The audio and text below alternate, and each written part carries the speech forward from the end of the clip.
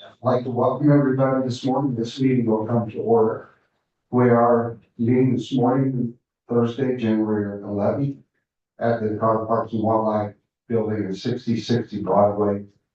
And we're here to conduct the business of the commission. So with that, we will begin today's proceedings, and I'll ask for call of the roll for the commission.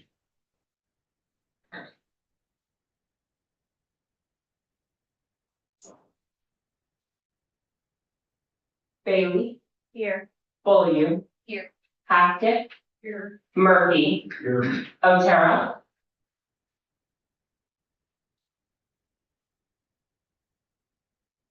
Phillips.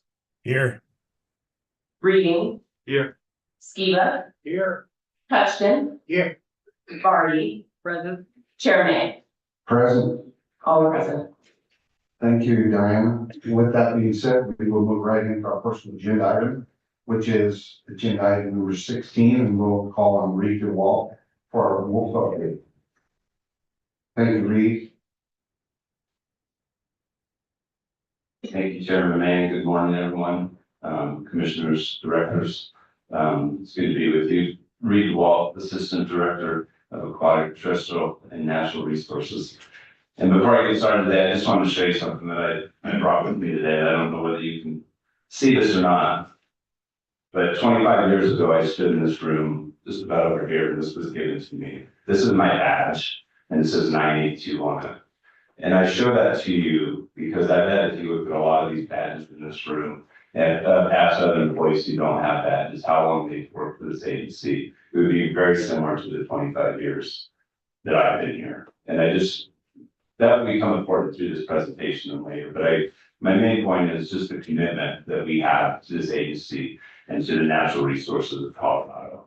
I took an oath that day to serve all citizens of Colorado, not just the ones that like us and the ones that not serve the ones that don't like us or anything like that. And it was to protect Colorado's citizens, its wildlife, and its wild places. And I just want to kind of set that before you, just kind of where I've grounded a little bit today. So, and I'll just put that there if anybody would like to see it. But the 9/8 is the year I was hired, and it just kind of was a reminder to me what this is all about to me. So with that being said, I'll get into the update on the wolf reintroduction program and what we've been up to here lately. Again, as I always do, just a huge thank you to everybody who's been involved in this. I can't name each one of the staff members, but the amount of work and effort that has gone into this has just been truly incredible. As we go through this, I'd like to just remind you all of a few dates that we've all been through, and some of you have on the commission through all of this, and some of you are new to it, but I think it's important to remember where we've been. So looking back at my calendar, July 1st, 2020, that was the first call I had with my staff regarding Proposition 114. And at that time, we knew the proposition was going to go to a vote in November of 2020. And what we were doing at that time was coming up with 4 different options, whether it was to pass or not, and how we would go forward with wolf management. So November 3rd, 2020, obviously was the vote where Proposition 114 passed. And a few other dates to remind you. January 13th, 2021 was my first presentation to the Parks and Wildlife Commission. And if you remember that, that was right in the height of COVID. That was a virtual presentation. And there was a lot going on at that time about how we would do this project, what the plan would look like, and really the creation of our stakeholder advisory group and our technical working group. And so June 15th, 2021 was the first meeting in the technical working group in Salida, Colorado. Or I'm sorry, that was virtual as we were in COVID as well. June 25th, 2021 was the first meeting of the stakeholder advisory group in Salida, Colorado. And what a meeting that was, full of tension and people wondering how this was all going to work out. And 18 so meetings later, we came to a good consensus for most things. December 9th, 2022 was when the plan was first presented to the commission. You'll remember that day was a virtual meeting. We spent several hours just working through the plan. Following that were multiple meetings with the public across the state to discuss the plan and to hear their important input. And then on May, I believe it was May 3rd or 4th, 2023, there was a unanimous approval of the plan by this body, that I'm speaking to today. So just a reminder, Initiative 114 required the Parks and Wildlife Commission to do several things. One was to hold statewide hearings to acquire information to use in developing the plan. The other was to develop a plan to restore and manage wolves. Another one was to take the steps necessary to begin reintroduction of wolves by 12/31/23. It also directed us to oversee wolf restoration and management, including the distribution of state funds to be available to address wolf livestock conflicts. And then the last one was to periodically obtain public input to update the plan. So I know all of you are following along, and we have met most of those. And as it was said yesterday, there were a lot of meetings where we didn't question whether we could get this done.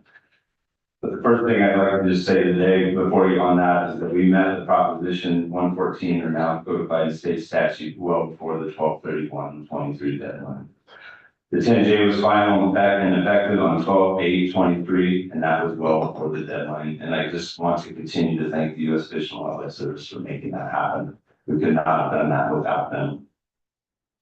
So just some of the logistics of the release itself.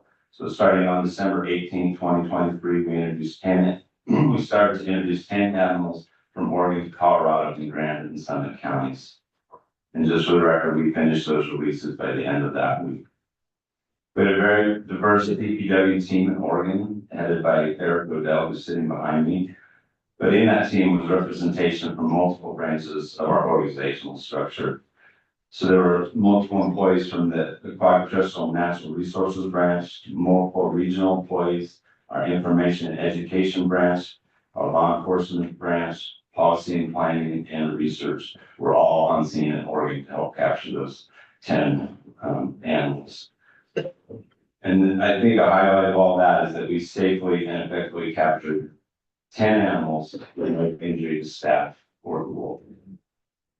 When we sent folks to Oregon, that was in question how many animals we were going to catch. When I got that call, we caught 5 on the first day. That was pretty amazing. So again, a continued thank you to the Oregon capture crew.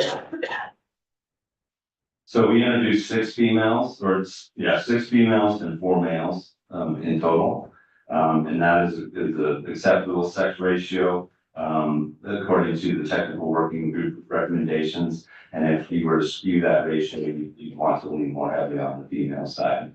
So pretty amazing that we came to that at the end of the day. Multiple partnerships made this happen as well. And I want to thank the Oregon Department of Fish and Wildlife for stepping forward when many other agencies step back. And I can't thank them enough for providing a source location for those animals. We had a great partnership with Oregon, and while we were up there, we collared several other wolves for Oregon to help them assist in their management. We either replaced non-functioning collars or put collars where they needed more collars on the ground. So the cooperation that we had with them was outstanding, and we greatly appreciate their willingness to participate. Another group that collaborated with us so effectively was Lighthawk Aviation. That's critical for transporting those animals in a safe and effective manner. We thank their volunteer pilot who donated 6 legs of transport between Colorado and Oregon. I know on one day they flew 3 trips for us. They flew to Colorado, back to Oregon, or they flew to Oregon, back to Colorado, and then back to Oregon in 2 days. And I think Eric Odell may be getting frequent flyer miles for that. But just a huge thank you. And that partnership will be so important as we go into the potential other sites in the future years because they may be further away. And we need that aviation support. So just a huge thank you. So status of update on how the animals are doing here in Colorado. I know there's been much made assumptions and things said all over the place. So I'm happy to report that all the animals are still in Colorado and all are doing well. They're still alive. And as of today, we've had no reports of depredation. And we're grateful for that they're doing so well. Much has been asked and requested. And right now, we are working on products and the timing of those products where we will share wolf location information to the public, obviously with sensitivity for protection of those animals. But we are creating a product which will be released soon, hopefully in the coming week, where the public will be able to see on our website where those animals are generally located. And we will update that on a very frequent basis. We know there's a lot of requests for that. So I just wanted to make sure that the folks know there's more information coming. So much has been made, and there's been many questions about how we selected the animals to bring to Colorado. And I want to talk through that as well, and hopefully clarify some of the things that are out there. So we have said from the very beginning that where wolves and livestock share the landscape, there is always that potential for conflict. Most likely there will be conflict. The only packs that do not share the landscape with livestock are those in national parks and maybe in deep wilderness areas. And we do not have the ability to go to national parks as they declined our request to do so. So in Oregon, we passed on several packs that are currently in the midst of known depredations. Some of those packs have been very simple to capture from a logistical position, but their recent depredation removed them from any sort of consideration. So I think that's important to note that we did flag them, so we could have gotten more easily, but we chose not to because they're in current depredation situations. Much has been made of the 5 Points packs, and the 5 Point packs had depredation issues in early 2023. Management removals midsummer, and since that time, there have been no further depredations. These animals were selected with full knowledge of this history, and we are not trying to hide anything. I want to make it clear as well that Oregon Department of Fish and Wildlife did not give us their problem animals. That was not done, and we wouldn't do that to them. And that's just the agreement we had. And so I want to make sure that that is clear. Looking back on this, and Eric and I and others have talked about this at length, with almost 4 weeks behind us. If we were in the position to revisit that pack selection today, I would say that we would select the same animals that we brought down. But I think the major thing that we would do differently would be to communicate that more clearly as to why those decisions were made. And we're working on that into the future. I think another point that needs to be emphasized is that it's been almost 3-4 weeks since the reintroduction, and we've not received any depredation reports on livestock. I want to reference the technical working group report and the statement that is in there. This is a word-for-word statement. It says, because depredation is situational, even wolves that are not known to be depredators have the potential for depredation. Overall, it's difficult to predict depredation behavior. And I think that's important as we look to the future, that we are managing a carnivore, and everyone needs to be aware of that these are animals that prey on other animals, and we need to be clear and open with that. So looking into the future, we will continue on with this operation according to our plan. There's going to be 3 to 5 years of 10 to 15 animals released into the future, and I think we need to be very clear with that. We are gearing up as we speak to add an additional 5, what we're calling conflict specialists that will focus on wolf conflict, but also work on bear and lion conflict. And we will continue to add other staff as needed to meet this challenge before us. So I'm about done because I know there's a lot of questions that folks would like to ask, but I would like to just take a minute for some personal reflections, if you don't mind. And this is probably more my feelings than maybe you care to hear. But so from the earliest days of the wolf restoration effort, we knew that there would be things we could not plan for, and that we would not get everything perfect. I recently reviewed the second wolf information seminar that we hosted. I think all of you remember those. And Ed Banks and Mike Jimenez were on that. And at the end of that presentation, I asked both of those respected and experienced wolf biologists what general advice they had for us. The one thing that stood out to me was when they both discussed the potential for mistakes to be made. And I believe it was Ed Banks who said, when things go badly, step up to the plate and say we screwed up and be straightforward. And so with very little time to reflect, a little bit of time to reflect, I would say we got many things right.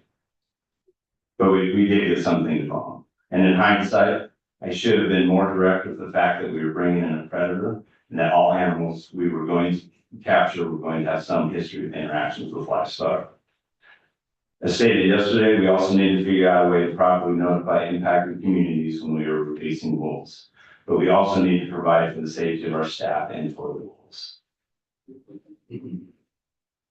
For those things that we did not get exactly right, I apologize. There were no bad intentions to any of it, and we were all working to do our best. And I really want the public to hear that. Because there was not some big switch or some nefarious thing going on. We were all working our best efforts to get it right. So we will continue to listen, learn, and get better.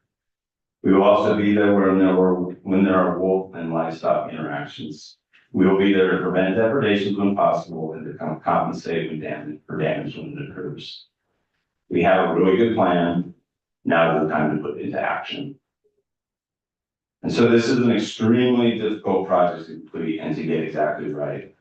But I am confident the CPW will rise to the occasion and meet the challenge before us. I thank you, the commission, for your support, for your critique, and for your continued commitment to work through these issues with us.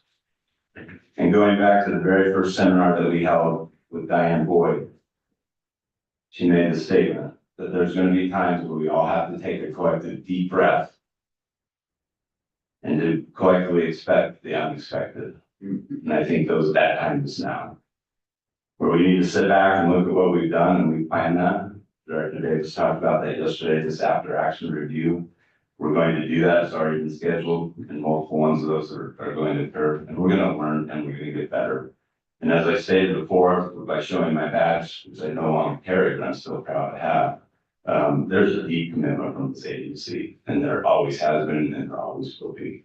And we'll be here, we'll manage the species just like all the other ones that we do, and we'll stand beside those who are protected by it. We'll make mistakes, and we'll learn from them, and we'll get better. And so that's my commitment. You know, that's the commitment of Director Davis and the executive management team. So that, Commissioner May, I'll stop and be open to any questions. Thank you, Reed. And I'll open the floor to commissioners for comments or questions. Commissioner Haskett. I just want to say thank you to you and your team. I know this has been really hard on you. And it isn't easy, and it's going to continue to be hard, but thank you all of you for your hard work. Thank you, Commissioner. Commissioner Bailey.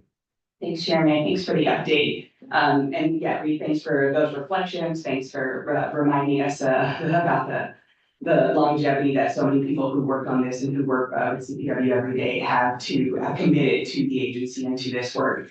I also want to say congratulations. I feel like the way things have played out, it's been a little bit difficult to kind of celebrate the monumental effort, right, that played out successfully here. And so I do want to just take a moment to say congratulations to the team and accomplishing something that, and like you said, people didn't think what was going to happen the whole time. For difficult though it may be, in the realities and the unexpectedness and the complexities and the mistakes, right? So thank you and congratulations on that. I did have one question about the approach to sharing of information. Are you thinking, or sharing of location information? What are you thinking in terms of lag? I know there's already a lag in terms of when staff are getting GPS points from callers, and also there's the safety issue, but also wanting to keep the public aware, so proper precautions and preparations can be made. So the timing of that. Yeah, excuse me, and thank you for that and for your words as well, Commissioner.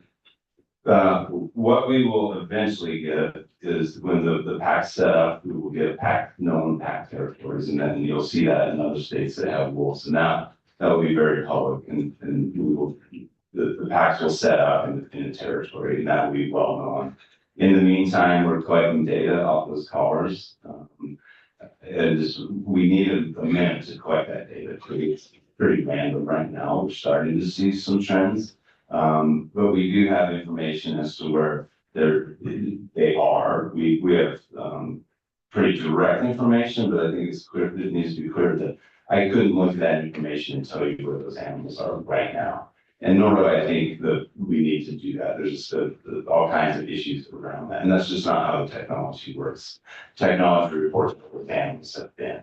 And so to do that, we're going to put a buffer on that data. There's also private land concerns where we, under the Boat Drivers Act, we need to protect the confidentiality of private landowners as well. So we will buffer that data, is what I'm trying to say. And you will probably be able to see either watersheds or counties where those animals have been. And we'll work to get that right. There's a lot of different ways we can show it. And as we learn and hear from the public as whether it's meeting the general need of the public, we'll continue to get better. But there's a lot of ways to do that. And we're just not ready to do it, but we're days away from actually releasing that once we get it on the website.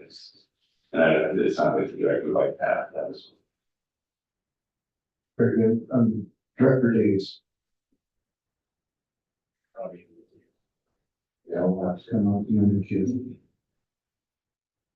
Yeah, I'm good. So I have several commissioners on the front. No, they're good.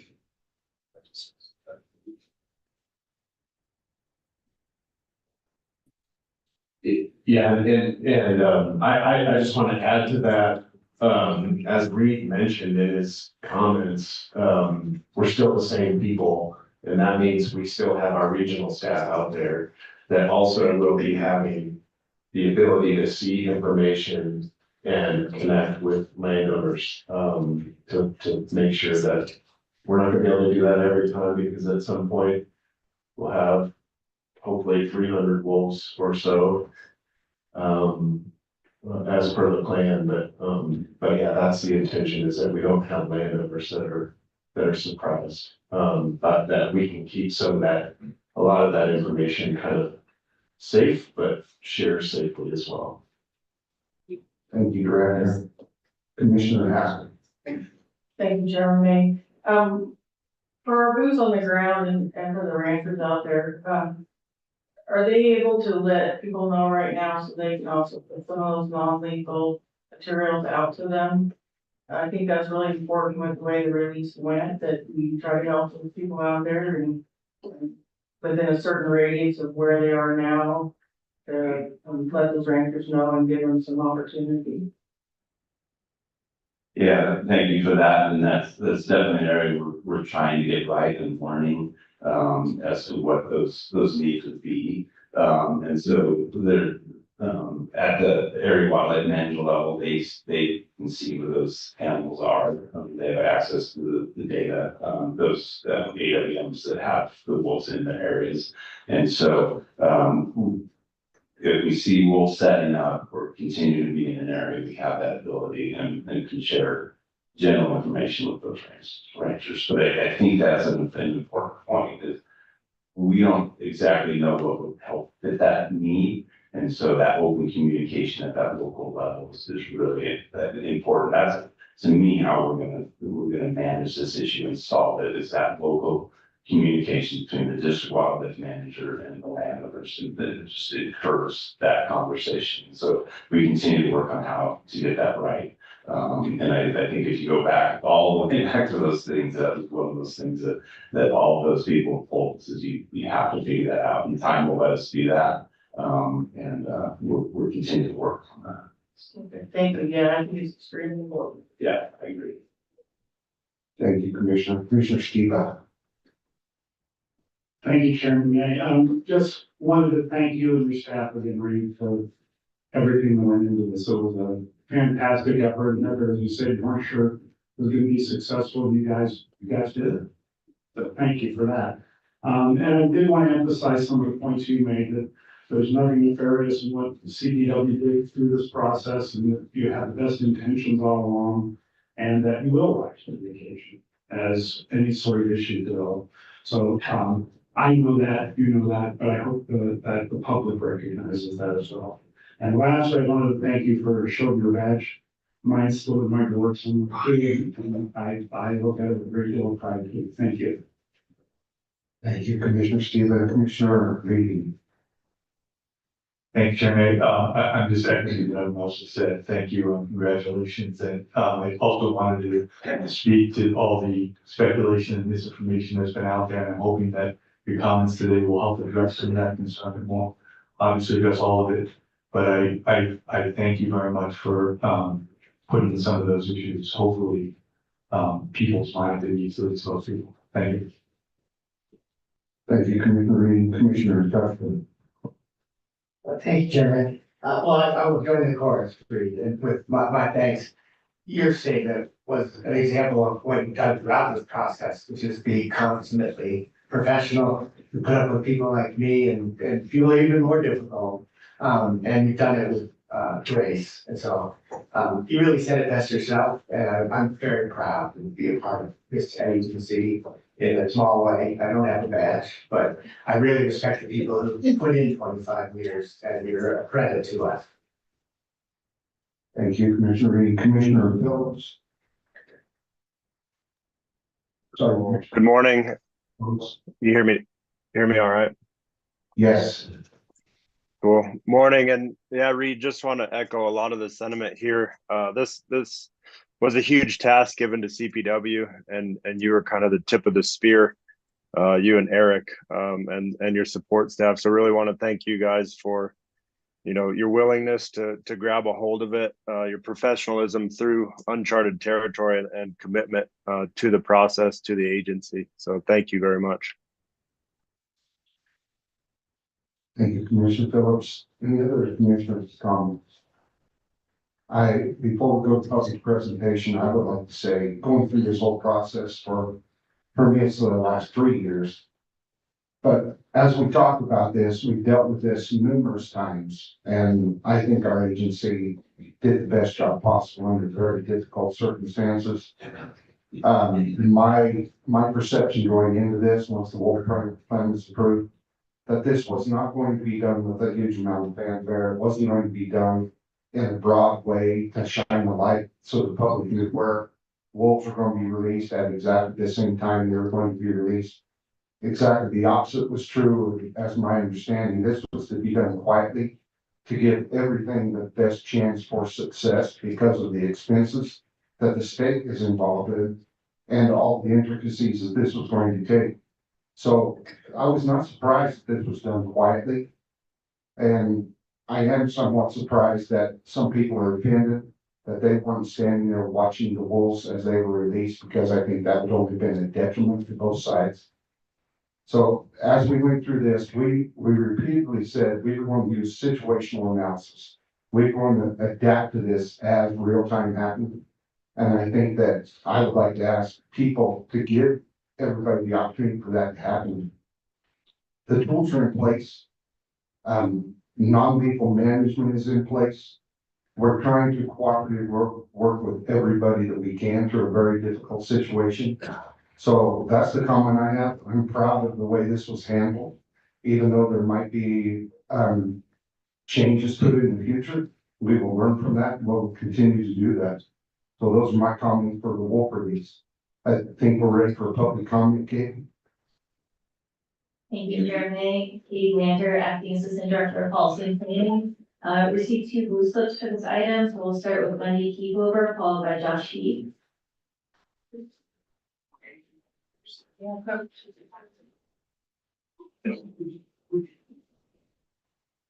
Would like to see in advance for a public comment. We like to give commissioners the opportunity to question a presenter or a commenter.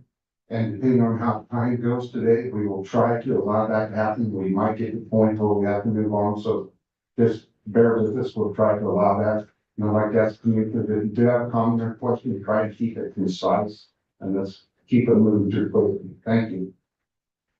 Thank you, Commissioner May, and members of the commission. I'm going to keep over Senior Strategist, Native Carnivore Protection for the Humane Society of the United States. On behalf of our members and supporters in Colorado, we are sincerely grateful for this wolf restoration project. This is a historic moment. I think we have righted a wrong. And we are so excited because we know of the many ecological and social benefits that wolves bring, and the majority public concurred with that.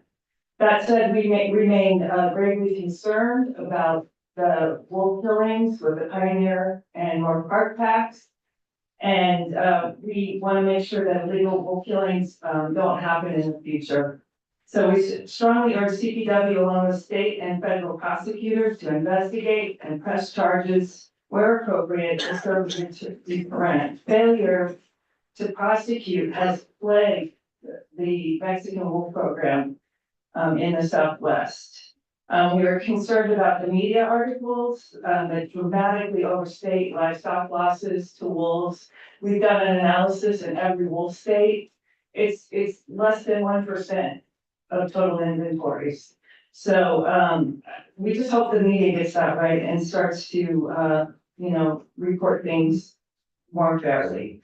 But this also requires that CPW, Wildlife Services, and Fish and Wildlife Service use rapid response teams to investigate all potential predator-caused losses and verify those losses.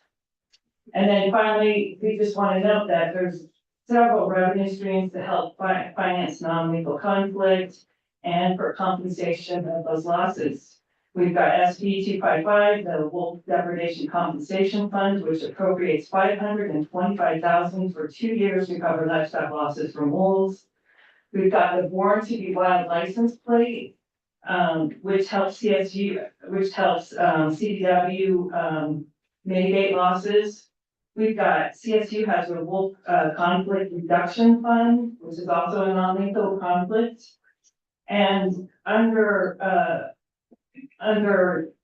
the management plan, wolf livestock owners can get $15,000 compensation per animal. So anyway, we're really excited. Thank you so much, CPW. This is fantastic. Thank you. Are there any questions or comments? Let's keep forward. I see none. Thank you. Great, thank you. Next up, Josh Heath. I would, in this bill, I'd like to say one thing I think is pertinent. I repeatedly heard the fact that livestock owners will be compensated $15,000 per animal loss. That's actually not true. Livestock owners in the event of a confirmed predation or loss will receive the fair market value of their animal. That might be $1,500, it might be $15. It will go up to $15,000. So for the emphasis of clarity, the $15,000 figure is a maximum. It's not per animal. Thank you. Sorry to take time. Go ahead. Good morning. Thank you, Commissioners. If you do release wolves or any future release wolves decide to go out of state on their own, are you or other entities, to your knowledge, doing anything to hinder their free roam? Or has there already been anything of this nature going on? My first question. As noted, Connor Public Land DIY archery hunter, success for me yearly is hard to come by, less than 10% harvest odds, some cases lower than that. As you all know, funds for hunting and fishing licenses make up a large part of the yearly operating budget. The way I see it is I'm contributing to funding the pot to make it harder for myself and my children in the future to not only hunt, but enjoy elk and deer opportunities in the future. In time, if and when we see these ungulate populations significantly decrease, what is the plan to remedy that? My questions. I see no questions for you, so thank you. So that concludes our public comment on this item. I did want to mention for the next two items, 17 and 18 are both related to lions. So we will be taking all of the lion comments in number 18 as that's an action item. We've also had a high volume of people interested in public comments. So we are going to be doing 2 minutes of time per person instead of 3. So I just wanted to let folks know that. Welcome, Margaret. Well,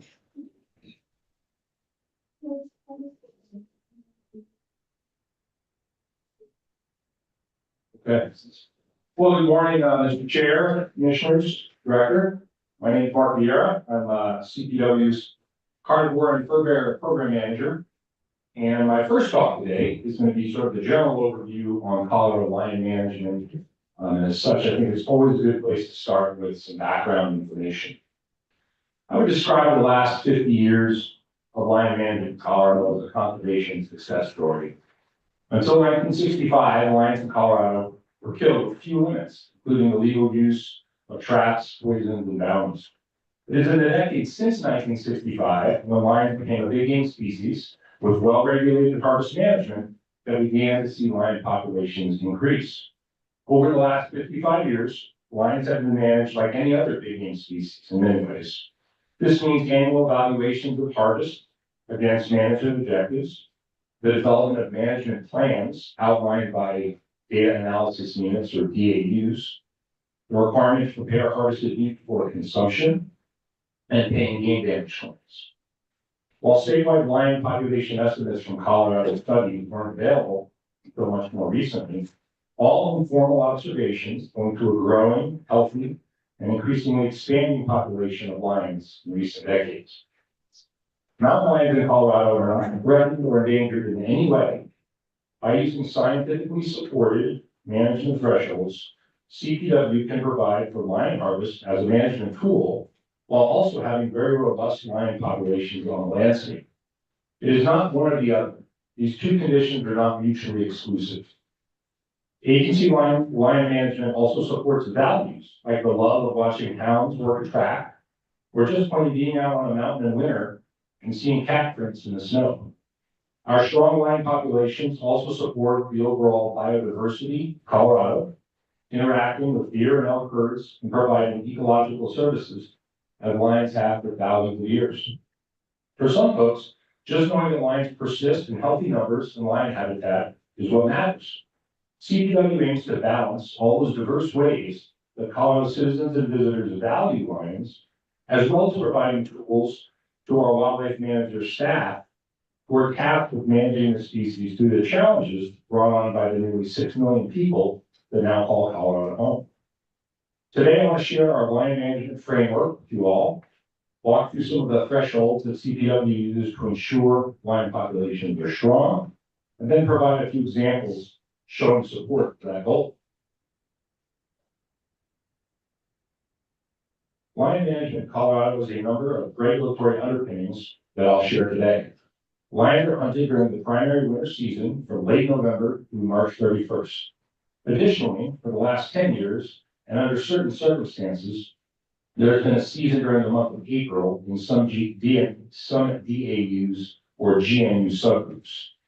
Lions may be harvested via encounter or spot and stalk methods, with the use of hounds, with the use of mouth predator calls, and for the most recent 3-year window, via electronic predator calls and a handful of very specific GNUs on the West Slope.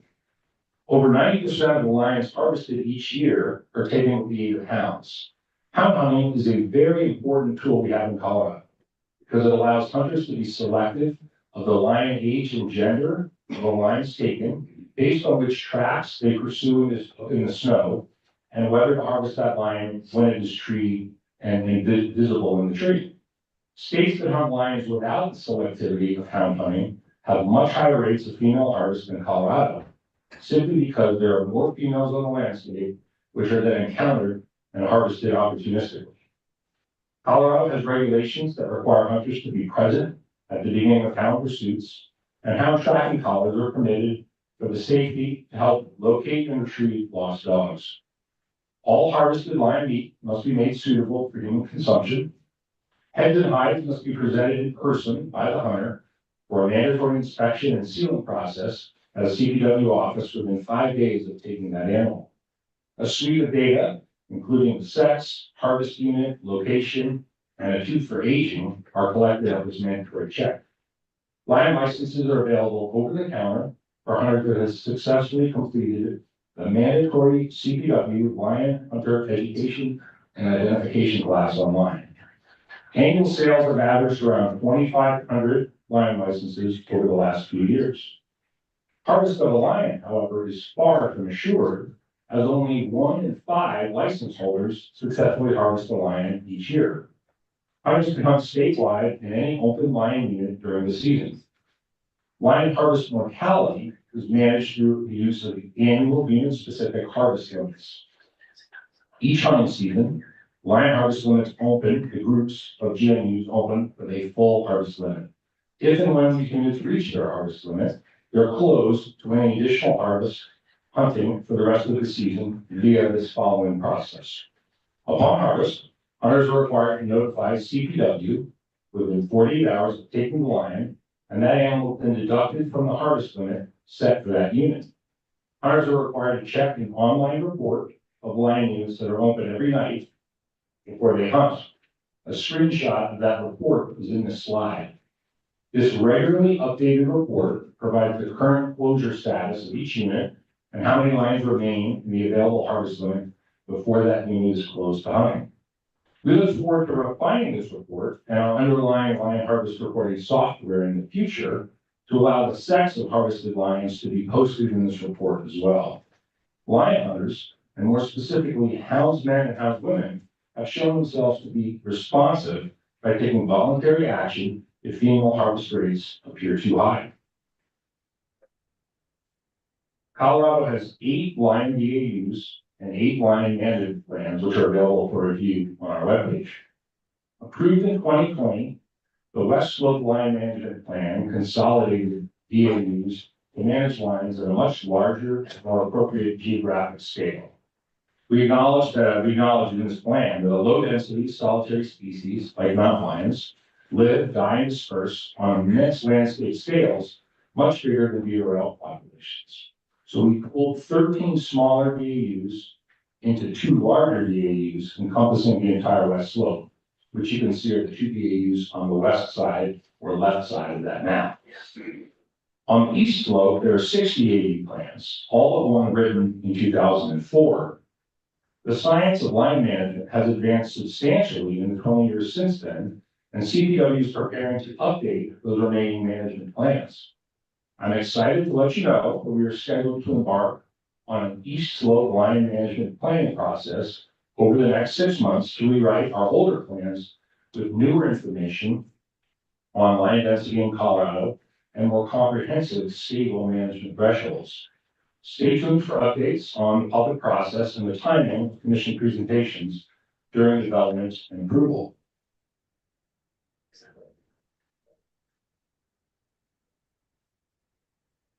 The West Slope Mountain Lion Management Plan now governs lion management for the largest portion of the state, as you saw on that map.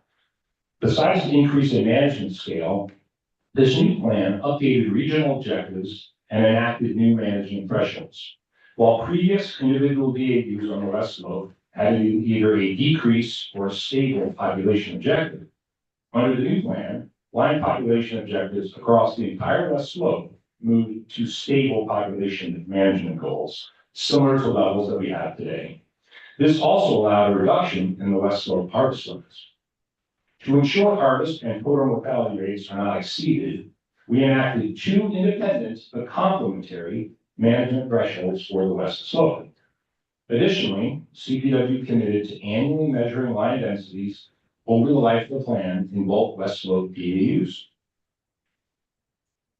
This slide outlines the 2 independent thresholds I just mentioned that we evaluate annually for the West Slope. The first is a maximum 22% proportion of adult females that can be harvested in any year. Numerous studies that we cite in the West Slope plan have shown that due to the selective nature of hound hunting and the age and sex composition of lion harvest, this can be used as an index to population trajectory. So imagine a pie graph, as you see up there, with 4 age and sex classes of independent lions. That would be adult males, adult females, subadult males, and subadult females. As you put a lion population under increasing harvest pressure, sex and age classes that are more vulnerable or more desirable for harvest will begin to be removed first. As harvest intensifies and the adult males and the subadults of both genders are not as abundant on the landscape as they've been harvested, the proportion of adult females in harvest will increase, and we can track that particular slice of the pie as an index on trajectory. Not exceeding this 22% adult female in harvest threshold prevents us reaching that tipping point towards decline and provide a safeguard against excessive removal of that part of the population that really contributes to growth for adult females.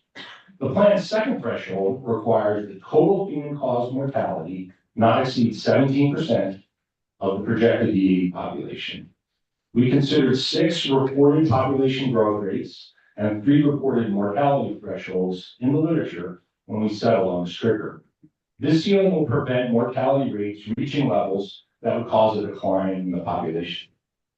Colorado's harvest rates alone are well below the 17%, since remember this threshold includes all human caused mortality sources. Things like roadkill, conflict removals are included as well. It is worth noting that in April of 2020 comment letter, which was signed by 6 well-known lion advocacy groups, stated support for the overall plan and said, quote, including support of a 17% total human caused mortality limit and a 22% adult female mortality limit, end quote.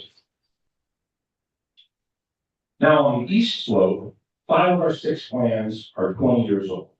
Although we did recently revise L19, which is the area south of Pueblo in 2019. Besides L19, these plans are all fairly basic and only formally include harvest and a total mortality threshold. 2 of them have suppressed objectives, and 2 others are currently being managed under research prescriptions as part of the Upper Arkansas Lion Research Project. The DAUs with stable population objectives have a total female harvest threshold of 45%.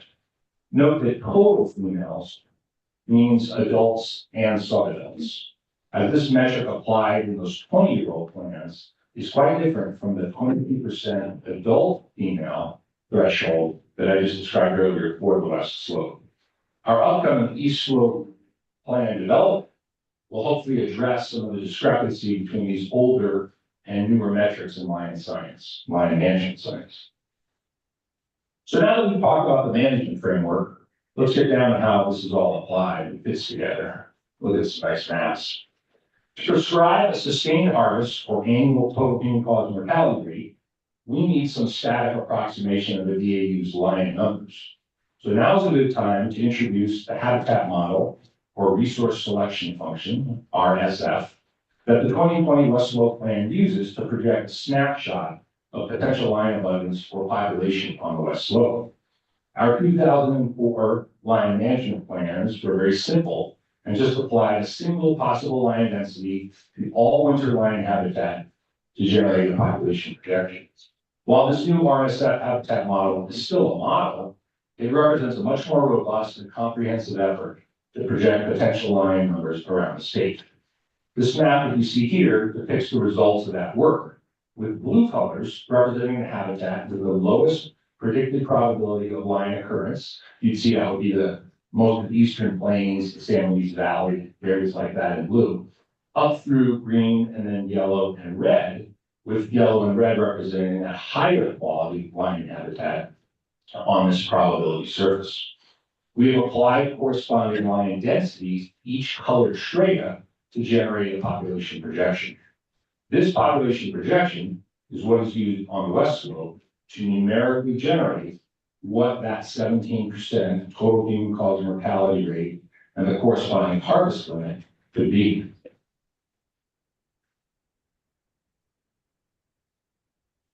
This map shows areas where we've studied lion numbers over the last 10 years. The densities that we applied in 2020 to those colored strata that you saw in the previous map were supported and based in the literature, which we reviewed for that plan in 2020. However, during that West Slope Plan outreach process, some lion advocacy groups were concerned that we could be over-projecting lion density, and therefore our baseline populations used to calculate acceptable mortality rates were possibly too high. So CPW committed to measuring lion density beginning in 2021 in multiple study areas each year on the West Slope. Those who attended the commission meeting last January may recall my update on the density results of our first study area in Middle Park. So now I can report on our second year's data from Middle Park and our first year in Gunnison. So let me orient everyone on the map here. The first study area that we began with in 2021 is sort of in that northwestern, north central area with Kremling in the center, that's the Middle Park study area. And then we moved into Gunnison in the southwest region, that would be the southwest corner study area. Those are both 2,000, just over 2,000 square kilometers. Since we've done 2 years of estimates in Middle Park, we're now moving on to the Book Cliffs, just north of Grand Junction. I can report we've collared our first pad or two there already in the last few weeks. So that would be the next study area. As part of today's larger presentation on land management, I'd also like to draw your attention to two other study areas where we recently obtained land density measurements. One was part of a published CBW Mammals research study on lions around Boulder. That would be that sort of just north of here, the blue box with Boulder in the center on the northern Front Range. And the other study area is part of an ongoing research project in the Upper Arkansas that I will discuss here a little bit later. And that would be that larger blue, somewhat broken up study area in southeastern Colorado that fronts the Upper Arkansas River Valley. These projects have required collaring hundreds of mountain lions. And I want to thank the contract and volunteer hound handlers whose unique skills have been crucial to the success of lion captures in these studies. So on the left, we have the study area that you just saw on that previous slide. And on the right, we have a table that compares that RSF modeled lion density to the actual measured lion density in each study. So these measured densities that we're doing on these projects use the latest science in mark resite estimation, and we address study area closure, which is always a bugaboo with mountain lion research, is how to define the study area itself and as lions move in and out and across it. So we're addressing that in the techniques used in all those density estimates. You can see that in most cases, we're actually observing lion densities that are the same or even higher than those we are using for our sustainable mortality calculations and acceptable harvest settings. So to me, so that means, right there. Yeah, there you go. Just a second. Yep. Chair? Yes. So same issue as yesterday. We're gonna need to take a 5-minute, 10-minute break and we're gonna switch out a component here. Very good. It's well understood. A 10-minute break, everybody, before we get our. Yeah.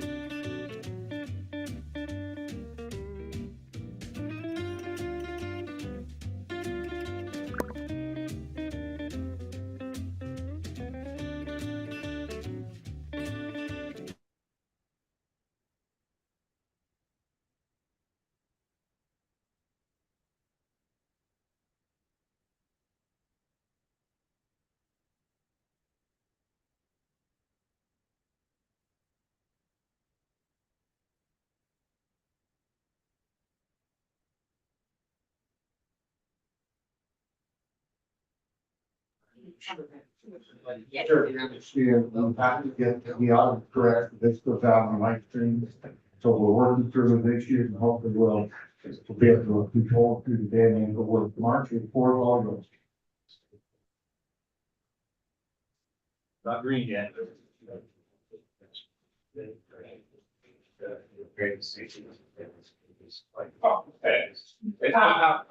Power helps. Okay, so we're back on. Mark, your comment on Parks and Wildlife on lion management's part 2 here. I'm gonna start at the top of that slide 9 again. So bear with us. So on the left side of the slide, we have the study areas that you all saw on that previous slide. And on the right, we have the table that compares the RSF model lion density to the actual measured lion density in that same study area boundary. These measured densities use the latest science in Markey site estimation, and they address study closure boundary issues. You can see that in most cases, we are observing actual lion densities that are the same or higher than those we are using for sustainable mortality calculations and acceptable harvest limit setting. So to me, this map and this table have 2 take-home messages. Number 1, lion densities measured from multiple study areas across the state continue to suggest that the RSF's potential lion densities are accurate in helping us set harvest and mortality rates. Remember, these study areas are across public and private lands, areas of high and low harvest, different habitat types, potential lion densities being different. And then point number 2, Colorado has relatively high measured lion densities using the latest Markey site density estimation techniques and analysis. While some studies in the West have measured densities as high as 5 independent lions per 100 square kilometers, our rigorous density estimation process provides dependable current data, which is reflective of Colorado's high quality lion habitat, prey base, and well-regulated management.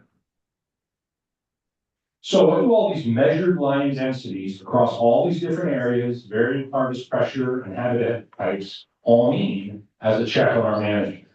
If CPW's goal is a stable lion population for the West Slope, or even applied theoretically to the whole state, our conservative statewide population projection of 3,800 and 4,400 independent lions derived from our habitat modeling process seems well supported. The lion densities we measure on the ground appear to be the same or even sometimes higher than the model densities used for management, meaning we are conservative.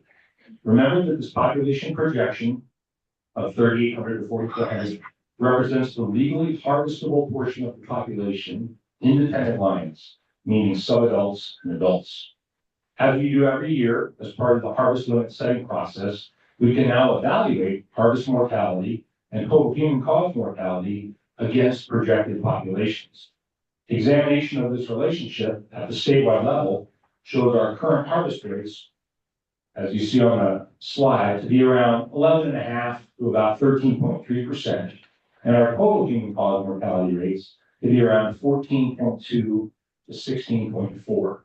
Therefore, Colorado is well below that 17% West Slope threshold, and even well within the mortality ranges recommended by some that advocate for reducing or ending lion hunting in the state. A comment letter recently sent to another Western wildlife agency, which is similar to comments CPW has received in the past, states, quote, when human caused mortality in local management zones is kept below the intrinsic growth rate, recommended between 12 and 16%, it is most likely to mimic the effects of natural mortality and be the least disruptive to cougar populations, end quote. Colorado appears to be meeting that standard. The next management barometer I want to share, again, takes a page out of the West Slope plan and its harvest proportion threshold, but I'm going to present data for both the east and west slopes. So what you see here is a pie graph of annual harvest for both the west slope, that would be the one on the top of the slide, and the east slope on the bottom. This is harvest only, and this pie graph represents the 4 age and sex classes that appear in harvest. So light green is adult male harvest, dark green is subadult male harvest, red is subadult females, and blue is adult females. The West Slope plan says that our single year harvest proportion of adult females will not exceed 22%. Now, remember, this threshold is not in place on the east slope, as our plans that were written back in 2004 didn't contemplate this, but I want to show this and kind of apply these results. So now let's bring in 21 and 22. Those are the next two graphs. The blue slice, meaning adult females, is sort of pulled out a little bit from the pie, and every year, and on both sides of the state, you can see it, we're staying well below 22% adult females in harvest. You can see the range, the numbers are big enough, is actually between 11% and 17%. So on both sides of the state, for the last 3 years, 2 of which were under the West Slope Plan on the west side, everywhere we've been between 11 and 17% adult female in harvest. This is indicative of a population that hasn't depleted the other 3 age classes and has a strong adult female biological engine. The high proportion of subadults that you can see there, both genders, additionally shows that the adult females who are responsible for producing those abundant subadults are doing well. The take-home message from this slide is very supportive of Colorado's statewide lion management. The adult female harvest proportion indicating population decline is not even approached, and overall harvest composition is ideal for a strong population. While Colorado is not explicitly managing for defined source and sink areas or employing zone management, this map of 10 years worth of harvest data overlaid on higher quality habitat is illuminating.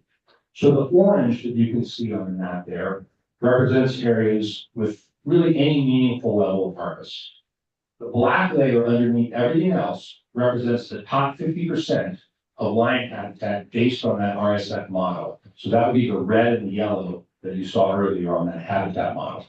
So essentially Colorado's highest quality lion habitat.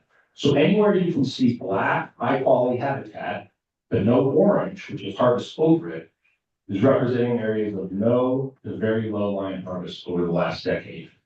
This exercise shows that Colorado's lions benefit from approximately 49% of the state's highest quality lion habitat functioning as a refuge zone, having virtually no lion harvest. The fact that these source areas exist in abundance at large spatial scales and are well distributed affirms an additional safeguard to CPW's lion management.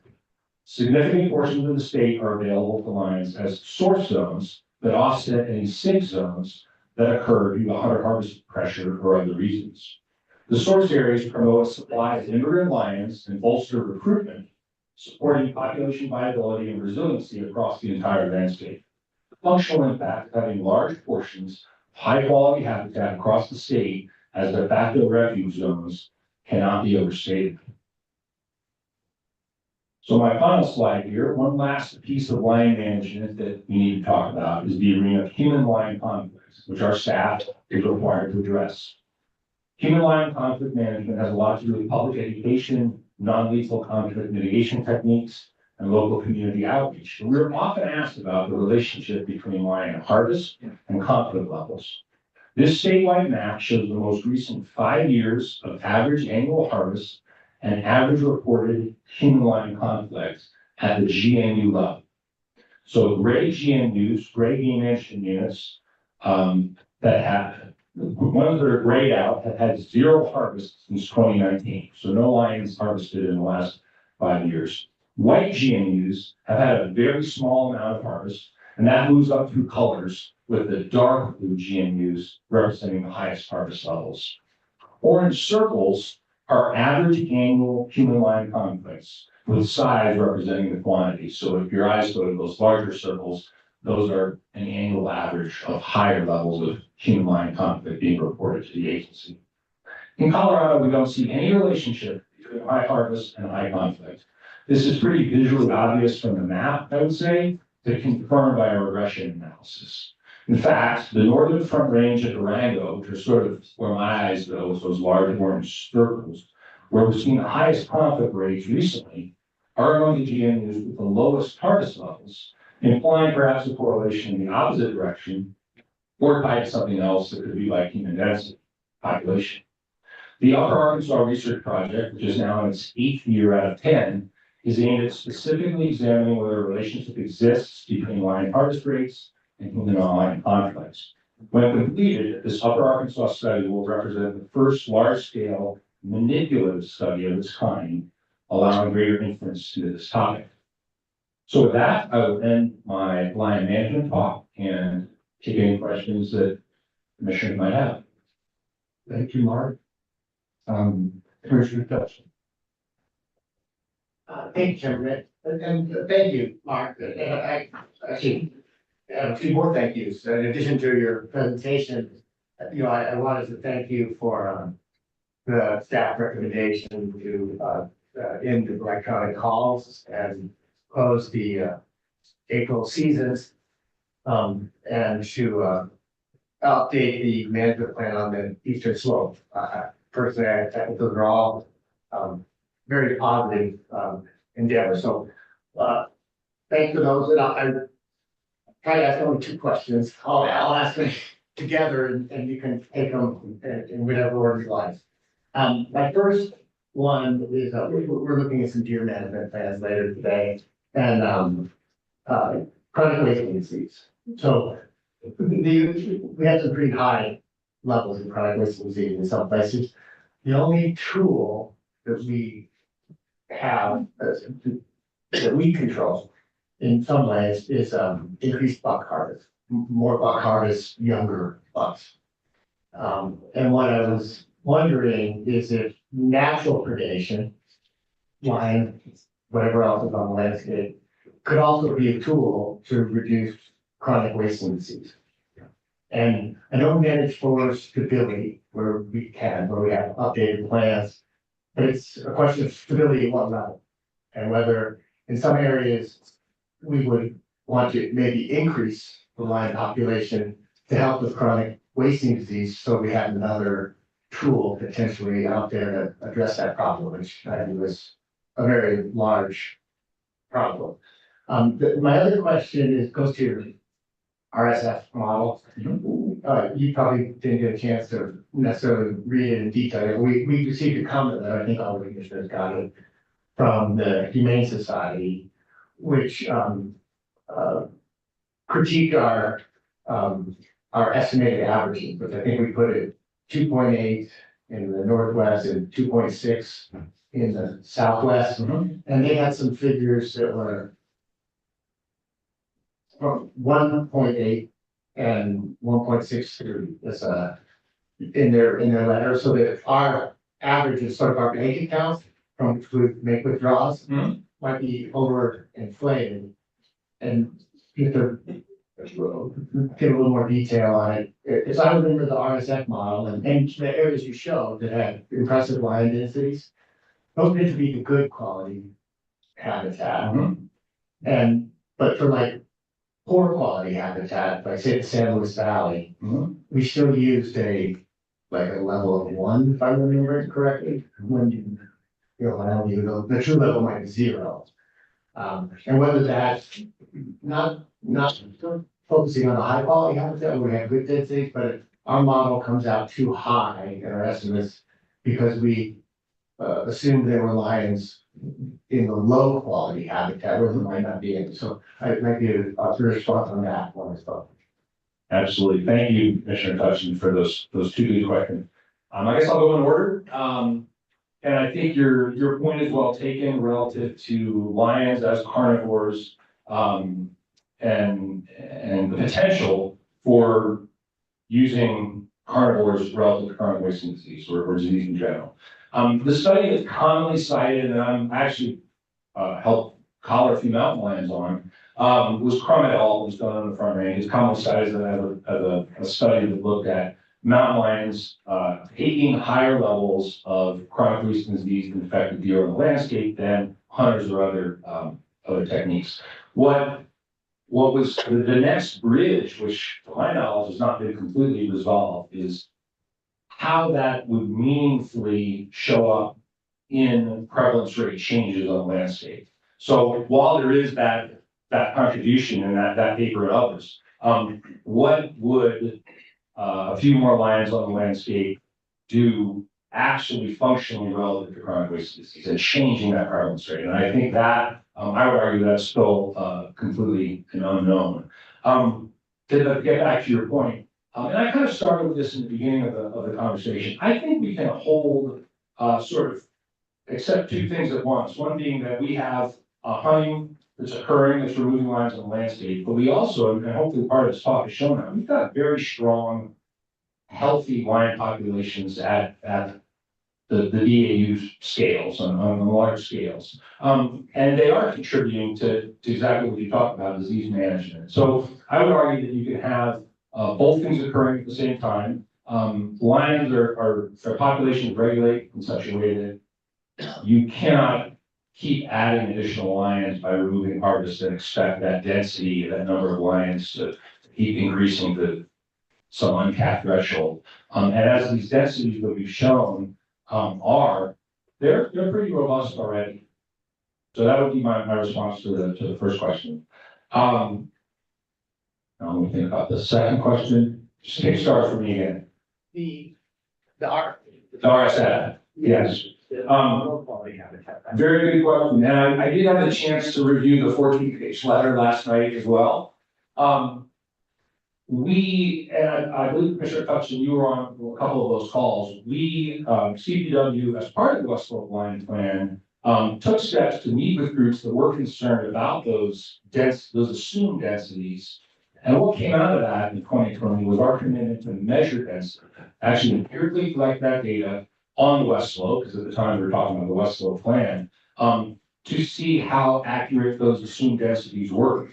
And hopefully that slide I showed earlier illustrates that at least in the 5 cases, those large study areas, we're starting to develop a body of evidence that not at the pixel scale of 1 square kilometer by 1 square kilometer being this assumed density or that, but at a 2,000 square kilometer study area or a 6,000 square kilometer study area, that applying those assumed densities are pretty accurate.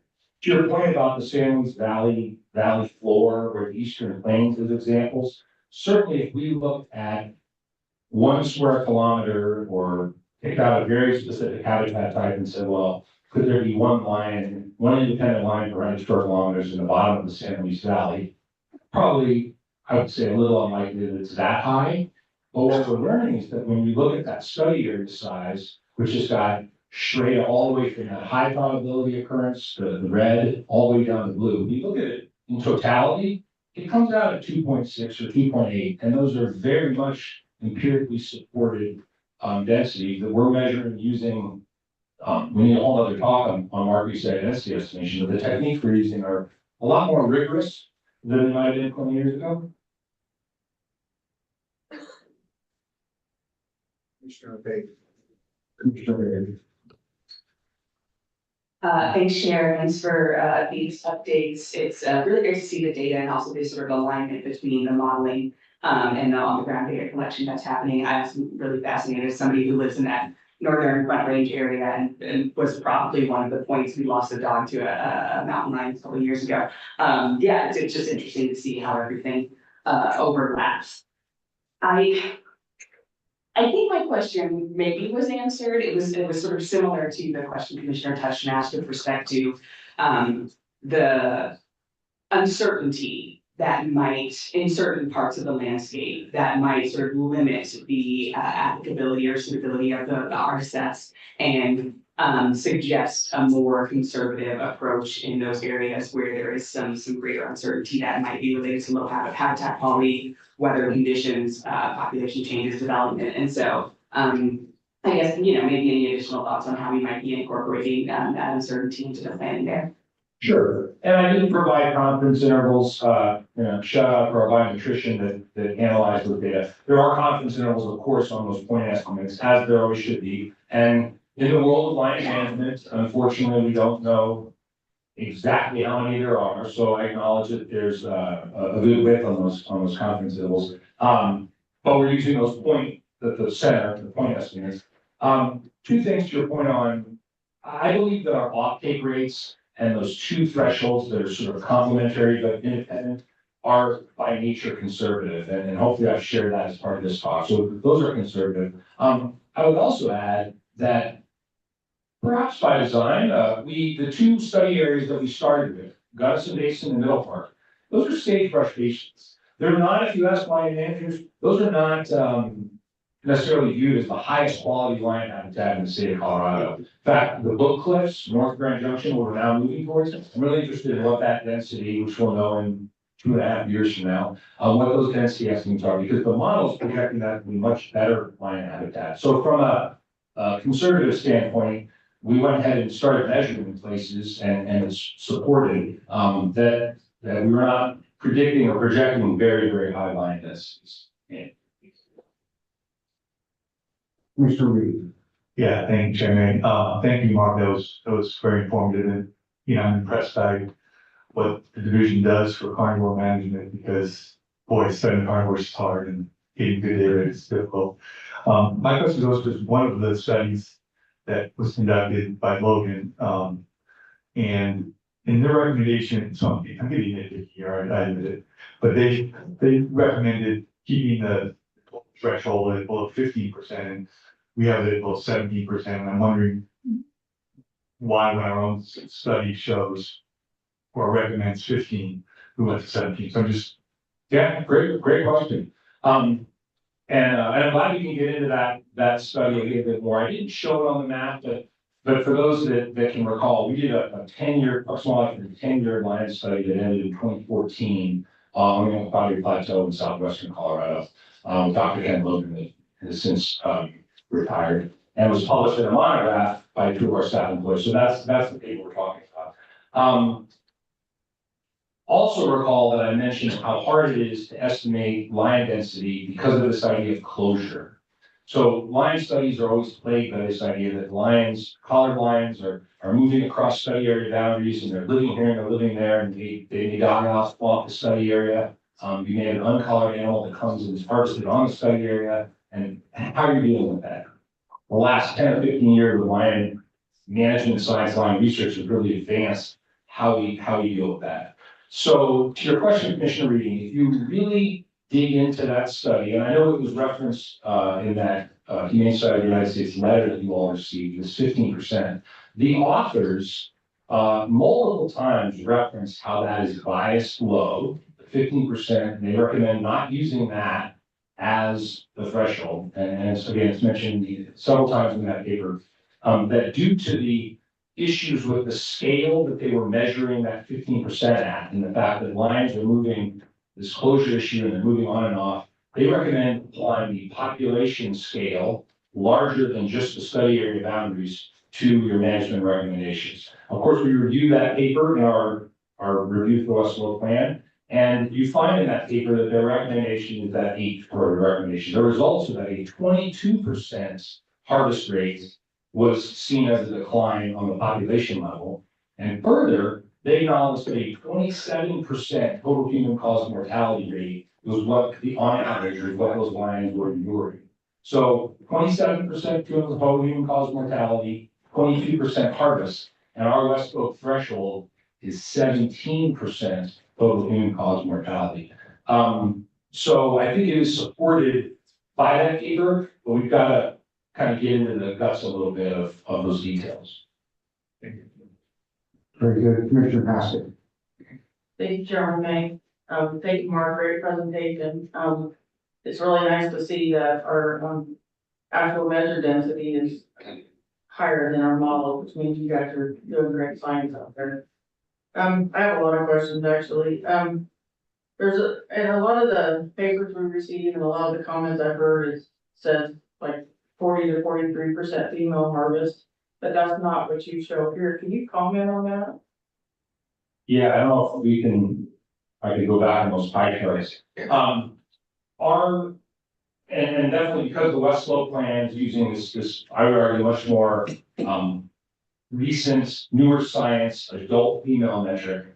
And East Slope plans have a just total female metric. There is kind of room for confusion here. So using these pie charts as my example, remember everything in green is male harvest, subadults and adults. And you can see that represents about 60% of harvest on the average in a given year. I think it was 61% and 60 some others, which leaves about 40% of harvest to be females. And that's been true, that's tracked pretty consistently over the last 4 or 5 years. However, of that female component, take your eyes to the red slice of those pies, those are all subadults. So those are lines that have never bred, they're female lines that have never bred.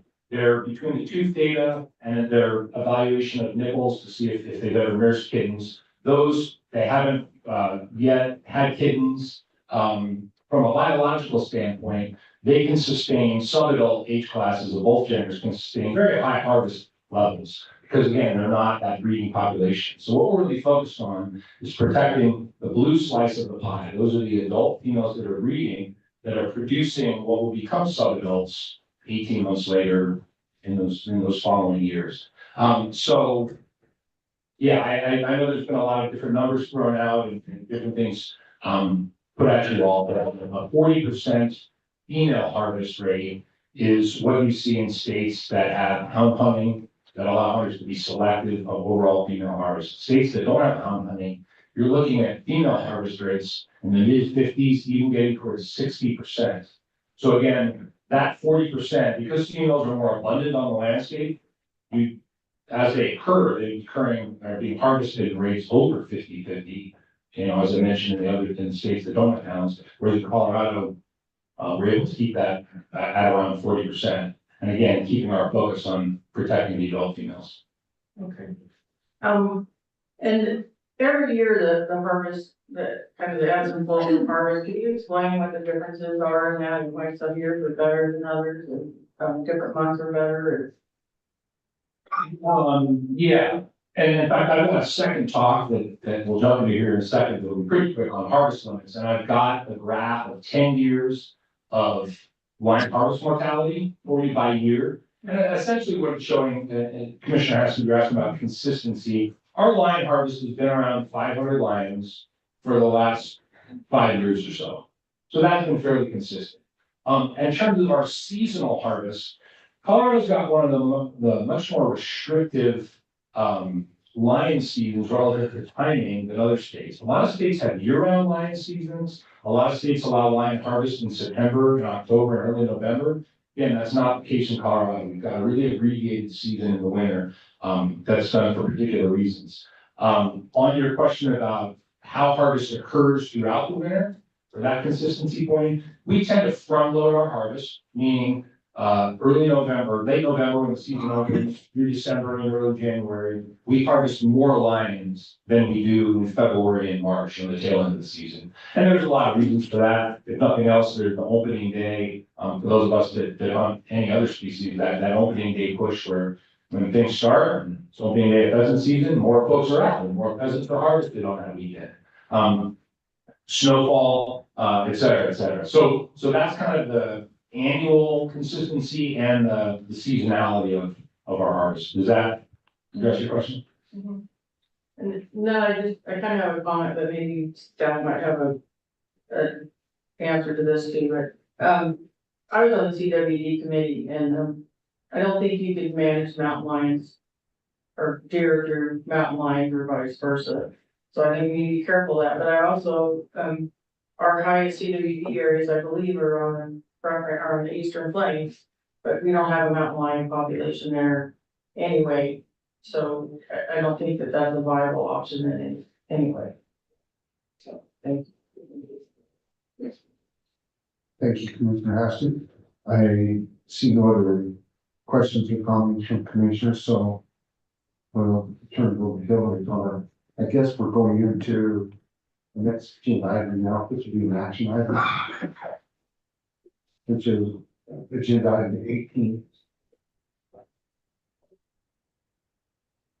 Good morning, Chair and Commission. I'm Hillary Hernandez, the Regulations Manager for Colorado Parks and Wildlife.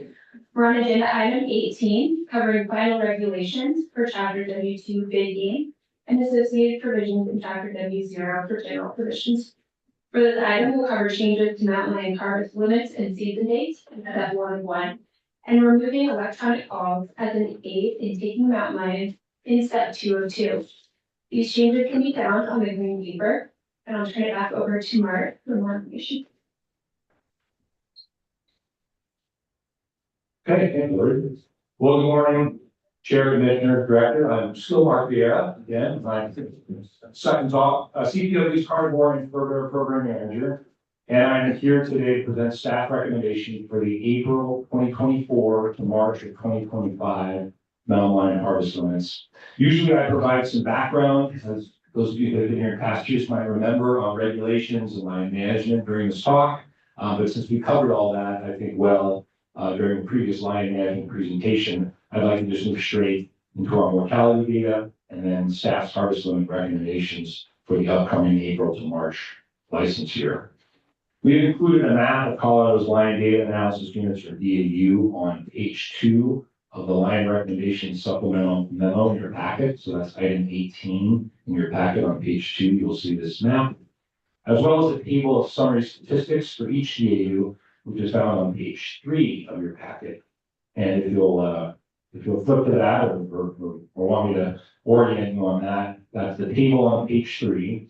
You'll see both the current year's harvest limits, the lion season that we're in right now, as well as the upcoming April of 2024 to March of 2025 recommendations that we are presenting today, shown in those leftmost columns under the title Harvest Limits heading on that summary table. So if you move from left to right on that summary table, the spreadsheet also provides historic 3-year harvest and female composition and harvest data information, as well as mortality and female composition and total human caused mortality data. And then the last column of that table shows our staff recommended status for the April of 2024 season. At the bottom of that summary table in the memo, we provide statewide totals for each column category. And you can see that our 3-year harvest average, as I mentioned earlier, is about 505 lions. And our 3-year total human caused mortality is about 630 lions, Colorado. I mentioned this graph a minute ago, but this presents some of that same data visually. So to orient you here, the yellow bar is annual harvest mortality. Blue is control mortality. That could be Parks and Wildlife, APHIS, local law enforcement and landowners, lions that were controlled for those reasons. And then the orange bar represents other mortality. Most of that is made up of roadkills. So you can see how that breakdown is there. The difference between harvest and total human caused mortality is about 125 lions. And again, it's made up from those other factors. Based on our model statewide population projection, which is strongly supported by the measured densities that we talked about in the last talk, the sustainable harvest levels represent about an 11.5 to 13.5 offtake rate, which is below the 12 to 16% that is cited by some as a trigger for social disruption or decline.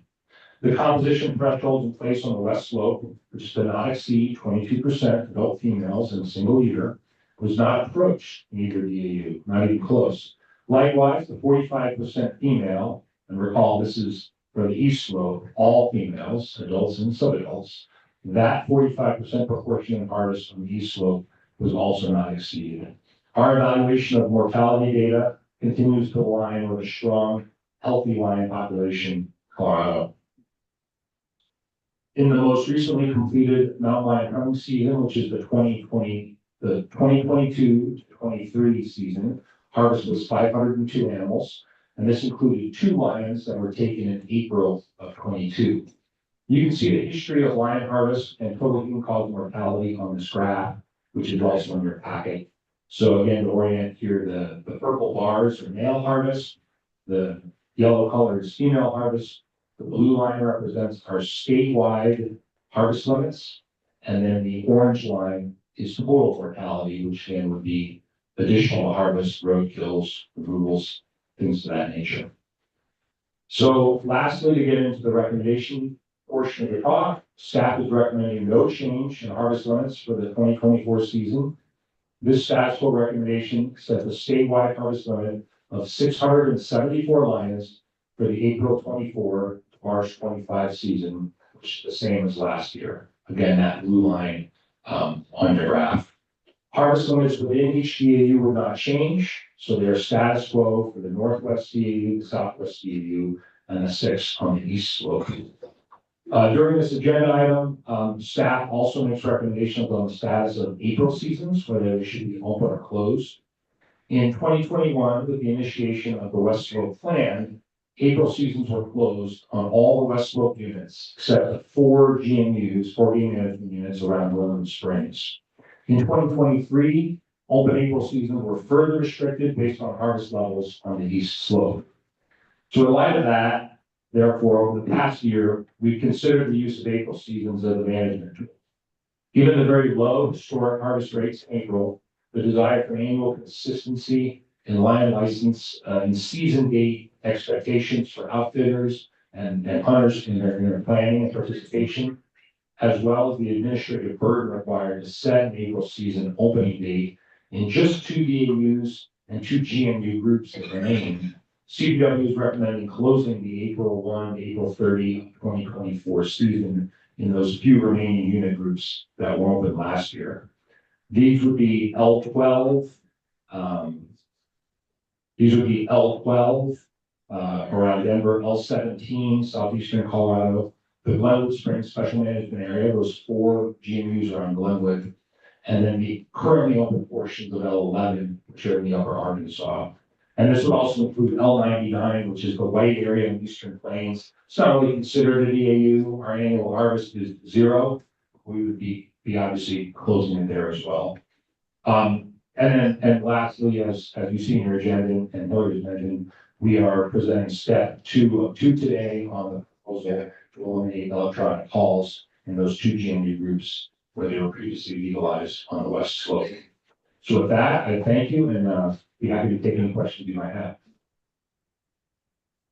I don't see any questions from commissioners. And I would like to go to a public comment before we entertain any motions. So I think you could provide it to our public comments. Thank you, Chair. As I said earlier this morning, due to the volume of the comment interest today, we're gonna do 2 minutes per person. I'll start with in person. So if you could have Naomi Hirsch come up, please, followed by Cody Lostro and Wendy Keepover. When we conclude all the in-person comments, then we'll move to our virtual. Very good. I think we are far enough behind schedule. We probably will listen to the 2-minute comments and not have questions unless there's a really pressing. And of course, I'd ask you for your discretion on that. So we'll try to just work through the comments. Hi, and good morning, commissioners and director. I'm Naomi Hirsch. I'm a sportsman. I have a degree in fish and wildlife management. I am a trapper, I'm a houndsman, I'm a big game hunter, I'm a waterfowl hunter, a fisherman, I'm a wife, and I'm about to be a mother. I will be raising my family and what is shown as L4. And I'm here in favor of updating the slope management plan. I think that is really important. Last week, I emailed the sportsman representation on this commission an email that I emailed last spring to CPW biologists, encouraging a conversation about updating the East Slope Management Plan. I only bring this up to show that there has been interest in updating this management plan before it was brought up today. It's been an interest of the public for some time. I also want to reiterate that houndsmen are a great untapped resource. Yesterday, we heard the value that sheep hunters have just from their wealth of information that they give to CPW, that they gather through their observations while they're hunting. I can say that houndsmen can do the same with lions. I can tell you where I see toms, queens, subadult siblings, and kittens throughout the season. And I think that's an untapped resource that we have been exploring. Our hunting practices as houndsmen, and I would also like to encourage a conversation about the transparency or quicker female harvest data being available, because we can self-regulate. And I don't think we're getting quite the opportunity to do so without seeing that female harvest data more alive. I want to raise my family as active stewards of this wildlife, and I hope to see an increase of hunting as we manage Colorado's wildlife together. Thank you. Thank you very much for your comments. Next, we'll have Cody Lostro, followed by Wendy Keepover and Alex Krasnick. And I'd like to ask if at all possible, if you're on deck to speak, there are several open chairs up here on the front row. I would ask that you, if you know you're on deck, please come to the front row and we'll save some time as we do that. Thanks very much. Okay, I'm gonna try to be quick, fit in 2 minutes. Just want to thank you, directors, chairman, and all the commissioners. My name is Cody Lopro, and I'm vice president of United Houndsmen of Colorado and board member of Professional Wildlife Working Dogs, which is a nonprofit organization dedicated specifically to using dogs to minimize human-animal conflict, assist in research and management plans, and help wildlife managers with any depredations or human safety issues with predators. The use of dogs in the study of and management of mountain lions is crucial. When wildlife agencies may lions captured for studies, depredations, or human safety issues, specific help, the hound dog and the houndsman. Nearly everything we know about lions as a species is thanks to the studies that have been done with lions captured and collared using dogs. The absence of dogs as a tool that CPW can use would be a devastating blow to the species. Fortunately, at the moment, there are quite a few houndsmen all over the state with well-trained dogs that are capable of assisting with studies, depredations, and human safety issues. The great dogs aren't born, they're made. It takes several years, hundreds of hours, and hundreds of miles to make a dependent, well-trained dog. The more time a dog spends doing his job, the better it becomes. But adding to the difficulty of training is the fact that lions can be relatively hard to find at times, and consistent training takes a ton of skills in the field. And while the regular December through March hunting season provides a decent amount of time for dog training, the April season was by far one of the best months for training due to the array of different weather conditions and the melting snow. The loss of the April season was a loss for houndsmen as well as the biologists and wildlife managers that depend on the dogs. In closing, you should consider how much hounds and houndsmen have contributed to the knowledge and management of the species. Consider how difficult any future studies might be without them. They're the most effective tool by far. As mentioned before, it takes an enormous amount of time and energy to make one. If the April season must go, I propose a training only season of 1 to 2 months to be done somewhere between April and August in order to provide more training for the dogs that contribute so much to the knowledge of and management of Colorado's mountain lions. This would benefit CPW, hounds, and houndsmen as well.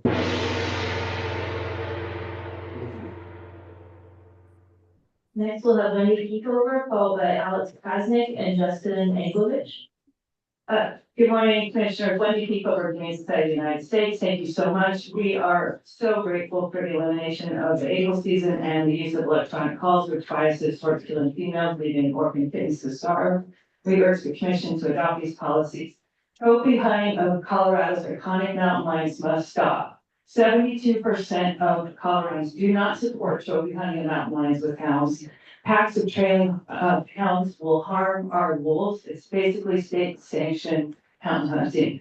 And I brought the Logan and Room paper with me, so if we misread it, that's on me, my apologies.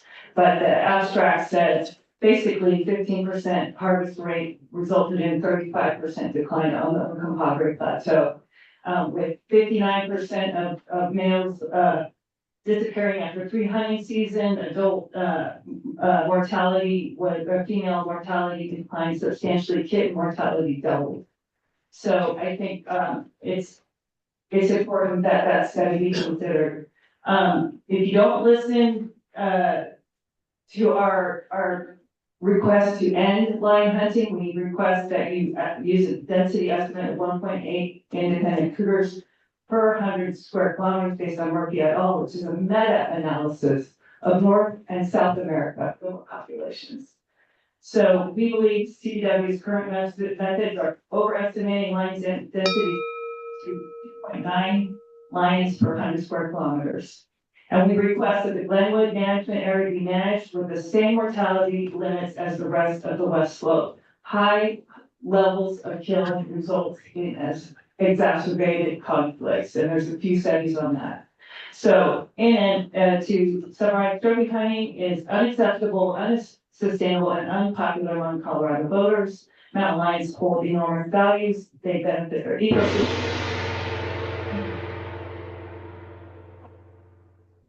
Thank you. Next, we have Alex Krasnick, followed by Justin Anglevich and Samantha Miller. Yes, thank you, Chairman and Commissioners. The last Burlington meeting on November 17th, I requested an executive summary or like a one pager. Be prepared so that the general public could digest some of the management plan strategies and objectives and what Mark Garrett discussed today. This is a tremendous amount of information, but digesting 100 page or however many pages in the Western Slope management plan is a challenge for the general public. So I wanted to read a few facts or statements that were presented in that plan that I would propose we could include as a one pager or an executive summary. Stated, retain vital mountain lion populations for future generations like the other big game species does not require populations to exist at the maximum potential. Selectivity in harvest, where hunters select males over females, or perhaps sub-adults as possible from experienced hunters using hounds by examining track characteristics in live animals prior to harvest. Non-selective hunting methods have been shown in Oregon and Washington to have higher female harvest rates when compared to hound hunting. Colorado Parks and Wildlife management plans should be based on credible scientific information, informed and by responsive to the diversity of public interests and concerns and readily available to the public. Management plans provide accountability mechanisms for agencies that manage lines of the public trust resource. Failure to correctly apply the key principles of mountain predator-prey interactions invites management mistakes and spend money and erode public confidence in management agencies. There's a lot of great information that Parks and Wildlife has as it relates to the management of mountain lions, and I would propose that we share that to the public in a more digestible manner at some point, and would request that that this be done in a fairly short amount of time, as there's a lot of information being spread around. Thank you. Thank you. Next, Justin Engelrich, followed by Samantha Miller and John Alice. Thank you, Chairman, Director Davis Commission. I'm Justin Engelrich, President of United Houndsmen of Colorado. The United Houndsmen of Colorado finds itself deeply disheartened by the loss of the April season and the valuable opportunities it affords us. It is indeed regrettable that the management tool employed in this context fell short of achieving its intended goals. Personally, Personally, my disappointment is heightened by the belief that involving houndsmen in the development of this management tool could have significantly improved its effectiveness in aligning with our shared management objectives. As we gather here today, our primary aim is to extend our expertise and experience to contribute to the stewardship of mountain lions for the future. As houndsmen, our passion for a robust and thriving population of pumas, coupled with effective management models, is unparalleled. We firmly believe open communication and collaboration with houndsmen during the development phase of such tools could yield far superior results in achieving our collective management goals. Our commitment is unwavering. We stand ready to support and work alongside our biologists as they adapt their management plans. Our hope is to actively participate in the formulation of future management models, ensuring more inclusive and comprehensive approaches that addresses the needs and concerns of both houndsmen and the broader conservation community. In conclusion, we hold deep respect for the decisions made by our biologists and acknowledging the complexity of their tasks. We look forward to working stronger partnerships and playing a constructive role in the development of effective and sustainable management models that will safeguard the future of mountain lions in Colorado. Together, let us strive for a harmonious coexistence that benefits both the wildlife and the dedicated individuals to their preservation. Thank you. Thank you. Next, we'll have Samantha Miller, followed by John Alice and Marvin Mill. Good morning, and thank you, Chairman and Commissioners. Thank you for the opportunity to speak today. My name is Samantha Miller. I'm a resident of Grand County, and I'm the campaign manager for the Cats Earned Trophies Ballot Initiative. Today, I'm voicing my concerns about the management of Colorado's mountain lions. Currently, the primary goal of lion management is trophy hunting. A stable population appears to be defined as a population that can be killed regularly, with little regard for the intrinsic value of individual animals or fair chase ethics. Management is exclusive of improving mountain lion population health or habitat and does not consider maximizing the benefits of lions at an ecosystem level. For example, peer-reviewed research shows mountain lions are natural allies in the battle against chronic wasting disease. but I have not seen this benefit of lions detailed anywhere in management reports or within the Colorado Chronic Wasting Disease Response Plan. I am also concerned about the impacts of mountain lion trophy hunting on public safety. While I was encouraged to see the map that overlaps lion conflict with harvest as an attachment for today's presentation, I would love to see the raw data informing the map or see information peer reviewed. The map runs contrary to the best available science, showing that the trophy hunting of mountain lions increases conflicts with humans, livestock, and pets. It's frustrating as a horse owner in lion country that this activity continues, even though it puts my animals at an increased risk. Random trophy hunting of mountain lions does not create conflicts between people and lions. Killing non-target animals is the equivalent of a crime control strategy built on shooting into a crowd. This kind of management puts 500 innocent animals in the line of fire for no management purpose other than preserving a culture of cruelty that mountain lion hunting and trophy hunting perpetuate. In conclusion, I implore the Commission to reevaluate CPW's current practices, focusing on targeted and ethical wildlife management strategies that preserve the. Thank you. Next, we'll have John Hollis, followed by Marvin Miller, and then we'll transition to virtual comments, starting with Josh Rosenbaum. Good morning, and thank you, Chairman May, Director Davis, Director Edward Locke, and the Commission for allowing me to speak. My name is John Ellis. I'm here representing the United Houndsmen of Colorado. Yeah, I'll try to keep this brief because I didn't believe Mark touched on it very well, but we are in support of considering the implication of displaying the female take in the harvest limits. As houndsmen, I think we would regulate our female harvest better if we had that information. We've asked that information be posted before. We were told that it would be an offensive proposition. I don't think it could possibly be an offensive proposition to just add that to the harvest limits. Then I have a couple of questions, I guess probably best directed to Mark Vieira, but that would just maybe support this practice. I'm just kind of curious if there's been any evidence that adding that would lead to self-regulation among houndsmen, resulting in less female harvest. And additionally, has there ever been any documentation and evidence demonstrating that engaging the houndsman community specifically about female harvest would effectively reduce the female harvest overall? And if Mark could have the opportunity to answer those questions, or maybe as future, I would appreciate it. Thank you for your time. Thank you. Next, we'll have Marvin Miller, followed by Josh Rosenbaum and Dave Roy. Good morning, everyone, and thank you to the commissioners and game managers and biologists. I have nothing but respect for you guys. I am Marvin Miller from Westcliff, Colorado, and I grew up in northeastern Ohio on a dairy farm where we hunted cottontail rabbits and gray squirrels and fox squirrels because that's all we had to hunt. It was during my lifetime when I saw the white-tailed deer come onto the scene, and turkeys and that kind of stuff, due to the biologists and game managers and so on and so forth. So I moved out here in 2010 to Westcliff, and the diversity of wildlife is incredible. And I'm absolutely amazed and in awe of it. And totally enjoy living here and enjoy the wildlife, enjoy everything about it. But I have got 43 grandchildren at this time, and I hope they all end up being hunters and sportsmen. And I'm here for one reason today, and that is for them. This lion hunting deal, I have got my own pack of dogs. The boys and I go hunting fairly regularly. We've hunted probably at least 2 days a week ever since the season opened. We've made, I think, 5 trees. We've taken 1 cat. And it's not an easy thing. You may think it is, but it's not. There's a lot of work involved, and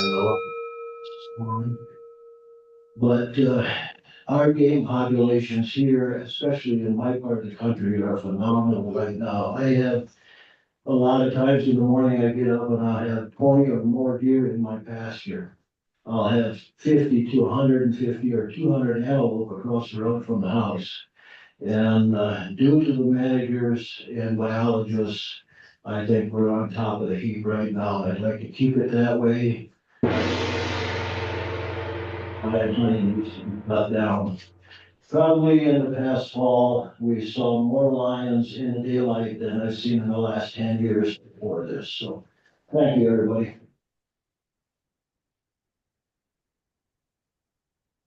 Thank you. So now we'll move to our virtual comments, starting with Josh Rosenau, followed by Dave Ruane, and then Julia Malone. My colleagues to go ahead and get Josh unmuted.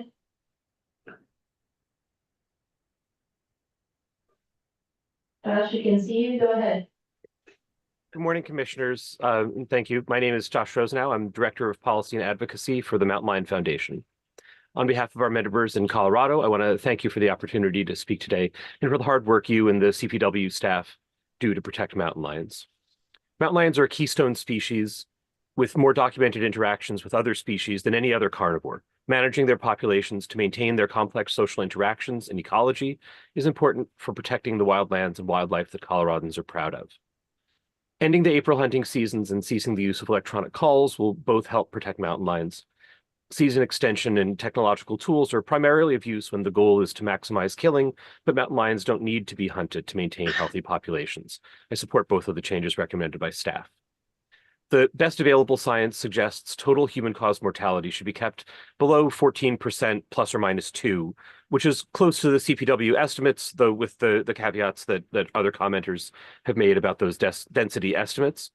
But we would also recommend keeping female mortality in total lower than it is. With nearly half the mortality in females, these numbers could create issues. Mortality of subadult females who are just months from being in the breeding population should be included in that 20 to 25% limit on female mortality. The social structure of mountain lions means that female mortality has a greater effect on population stability than male mortality, and high hunting rates will tend to disrupt populations and limit the ability of mountain lions to recolonize eastern states who suffer from their absence.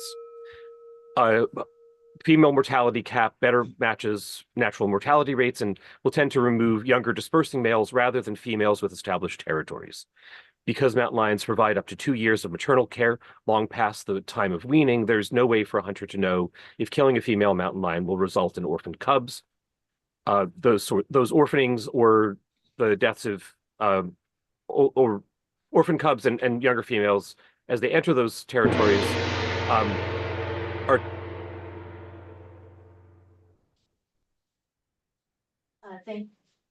Thank you. Next we'll have Dave Ruane, followed by Julia Malone and Julie Marshall. Dave, go ahead. Thank you, Director Davis, Commissioners, and CPW staff. Congratulations on getting wolf paws on the ground by year end and adding to a great American conservation success story. Thank you for keeping the welfare of these released animals forefront rather than creating a circus-like event. It was perfect. I have been hunting and fishing, enjoying wildlife and wild places my entire life. I appreciate the fact that you're eliminating the April seasons, but I want to draw attention to the fact that mountain lions and bobcats are still pursued by hounds 12 months out of the year, 4 months as a season with or without take, and 8 months of the year as training. This training has no guidelines or regulations. I have witnessed, and social media is full of examples of hounders pursuing wildlife with their GPS-equipped hounds off-season, including hot July and August, in the name of training. I also am aware that not all hounds, or especially those who are in training, are disciplined to only chase target species, nor are they very kind to wildlife that they are able to catch up to, such as a natal den of bobcats or lions. As well, hounds cannot respect the rights of private property owners. I have seen hounding even used for photography purpose and scouting trophy class animals. While a small fraction of society engages in hounding, the impact to wildlife and wild places is huge compared to its intended purpose, making it easier to locate and kill animals. Regarding electronic calls, I appreciate this methodology being eliminated for mountain lions, but wanted to raise awareness that electronic calls, and baiting for that matter, are still very much legal and utilized regularly for bobcats and a host of other wildlife species. Yet they are not legal for elk in Turkey. Such a double standard. I also have comments on the lack of lion gender data on the available harvest limit report that hunters must check, but I see I have run out of time. Thank you. Thank you. Next, we'll have Delia Malone, followed by Julie Marshall.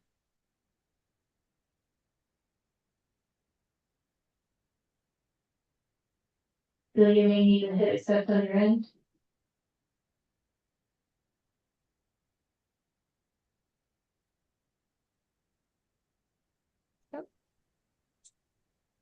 It's not letting me start my video. I guess just a moment, see if we get that going. It says the host has stopped my video. See if folks can. Oh, it sounds like that's Julie, it's Delia's turn, so just, Delia, are you able to come up? All right, looks like we're having some issues with Delia, so let's go ahead and try Julie then.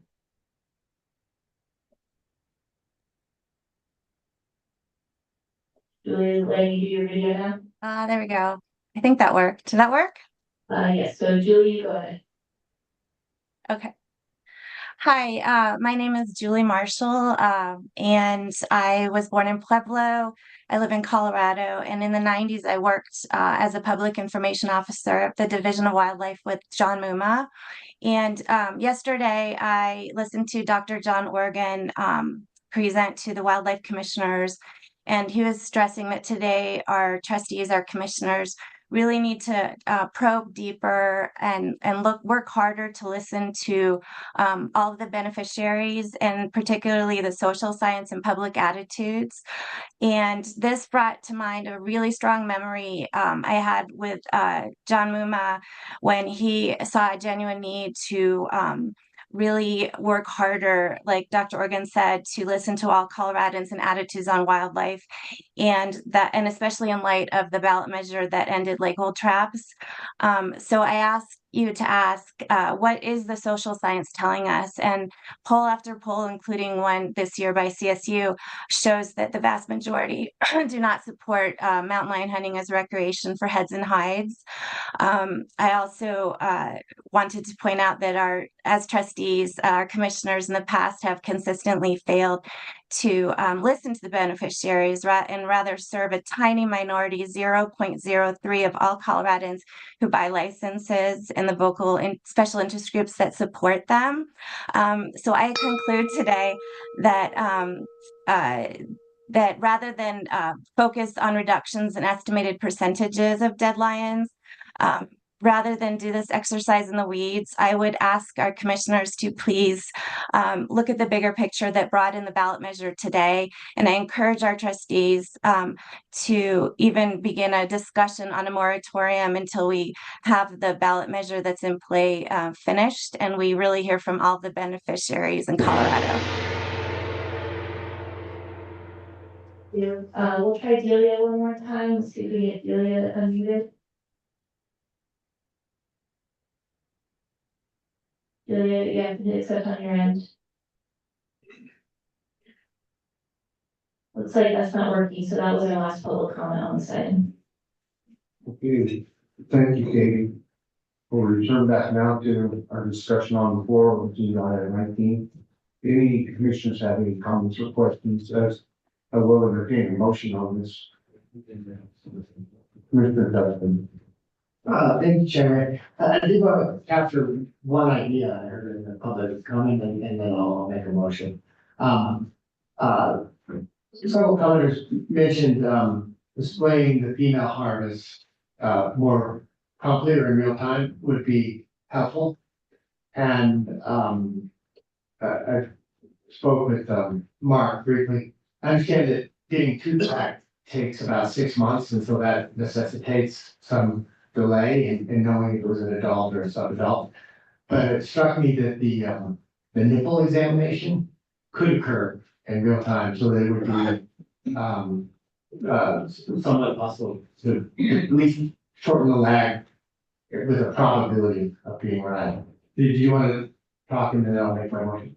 That's not Mark. Which Mark do you want? Answer that question. Mark Villar, so yeah, I think this is kind of one of these win-win. Everybody I'm unaware of anyone that thinks that it would not be a good idea to report in as quickly as possible, report gender on that. And I support that as well. We've got two different, now under the sort of OIT weeds of this thing, we've got two different structures that we use to pull in line data. We have the mortality app that is when we see that line on our check, record its gender, that's collected there. And then we've got a separate piece of software that is how the lines are actually removed from the harvest limits that feeds into that PDF report. I'm probably over my pay grade to promise a timeline or cost on when that improvement could be made to have those two things happen. But I think it's something we're supportive of and would like to see. Thank you, Mark. Mark, Leslie, you have comments? I do, Chairman. Mark Leslie, Northeast Region Manager, Chairman, Commissioners, Director. I wanted to correct a statement that I heard from one of the commenters about pursuit season and the off season in Colorado. That is not legal currently. And it has been brought before the division and the commission in the past, but we never did, the commission never approved that. Also wanted to reiterate the fact that lion meat must be processed and made for human consumption. And also that if we get information that anybody's pursuing lions, bobcats, off-season with hounds, we will vigorously prosecute and investigate that. So I just wanted to make this statement. Thank you very much, Regional Director Nick. I have the same thing in that would fall under harassment of wildlife. So yeah, that I'm thankful you gave the clarification. Commissioner Hess. Thank you, Chairman May. I have some questions for Mark here.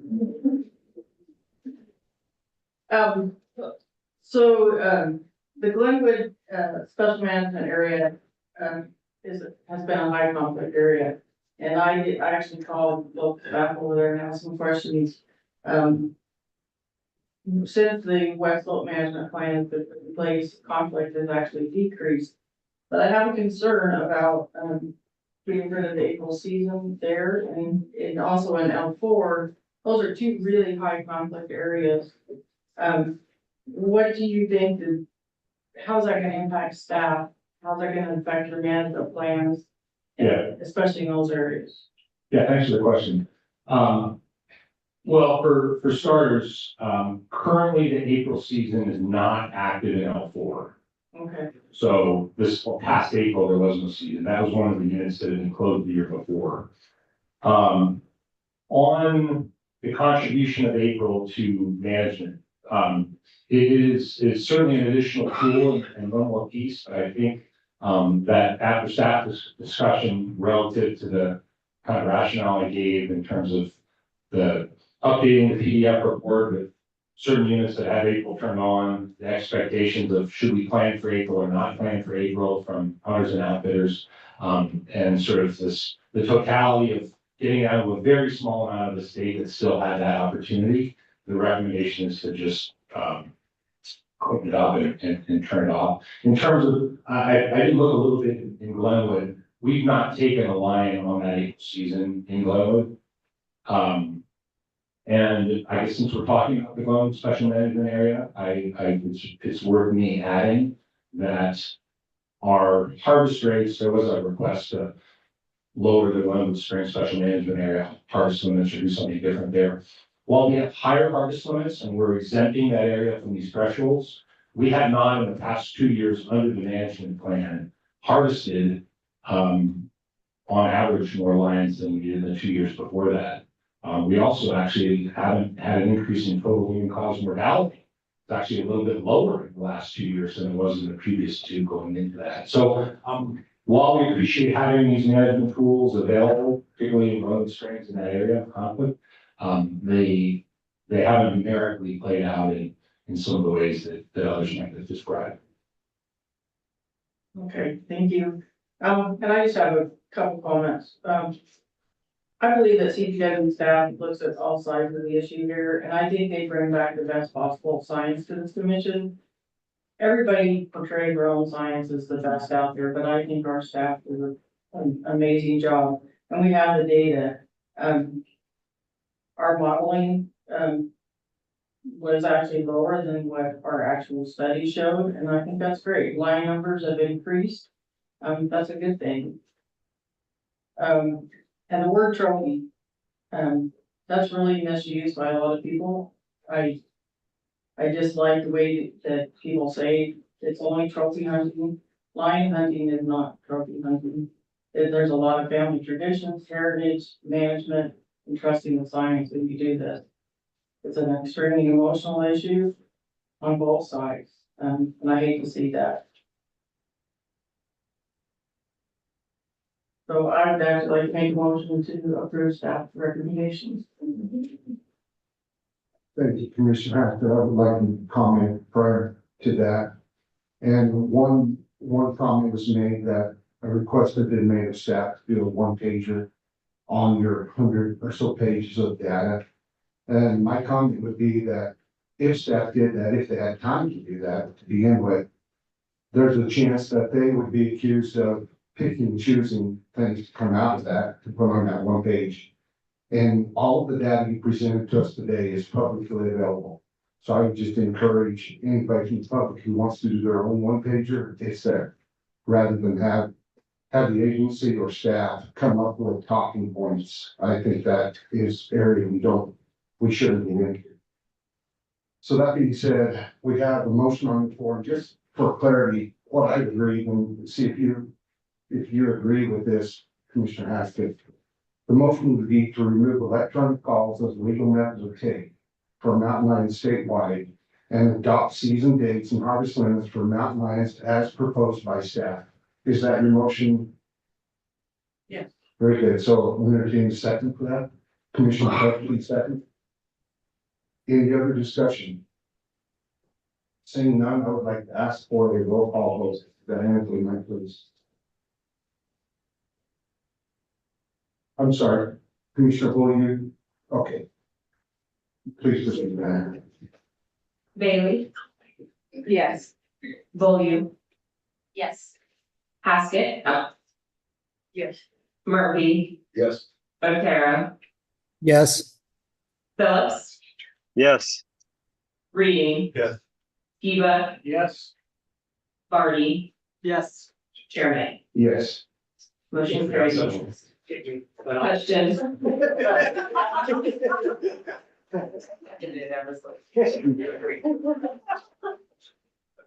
Okay, that concludes that agenda item. We'll now move into agenda item 19. So, Agenda item 19 is found on the white paper for chapter W5, small game migratory birds, in step 1 of 2. This issue paper covers the proposed season dates for migratory birds for the upcoming season. In the packet, you'll see the proposed recommended dates and bag limits in the table on pages 5 and 6, and the calendar views on pages 7 through 15. These recommendations are in compliance with the proposed federal frameworks, and the season dates reflect the changes for the 2024-2025 calendar. This is an informational item, and with that, I can take questions.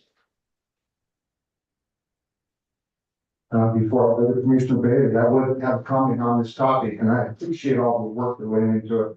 A year ago, this was, I wouldn't say a controversial subject, but I made a big issue out of the fact that Virginia rails and Soros and the bag limits that were associated with them was something that I thought was inappropriate. Based on that, I think I heard from every Virginia rail and Sorrel hunter in the state of Colorado. All 5 of them. So, Jim and staff put together this big report, and I just wanted to say in advance that I so much appreciate it. And they brought to light a lot of information that wasn't readily available. So, with that being said, I'll go to Commissioner Bailey. Yeah, thanks, Jim, and I just want to echo the sentiment. Yeah, it's really great to have this additional data and clarity on the patterns and population sizes and considerations that go into that. I do think, and I might ask Mr. Matter to weigh in on this, there's often some confusion from both myself and the general public in terms of what the commission is able to do with respect specifically to closing seasons. And I think we are limited by statute in that regard, and I think it's also relevant to the previous conversation. So if you could just clarify, right? My understanding is that if there's a biological justification for it, that's when we have the capacity, and otherwise we're pretty limited. So if you could just sort of clarify as much as possible, given the complex legal landscape, that'd be helpful. Sure thing. Your summary of this is pretty fair one, and I can point you to the Title 33 provisions, but fundamentally, there needs to be a biological basis for your actions. And I'll just read the statute to you. It's Title 33, 106, 1A. In order to provide for an adequate, flexible, and coordinated statewide system of wildlife management, and to maintain adequate and proper populations of wildlife species, the commission shall have the authority in this state by appropriate rules and regulations to determine under what circumstances, when, in what localities, by what means, what sex of, and in what amounts and numbers the wildlife of the state may be taken. And further, to shorten, extend, or close seasons on any species of wildlife in any specific locality or the entire state, when it finds after investigation that such action is necessary to assure maintenance of adequate populations of wildlife or to preserve the proper ecological balance of the environment.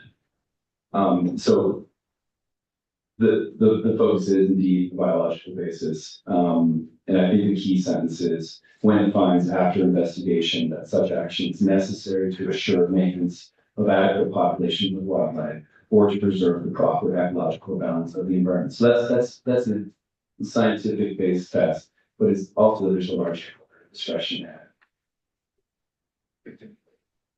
Thank you, Counselor. Any other questions or comments on this? It's an information item, so I guess we'll wrap this up quickly. We'll move on to, I guess we'll take a break. So we're scheduled for a break at 9:35, so that's not too bad. Well,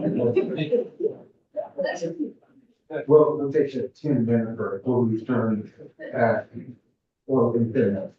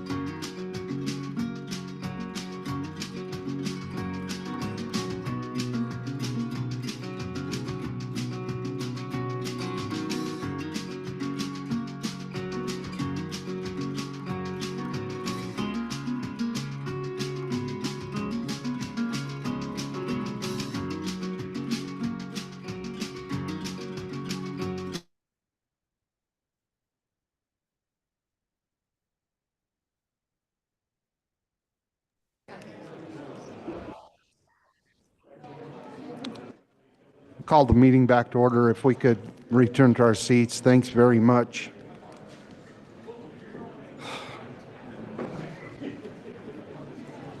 We'll move into agenda item 20 with Travis Black, Northwest Regional Manager, and Andy Holland for our bison update.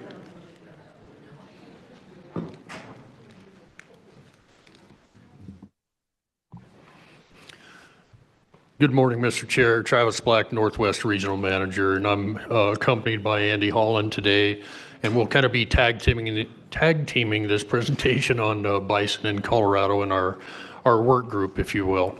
I'd like to start out just by apologizing for myself if I'm a little dragging. My batteries, to use the director's comments yesterday, are running on very low today.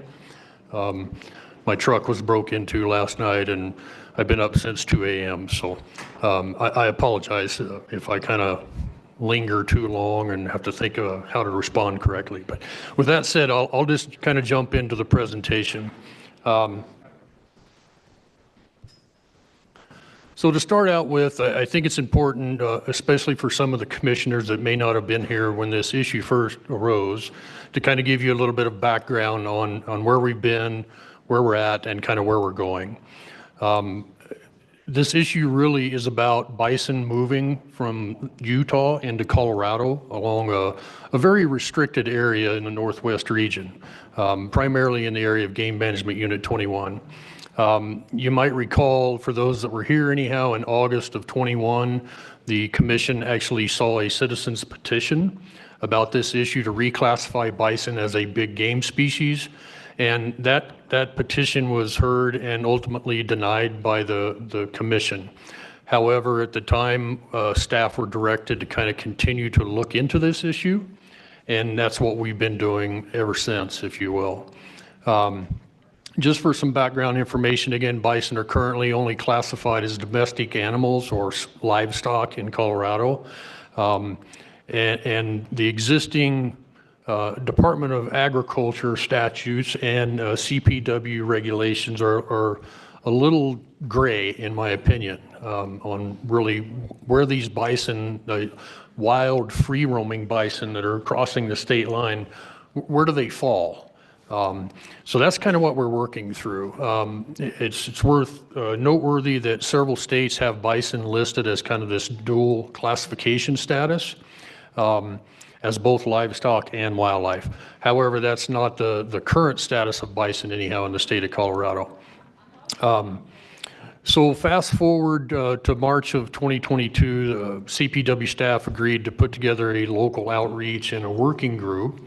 And that was my task to kind of champion this stakeholder process, if you will, over along the state line and really only addressing those bison that were crossing out of Utah into Colorado. With that said, I'll kind of kick it to Andy to kind of give a little biological background. Good morning, commissioners, directors. Andy Holland, CPW's Big Game Manager. I'll be providing background information on the Utah Book Cliffs bison herd to inform our conversation today. This map will orient everybody to the area we're talking about. In the lower right corner here, where the pointer is Grand Junction. Up here is Rangeley, Colorado. This is the state line right here, Utah-Colorado state line. This purple area is the area that, the overall range area for bison in Utah. And I'll give you a much more detailed habitat use map in a couple slides. Pay special attention to this cross-hatched area. That is the Uinta-Ouray Ute tribal lands. I'll be talking about that quite a bit. The Book Cliffs bison herd originated with a Ute tribe reintroduction. It consisted of 7 transplants from 1986 to 2000. They translocated a total of 210 bison from 6 source herds.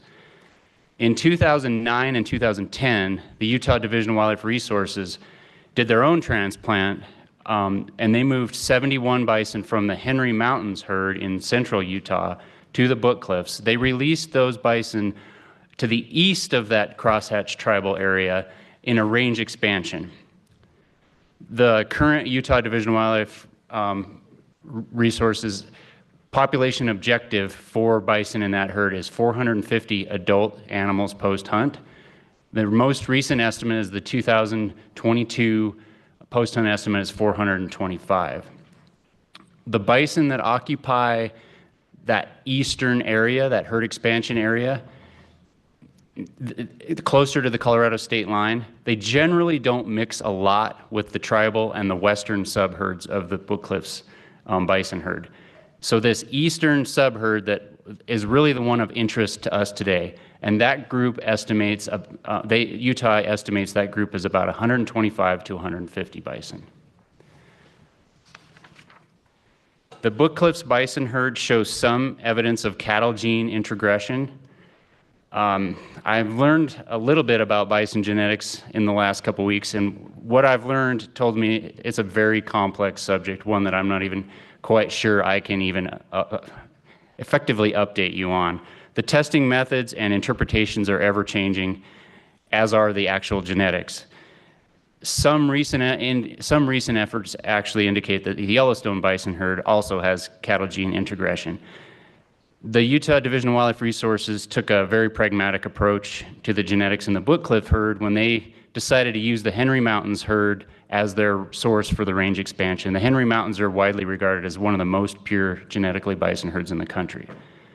And one thing I'll add on genetics, and then I'll run from the topic, is with six source herds in the Book Cliffs, the genetic diversity is likely not a concern as it is with many other bison herds.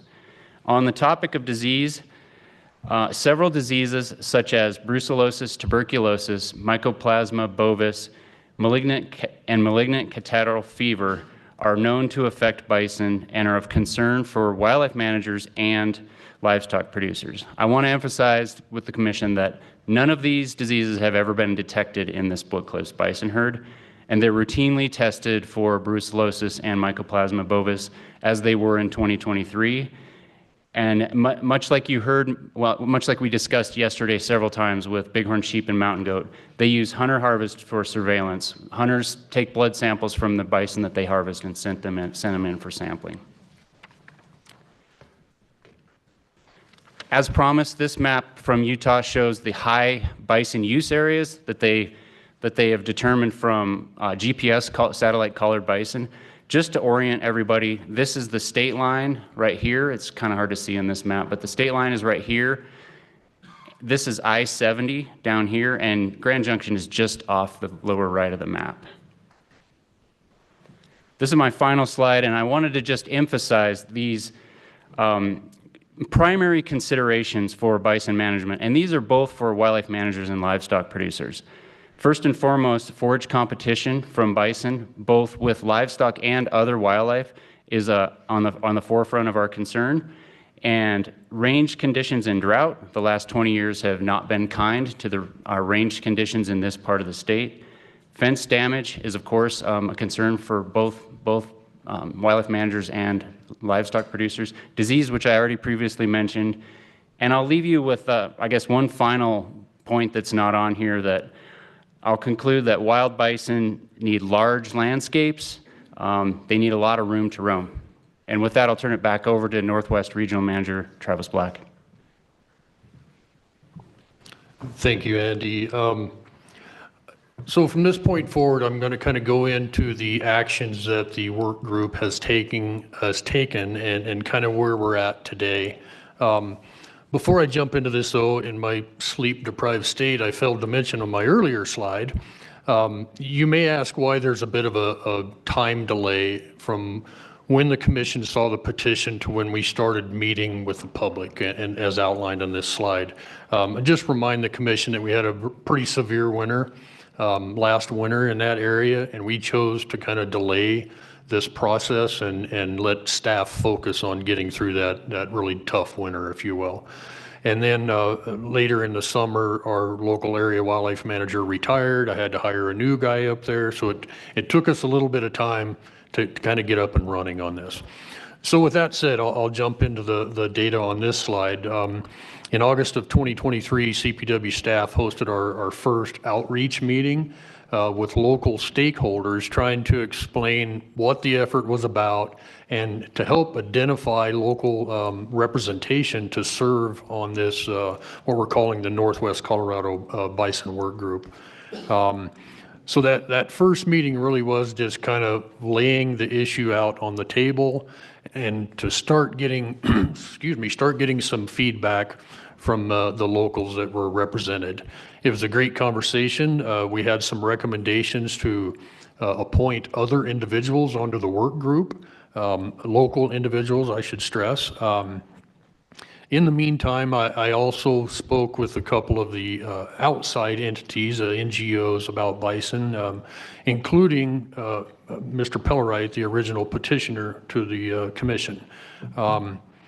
Anyhow, fast forward November 9 of 23, we convened this Northwest Colorado Bison Work Group, and we held our very first true meeting with a full work group, if you will. In that meeting, really not much different from the first one. We talked about the history of bison. By the way, I should also mention we invited representatives from Utah to sit in on those meetings. So we kind of had firsthand accounts of what was actually occurring on the other side of the line as well. Moving on to November 27th of 23, CPW staff met with our DNR tribal liaison, Ms. Stacy Coleman. We felt it was important that we started considering that sort of, indigenous outreach, if you will. And she's been a great help as we move forward. And as Andy mentioned in his presentation, these bison commingle with the tribal bison in Utah. And there's really no true way to tell whose bison we're dealing with, right? So anyhow, moving forward, December 4th of 23, the Bison Work Group held our second meeting. At that meeting, a lot of concerns started surfacing, if you will, things that, quite frankly, we hadn't considered at the time. Once again, thus the importance of a public kind of work group like this to help us work through this process. Fast forwarding then to January of 24, we felt it was important before Andy and I came in front of the commission to give this presentation that we actually did a little more public outreach. So on January 3rd, we hosted a public meeting in Rangeley, invited the general public in the local communities out there, as well as our Bison Work Group members to sit in on that meeting.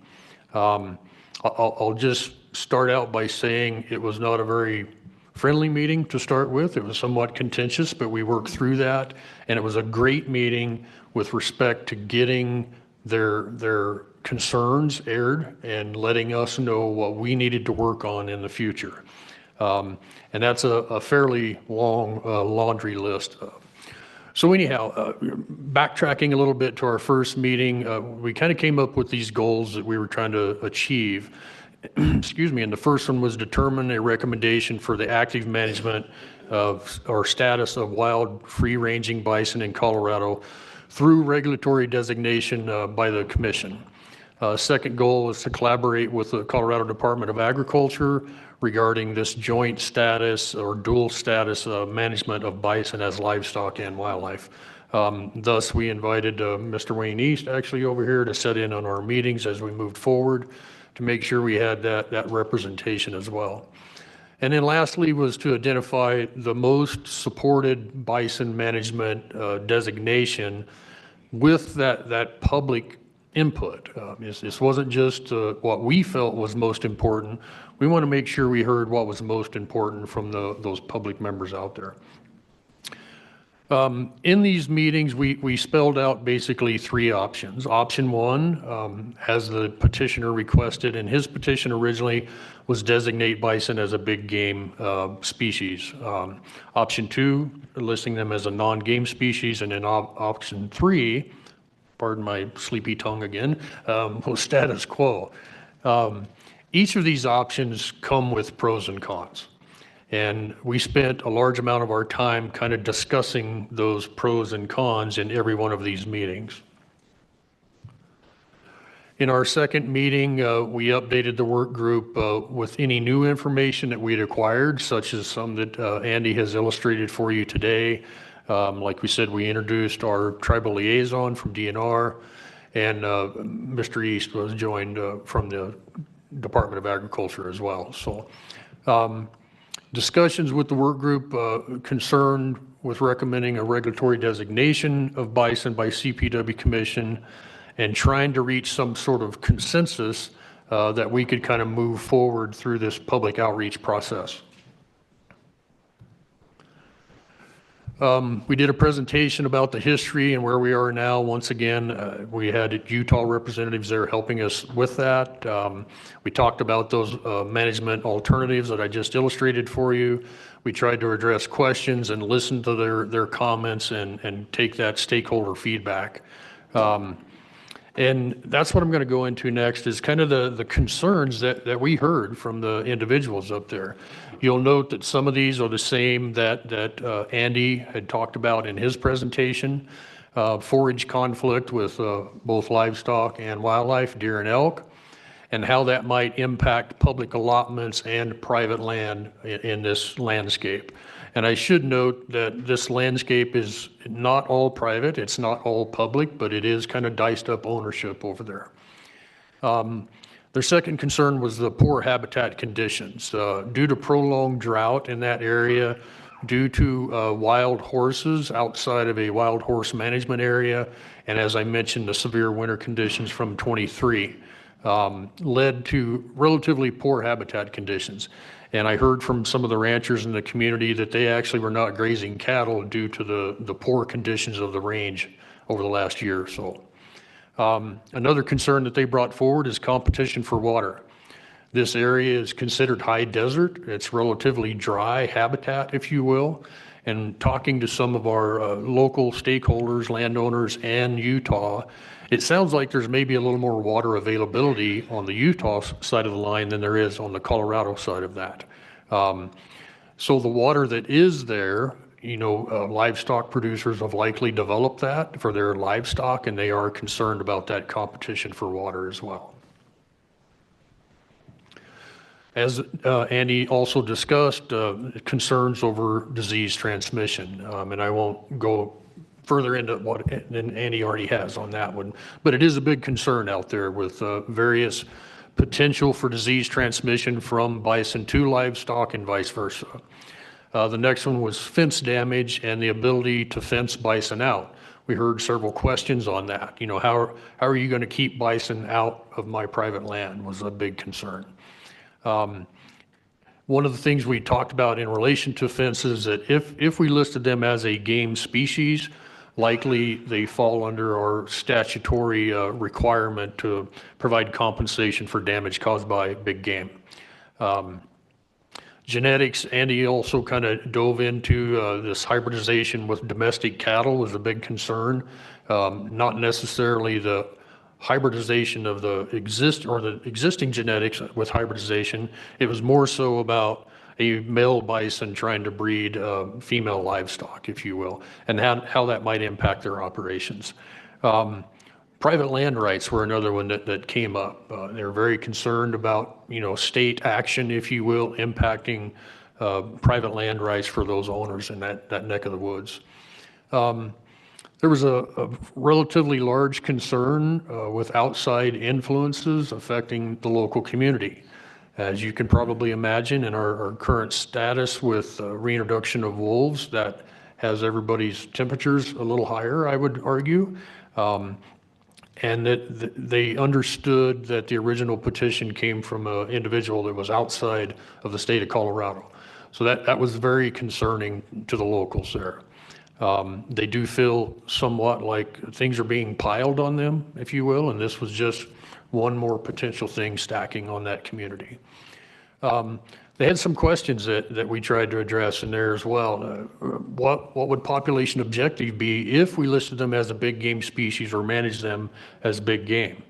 And we talked about different scenarios there, whether it was managing for a population objective of 0 bison, just trying to minimize any sort of impacts to the habitat or you know, local economies, if you will. Up to, you know, managing for a relatively small herd. And once again, those come with pros and cons. The community brought up or asked about what sort of research has been done about the impacts of bison on the landscape and whether that sort of a study could occur prior to us making some sort of designation for the bison as a species. They also brought up the economic and social impacts and whether those sort of studies could occur once again prior to any sort of designation for those species. And with that said, I'm looking at Andy for any help here, but I think I covered everything I intended to cover. I just want to thank the local work group, the community that are very engaged, and their help in working through this process. I will say one thing that I heard loud and clear from that public meeting. In fact, one gentleman asked me that at the end of the meeting, is what did you hear from this meeting? And I told him what I heard was pretty loud and clear, that they do not want to change the status of bison at this current time. That doesn't mean there's not room for continued work. I think there is. In order to address that long list of concerns that they have, we need to bring some other folks on board to try to address those. So I think there's a lot of work to be done, and I'm just asking the commission to kind of give us that operational space, if you will, and allow us to continue to work down this path. I think there will be future public meetings. There obviously will be future stakeholder work group type meetings that have to occur. So with that said, I will shut up and open it to questions. Commissioner Haskett. Thank you, Chairman May. What is the current number of bison in Colorado right now? Over there, I guess. Thank you, Commissioner Haskett. As far as we know, 0. Okay. If you don't mind me adding to that real quick, over the last couple of years, we've not documented any bison crossing the state line. There have been small groups, relatively small groups of bison that have approached the state line within 10 miles based on the collar data that Utah has shared with us, but we've not documented any crossing. Okay, thank you. One of the questions, I did go to that public meeting and it was packed house and they were very clear on what they said. One of the things was, so in the last 25 years, there's been 12 to 15 buffalo shot. But, and we talked about this, but Jake, I'd like you to explain the different rules on that of ag, all of that if you could, because there was a misstatement at that meeting and nobody's fault, but I would like it clarified. Councilor Matter. Sure. To echo what Regional Manager Travis Black said, our relevant rule is 1103A, exemption from license requirements. It says the following animals are considered domestic and are exempted from the requirements of the Parks and Wildlife Commission regulations, bison, including hybrids with domestic cattle. So that exemption means bison are exempted from the license requirements, but also anytime wildlife is referred to in Title 33, this regulation means that the commission has determined that bison are not included within the definition of wildlife. And sort of from a more practical standpoint, I mean, our regulations don't align with the reality that free-roaming bison from Utah occasionally enter Colorado. They're premised on the assumption that every bison in Colorado is privately owned, just like a livestock producer owns other domestic animals. So that's what this whole exercise is meant to reconcile, and potentially through the dual classification, recognizing the distinction between privately owned and free-roaming bison. So in my opinion, I think it's currently legal to shoot a bison unless the bison is privately owned or is shot needlessly. Shooting a privately owned bison could expose the shooter to a civil lawsuit by the owner, just as if a private individual shot a horse or a cow owned by an individual. That animal is a piece of property, and killing it could give rise to civil liability, and the owner could pursue the shooter from a civil perspective. I think there's also potential criminal liability for needlessly killing a bison. Whether the bison is free roaming from Utah or privately owned could expose the shooter to a Title 18, which is the criminal code charge for cruelty to animals. a prosecutor could take the position that shooting a bison for target practice without making any effort to dress the animal for human consumption or even taxidermy constitutes the needless killing of an animal under Title 18, the criminal code, cruelty to animals. If the shooter kills a privately owned bison without dressing it, they could face a civil charge, a civil case for damages by the owner, and a criminal charge under Title 18. So I hope that clarifies it, and if it doesn't, I'm happy to. The fact is, if you shoot someone else's property, a bison that is privately owned, you face civil liability by the owner of that animal.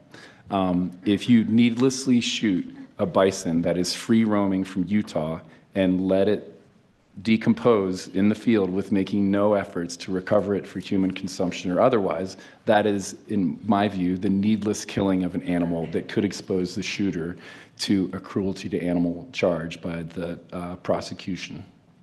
Jake, a question for me on that. I understand the conditions you put that under.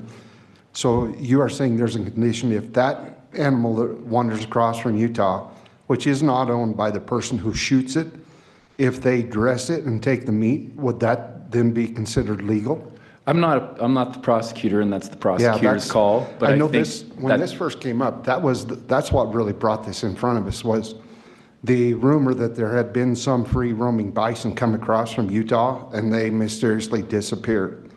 So that raises my ire as a livestock producer that could happen on our landscape. And even though, I'm sorry, Commissioner Askin, I'm taking your time, but that raises the issue that Colorado is a fence-out state. So these bison come across and they can go where they're not fenced out of. But the concern for me was the fact that these bison, I don't know, apparently were being poached, for lack of a better term. If they were Utah bison and they came across, they have no ownership in Colorado. If Parks and Wildlife has no regulation over them, there's no legal take of them. So that's what I was asking for clarification on. I'll turn the floor back over to Commissioner Haskett. Thank you, Chairman May. So I have a lot of concerns about this issue. The grazing over there. A few years ago, the deer management plan, herd management plan came in front of us for that area. And one of the biggest highlights of that was the drought, the lack of habitat in that area. There really isn't a lot of habitat over there. But I think we're putting a lot of time and money into a species that isn't even really here. And I don't know why, my suggestion would be that we do an MOU with Utah, like we've done with the wolves. If their bison come over here, they come and get them and take them back. I think that would be the easiest solution to all of it. And I would also like to see the working group continue because the locals are there's a lot of distrust with CPW right now because of the wolf release, and there's a lot of emotions of what's going on in our state. I think the working group should continue, but I guess I would ask staff, why can't we do an MOU and ask them to take their buffalo back if they do cross the line? It doesn't happen very often, but if they haven't been here in 3 years, that's a pretty good indication that they're not here very often. I agree with that, Commissioner, that if they are deemed to be Utah's property and you applied the same process to there that we've been thinking about with the wolf program, I mean, if they're Utah's property, I would ask that we did have an understanding with them that they quickly remove them or pay the damages that resulted from them on our side of the state line.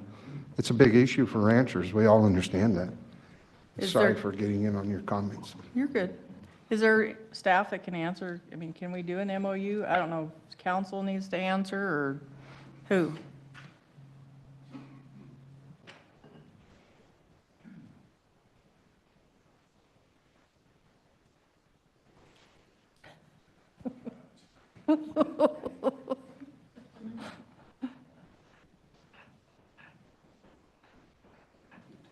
Oh, there we go.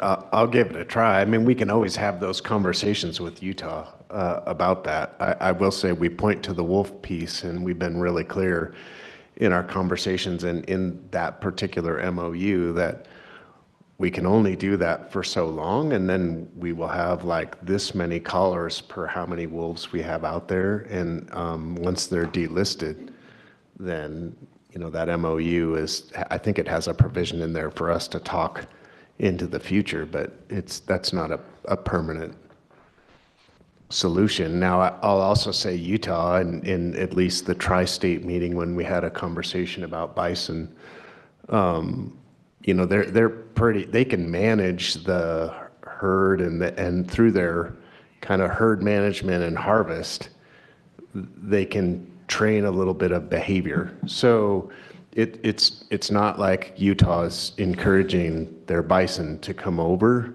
and we're in relatively constant contact with them. They've been pretty clear about, hey, they're coming within 10 miles of the line. So I don't know that we need a formal MOU with Utah at this point. I think they're talking with us, we're talking with them, and they're trying to do their best, I'll say, to prevent the bison from coming over at this point. I don't know if there's more to say on that or what, but maybe the summary is we're talking with them, they're talking with us, and the objective isn't to have, at this point, bison coming across the line and a co-management of that herd with us.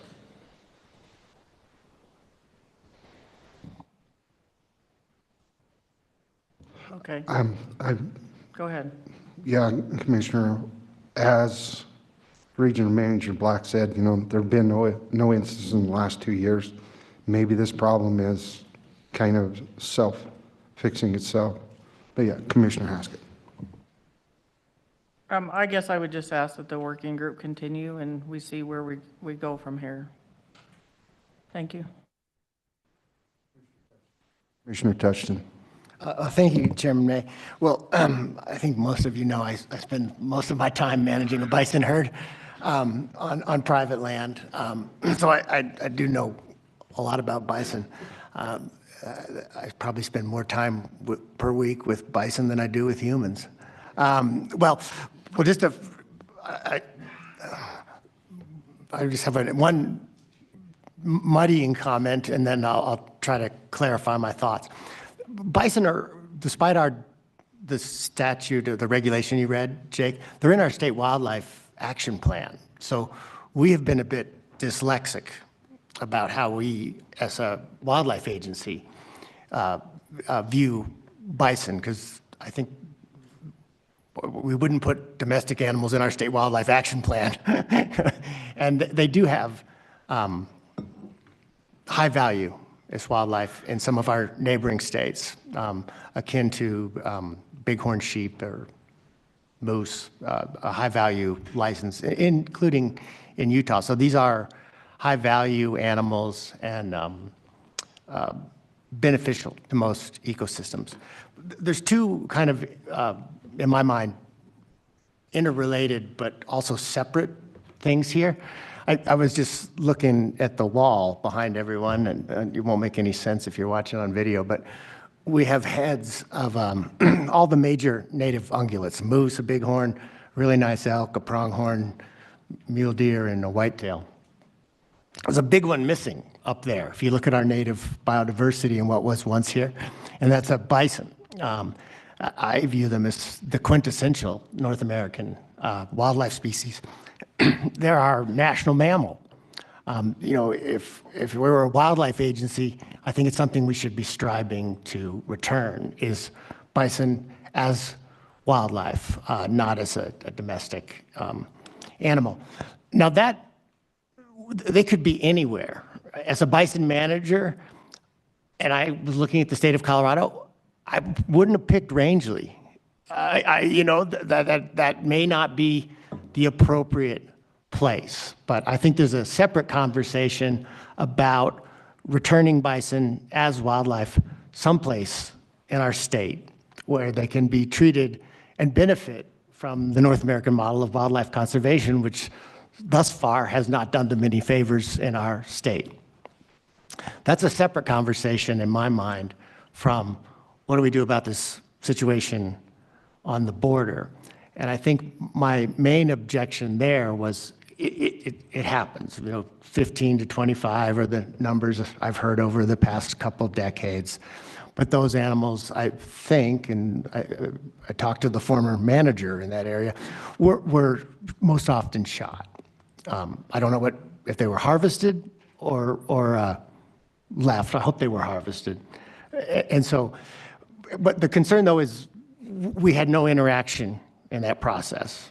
No season, no methodology of take. Our rules didn't apply if they, and that seemed like bad management, where a wildlife species on one side of an imaginary line suddenly became something that we didn't really have an appropriate category for. And so I would like both conversations to proceed. What we can do as an agency to restore bison as a wildlife species that we manage, and what we do about the situation in Rangeley. I'm not going to presume the result of that discussion. I'm glad the folks are having it, but I don't think we should have a situation where animals are taken in an entirely unregulated manner.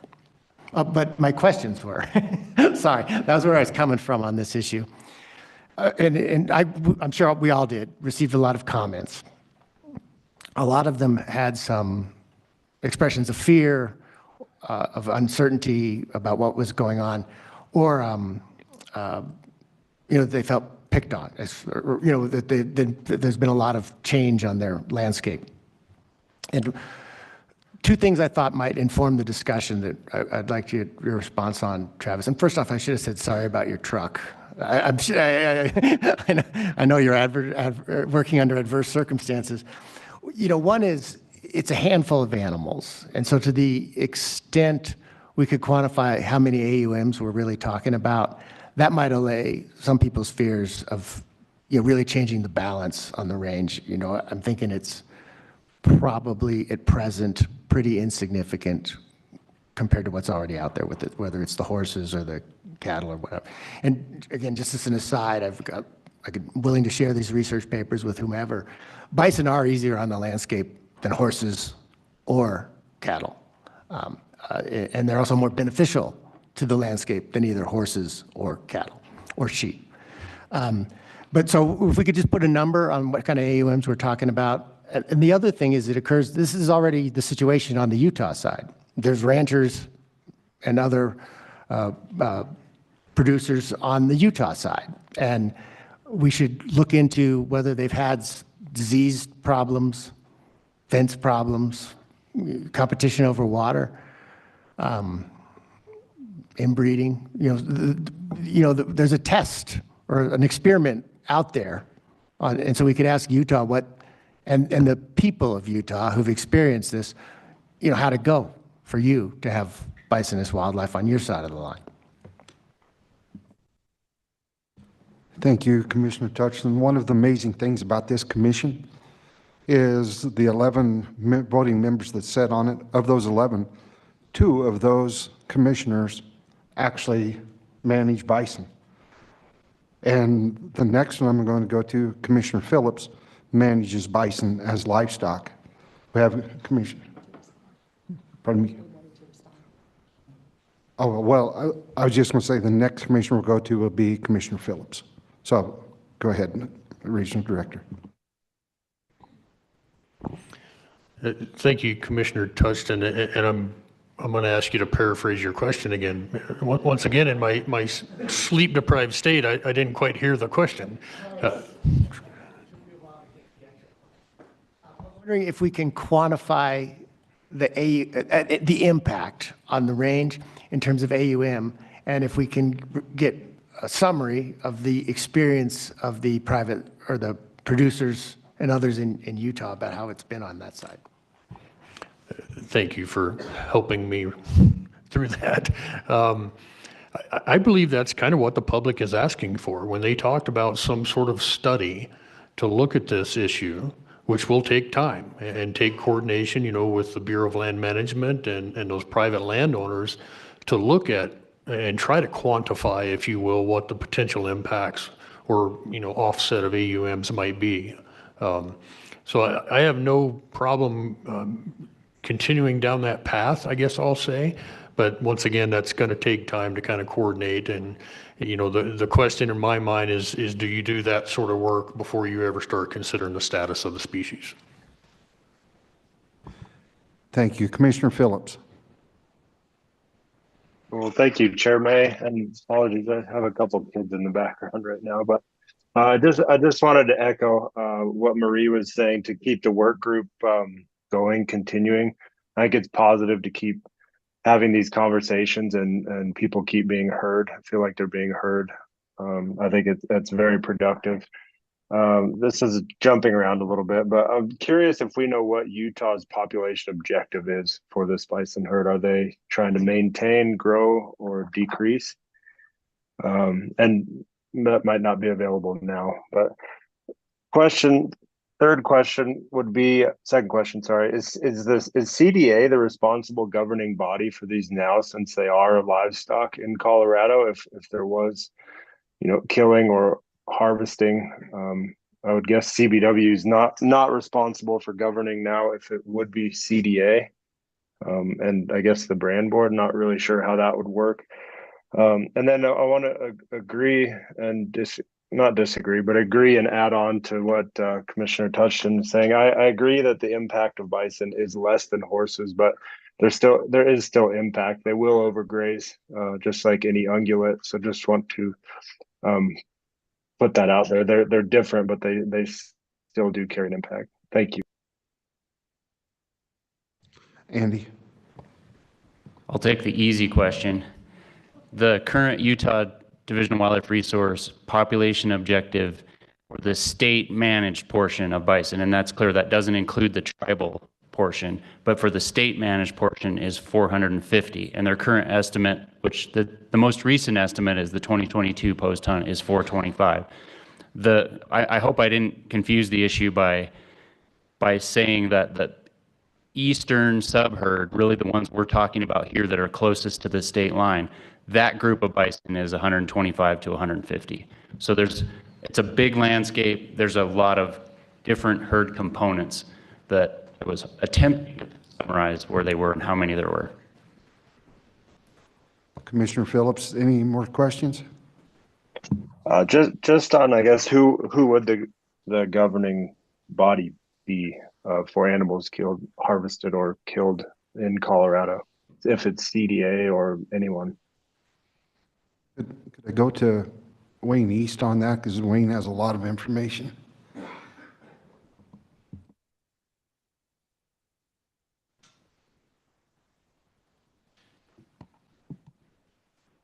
There we go. Yeah, for the record, Wayne East, Ag Wildlife Programs Manager for the Colorado Department of Agriculture. And thank you, Commissioner Phillips, for the question. As Regional Manager Black mentioned, it's kind of this gray area. We have only one mention that I'm aware of on statute that mentions bison, and that is in our Livestock Health Act. So looking at disease kind of implications there, it's mentioned in the definition there. The only other thing I was able to find was there's a reference when it comes to fences. I was talking with our brand commissioner. You mentioned the brand board. And he said from the brand's perspective, they are not livestock except for the purposes of fence laws, which describe them as livestock where claims for civil trespass by reason of a breach of lawful fence are concerned. And that's it. He followed up by saying they are not livestock for any other purpose under the brand law. So they're kind of in this gray area. And that's where I think we need time with this working group. And as others have mentioned, that I think it's a good process. And I too would encourage some more time to continue looking into this. While I've got the microphone, I want to commend Travis for the public input session that they had. It did start contentious, but Travis was very good. He answered the questions that were brought up, but he quickly redirected and grounded the discussion. So I wanted to commend Travis and your staff for your expertise and your skills on that. So thank you. Very good. That's no surprise. I think Reed has some good information for Commissioner Phillips. Is that right, Reed? I think it was covered. I actually have something else I need to clear up just for the record, but I don't need to do that until this conversation is done. Commissioner Skiba. Blue. Oh, there we are. Thank you. Thank you, Chairman May. Yeah, just a couple of things on the bison issue. It appears like it's going to be with us for a while. So there are a couple of specific things that I feel like I need more information on. One of those is the prevalence of brucellosis, since that seems to be the real concern, whether there is any brucellosis in the bison here. I understand the Yellowstone situation where it is a very real issue, and it's been an issue for a long time. So, you know, the evaluation to me is brucellosis in bison, is brucellosis in deer, elk, or anything else, so that we have a clear picture of what that issue is. The second part of that, and by the way, I had these ideas in mind, and eventually Commissioner Tutchin got to them, but it took a while. So, secondly, the fence issue. I mean, I've seen bison within 4-strand standard barbed wire fence. Whether they're wild bison or not, I don't know. You can go through Del Norte right now and see, you know, bison on both sides of Del Norte within 4-strand barbed wire. So I don't know what the situation is. I'm asking for information. Thank you. Commissioner Bailey. Or did you have an answer for that? Okay, I thought that was generally a comment. My apologies. Thank you, Mr. Chair. Thank you, Commissioner Skiba. I just wanted to try to address one part of that anyhow. You mentioned brucellosis, and Mr. Holland mentioned it in his part of the disease discussion that Utah does test for brucellosis with their harvest survey. I'm going to look at him for assurance, but my understanding is they've not detected brucellosis in that herd. Commissioner Bailey. Thanks, Chair May. Thanks, Travis, for the update. And I'd also want to echo the commendations for managing what is a contentious issue and bringing the working group together and facilitating that as well. I also am, with somebody working with a graduate student who's interested in the research components of this, am sort of in favor of ongoing research around this topic to better inform our decision making. 2 questions, I guess maybe backing up a little bit from the sort of specific MOU question with Utah. I know Utah folks have been present for some of the conversations. I'm curious if they have expressed any desires or sort of specific, you know, concerns, actions that they would want to see happen as we're exploring this. So that's the first question, is essentially what does Utah want, or what have they expressed up to this point?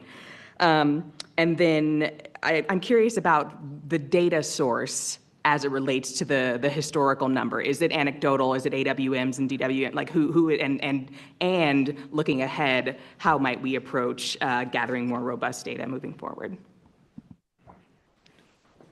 Thank you, Commissioner Bailey, for the questions. So to your first question, and now I'm sitting here in my sleep-deprived state again, trying to remember what it was. Sorry. What does Utah want? Thank you. At least thus far, in the meetings that Utah has had with us, they've not really expressed any sort of concerns. Once again, I believe it's because of the relatively small number of bison and the infrequency of them crossing the state line. It doesn't, have any sort of a biological impact from a herd standpoint for them. To your second question, the source of that data is somewhat anecdotal. But the district wildlife manager, Mr. Wygant, has been there for 25 years. And although it's not data that we would record because they were not a wildlife species per se, his memory is long, as well as the community members that have been there. And in his estimate, that's where that number that Commissioner Haskett mentioned came from. It was 12 to 15 bison over the last 25 years. Good, Commissioner Bailey. Commissioner Reedy. Thank you, Chair May. I want to echo everyone's sentiment that this process should continue. I want to say I'm sorry about your truck there, Travis. And I wanted to express my concern that my personal feeling is we should not be going and retrieving animals or asking people to retrieve animals that are wildlife. That opens a bucket of worms that I don't think we want to get into. If we have elk going across the border to Wyoming and getting in someone's hayfield, do we go get them? No, I don't think so. I think that's a bad idea. So that leaves us with a predicament where we have a species that's we have no management authority over, and I think I would like to encourage us to move quickly to try try to get some closure on what we want to, I prefer to have them listed as wildlife, and so a co-listing personally. But I think that would give us management options that we don't currently have. And I think the lack of options for management constrain our ability to deal with this and other issues that might develop. Thank you. Thank you, Commissioner Dean. Commissioner Haskett. Thank you, Chairman May. Commissioner Touchton asked about AUMs, so it's, and that's an animal unit month for people who don't know. The BLM allocates every single AUM, and they do have what Buffalo requires an AUM, but one thing I want to be careful of is this is wild horse country, and if you want to open up a can of worms, talk to the wild horse people. And if you're going to try to take something away from them, I think that this is going to get blown up into something that we don't really want to do. And I have two other questions, or one comment. All of the buffalo that were shot there were harvested. But there is a concern over a disease, the mycoplasma, I don't even know how to say that word, OV something. Anyway, and testing for that too, but that's just a comment, but that's something that is a big concern. And Reed, you've been waiting to comment, so I'm gonna let you go. Thank you for that. Just for the record, Reed DeWald, Assistant Director. I just want to speak for a minute on that MOU that was brought up, and especially in regards to wolves. And yes, we do have an MOU with Utah, New Mexico, and Arizona, and the Fish and Wildlife Service, because they're a federally managed species. But it needs to be just very clear that that is for the protection of Mexican wolves. It's not because Utah, Arizona, and New Mexico don't like wolves, and it's because it's to protect the Mexican wolf population. So much different discussion than what we're talking about here. And I do agree with Commissioner Reading, like that's dangerous territory from a wildlife management perspective. We have multiple herds that cross in that tri-state corner, elk herds, deer herds, you name it. And I think we need to be very careful about setting that precedent of, state boundaries and those type of things. I would also mention, just maybe out of turn, is we are looking at a more of a statewide effort as well. That's the second piece of what Travis had mentioned. That's my team. And yeah, we've started internal conversations about that, trying to get it just a handle on how many bison are in the state. And there's more bison in the state than people realize. And it may be privately owned herds or herds on open space or at the arsenal and those type of things. So there are more of those animals around than people may realize. We continue to have those discussions, but we're really taking the lead off of Travis's group to see what they come up with. The same discussion, but we don't want to get ahead of that local discussion. And then if we start to look at a statewide effort, we're talking reintroduction, and that's a whole different thing than what Travis is dealing with. So I think there's a lot of things that are in discussions here. We've met with Utah as well. Travis was there. We met with Wyoming, and we've heard from them, but we've also met with Montana to get their ideas and a couple other states. So I know that's a question, but that is continuing. But frankly, there's a bandwidth issue with my staff to really dig into that right now. We're doing a lot of other things. I think most of you know about those, but once that bandwidth clears up, we'll be able to lean into the bison issue a little bit more than we have already. Points well taken, Reed. I think we've hashed this out enough. I think we'll close this item and we'll move to our next agenda item. Oh, I'm sorry. We have public comment.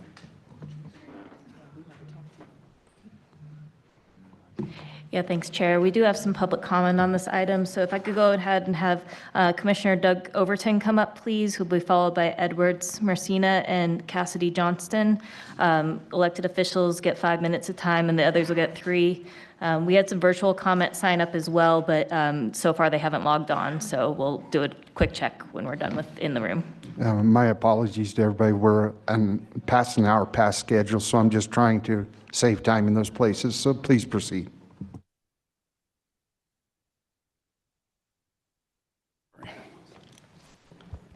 Good. Hello. Thank you, Chairman May and the CPW Commission for the opportunity to speak to you today. My name is Doug Overton. I'm a Rio Blanco County Commissioner. And I was at the meeting that they're talking about. And our constituents want you to leave it alone. They don't want you messing with us anymore. The bison, Rio Blanco County is in favor of leaving bison the status quo for any bison that cross the state line into Colorado. Colorado believes that the low number of bison that have crossed the line since introduction in 1986 from bison book cliffs does not warrant management for the species as the game or non-game species. Rio Blanco County believes that leaving the bison as status quo provides the county and the constituents with maximum management and control of the bison population. That has left the boundaries of their management area in the state of Utah. Basically, we don't see anything wrong with the way it's been working. They're not, when somebody goes and gets a bison, it isn't for malicious. It's like a trophy. They use the meat, they use the hide, whatever. But the main concern with them doing that is to keep them out of Colorado or out of Rio Blanco County. Rio Blanco County is the only county in the state that is dealing with this.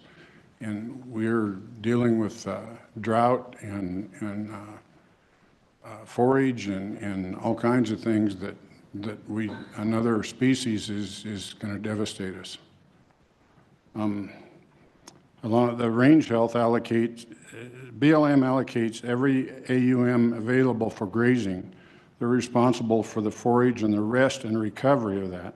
For bison to be incorporated into the range of that allocation, BLM will have to go through a NEPA permit, which will take a while to adjust the grazing allotments, which at the time, which will be time-consuming and necessary process. It will be complete.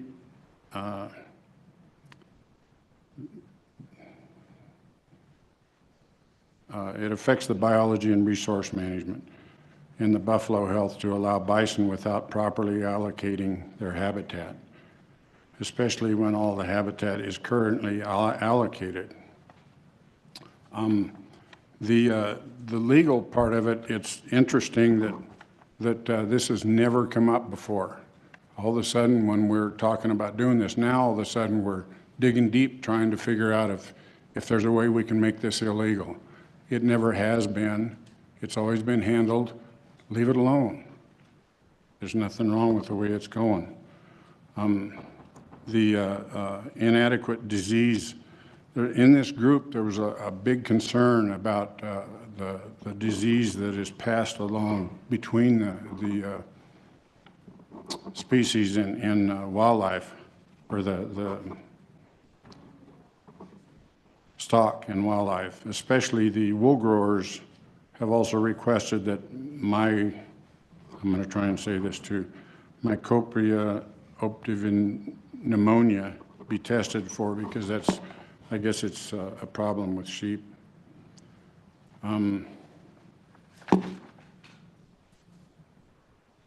It's a burdensome policy. Not only will this be burdensome policy for the private landowner, but this will also be burdensome policy for CPW and the Department of Ag.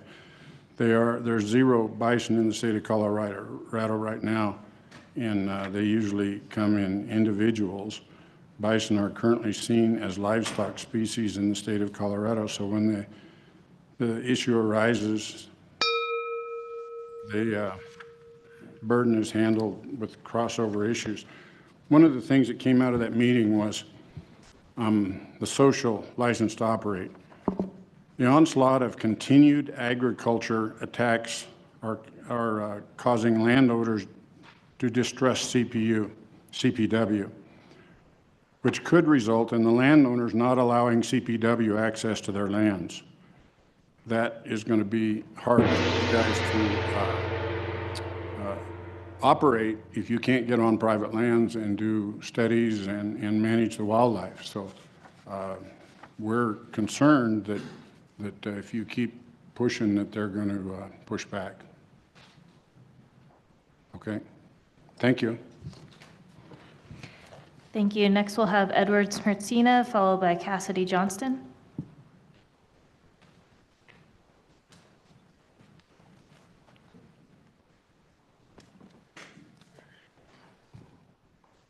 Thank you, Chair May and the CPW Commission for allowing me to speak today on the bison issue.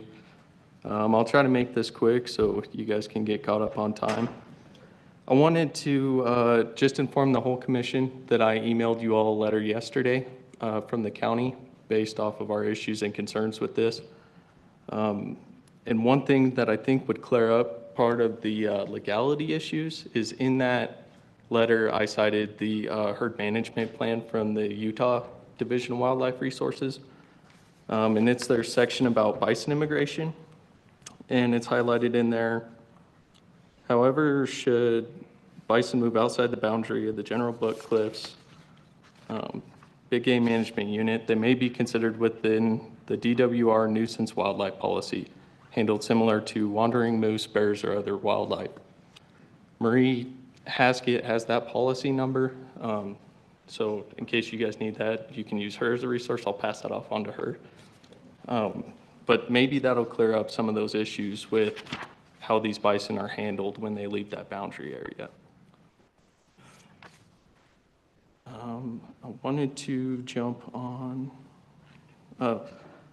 as well as mentioning that habitat management plan, I wanted to mention that it's 17 years old. Yeah, 17 years old. And that's pretty old for a habitat management plan. So maybe there could be a request from the state of Colorado to get that updated. I know their Henry Mountains herd management plan was updated in 2022. Maybe we can clarify if they're looking to update that habitat management plan or that wildlife, my bad, that wildlife management plan anytime soon. Let's see here. We would really like to advocate as a county on this. During this NEPA process, you know, we participate as a county as a cooperating agency with anything that we can show special expertise on within our county or surrounding areas. So during the NEPA process, we'd be participating in that. And one thing that we would request from you guys is to look at the compensation program, you know, potentially figuring out something so that way if these bison are roaming in Colorado, our private landowners can be compensated for damages. And then with that, I just want to mention that the White River Conservation District has hired an ecologist to document rangeland utilization and has unequivocally proven long-term range degradation from years of wild horse overgrazing. You know, bison roaming on wild horse rangeland would further incur rangeland degradation. Thank you for your time today. Thank you. And next we'll have Cassidy Johnston.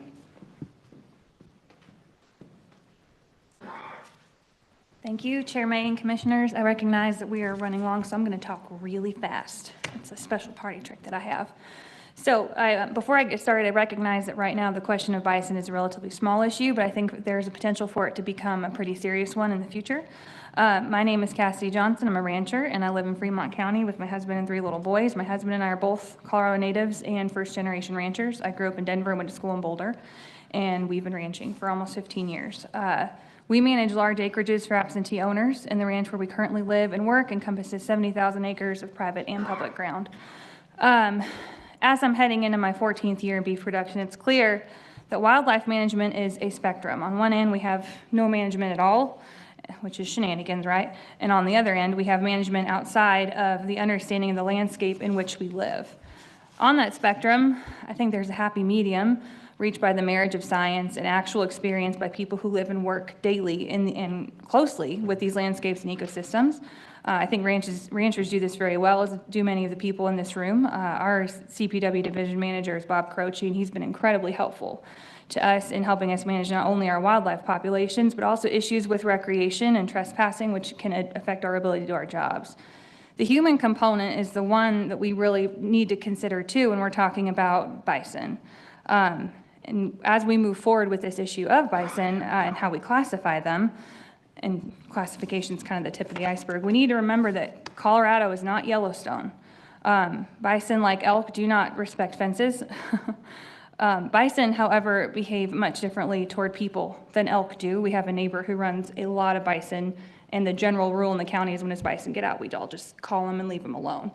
And we have much different rules and regulations about recreation than Yellowstone does. We are asking an animal that needs enormous spaces to confine itself in a landscape that is increasingly populated by subdivisions and four-wheelers and hikers, all of which is not a consideration in a place like Yellowstone. And I really appreciate the conversation about forage management and disease and fences, since those considerations are foremost in our minds as well. And also we need to consider how to manage a wild, a potentially wild bison population alongside our existing domestic populations. So as we move forward with studying this issue, I urge commissioners and legislators to be guided not only by science, but by the expertise from people who live and work daily on these landscapes. Thank you, that's all. Thank you. That concludes public comment on this item. Okay, that concludes comment. Unless any commissioners have anything else, we'll try to move forward with this. And it's been suggested to me that we, after agenda item 22, we will break for lunch, and hopefully we can do an abbreviated lunch so we can try to get a little bit back on schedule. But we'll move now into agenda item 21, the Boyd Lake State Park and Castlewood Canyon State Park updates.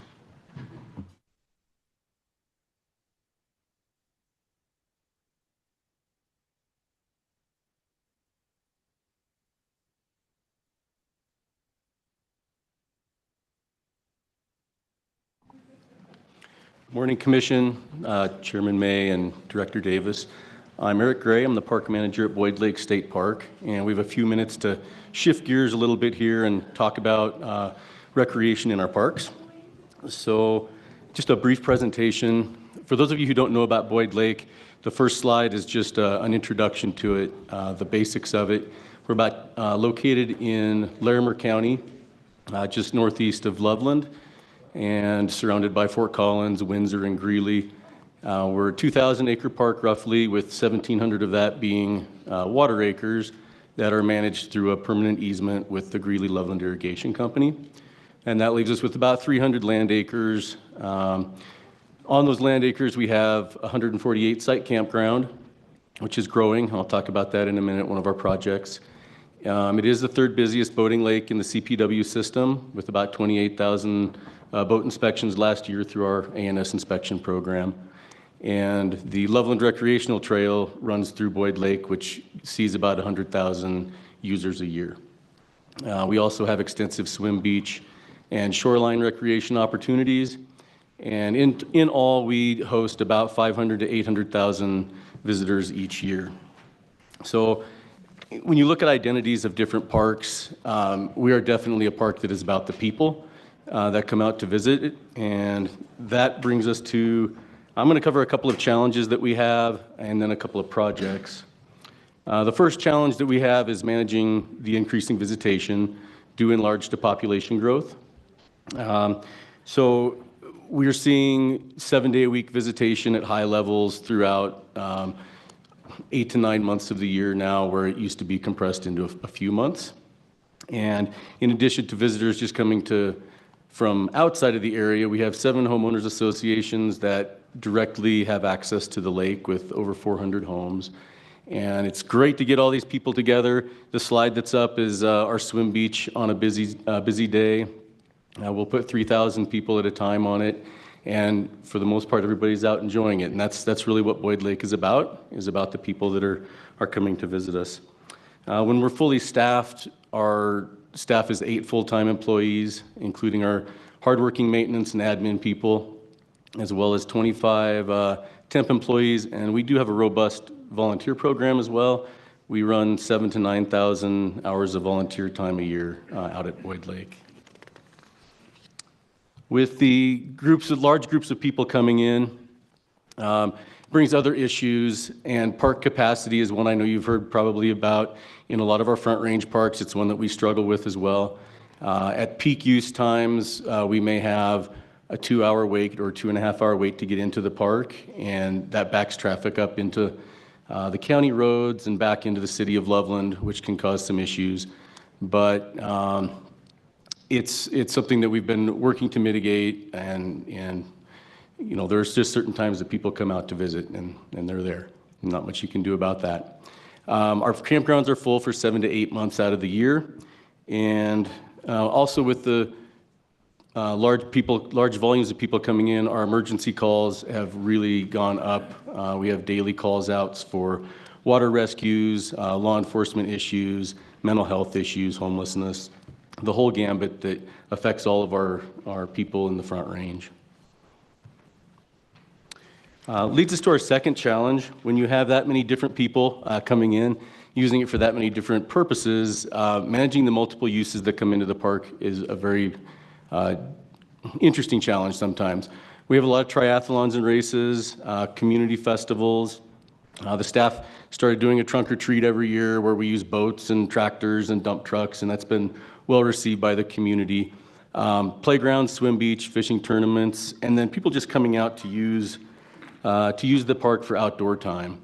And one of the things that people don't realize is outside of our main uses of swim beach, boating, and camping, there are hundreds of other uses that people use our parks for. And a few of them I have on a list that people don't know about Boyd Lake. We do have waterfowl hunting in limited amounts.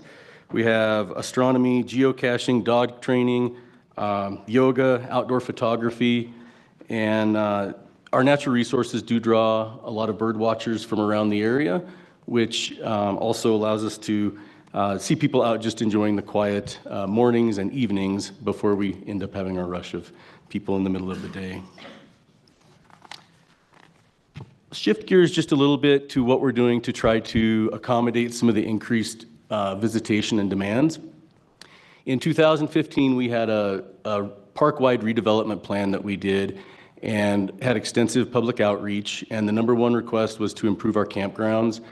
They're dated from the early 80s, so they're too small, they're too old, and the infrastructure is inadequate for what we have. So after 7 years, we broke ground last year, and we're able to start our phase one of the renovation plan. Phase one is an $8 million endeavor and includes upgrading all of those infrastructures, as well as adding a total of 45 additional sites, which are full hookup sites. We currently only have electric, so that's something that people were definitely asking for. It also minimizes the amount of road space that we have while replacing all the roads with infrastructure that's capable of handling RVs that are the size and weight that we have today coming into the parks, as well as improving our ADA accessibility. Over the next several years, we'll end up hopefully doing 3 more phases, which will replace all of the areas below the grayed out version, the grayed out portion. And total cost of the next 3 phases is estimated at about $11 million.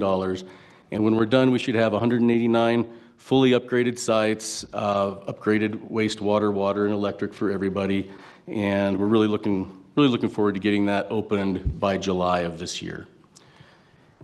We also have staff projects that we do in-house annually, and this year we got a few things in place. The sailboat mast raising pole, the new main boat dock, and EV charging stations for the state vehicles were kind of small ones. But the one I really wanted to touch on was we did put in a new life jacket loaner station. It's a collaborative effort between Drennan's Dream Foundation and Larimer County Safe Kids. And what it is, it's basically a self-service, free loaner program for life jackets. So people can just come up, take one, there's no cost associated with it, they can use it for the day, and then hopefully return it in the evening. By all the metrics that we measured by, it was a success. Sometimes life jackets don't get returned, and our partners replace those on an as-needed basis. It's primarily focused towards youth, but there are adult sizes available as well through that. So that was something we considered a success for our on-park projects. And then the final slide I have, and this is a quick run through of a very busy park. I'm just trying to hit the highlights, but I really wanted to emphasize that we are about the people of northern Colorado, northeastern Colorado, as well as the people that come to visit us. And the fun in our parks is what funds our parks. All of our constituents like to see money that they spend coming back into the parks. And we've seen a lot of new visitors and different visitors coming in as a result of the Keep Colorado Wild Pass, which is awesome, and we're getting new people in, but it also comes with additional needs for the parks. And I just want to put a little plug in for our existing parks that while we are overburdened in a lot of ways, and it's good to get new parks out there for people, I think a reinvestment in our existing infrastructure in our parks is super important, and all of these people that come out and visit us would agree with that, I think. So that's all I have in the snapshot version of Boyd Lake for today. I'm happy to answer any questions if you guys have any. Any commissioners with any comments or questions? Commissioner Beaulieu. Thank you so much for the presentation. And one of the things I was interested in that you did address was the life jacket loaner program. I learned about that at several of the parks that I visited with Heather in December, and it just seems like such an incredible initiative to really keep people safe in the water. So I do appreciate that. I was also curious about any water quality issues, considering the number of individuals visiting, any aquatic nuisance species. Just curious about any like water issues you run into. Yeah, thank you for the question. The water quality is managed by Greeley Water. It's primarily a Greeley water source. There are some other stakeholders in it as well. And so they do a lot of the monitoring from that end. We monitor it for aquatic nuisance species, and we do still test water at our swim beach when it's open. And we have, I'm pleased to say, very good water. It's not an issue for us so far.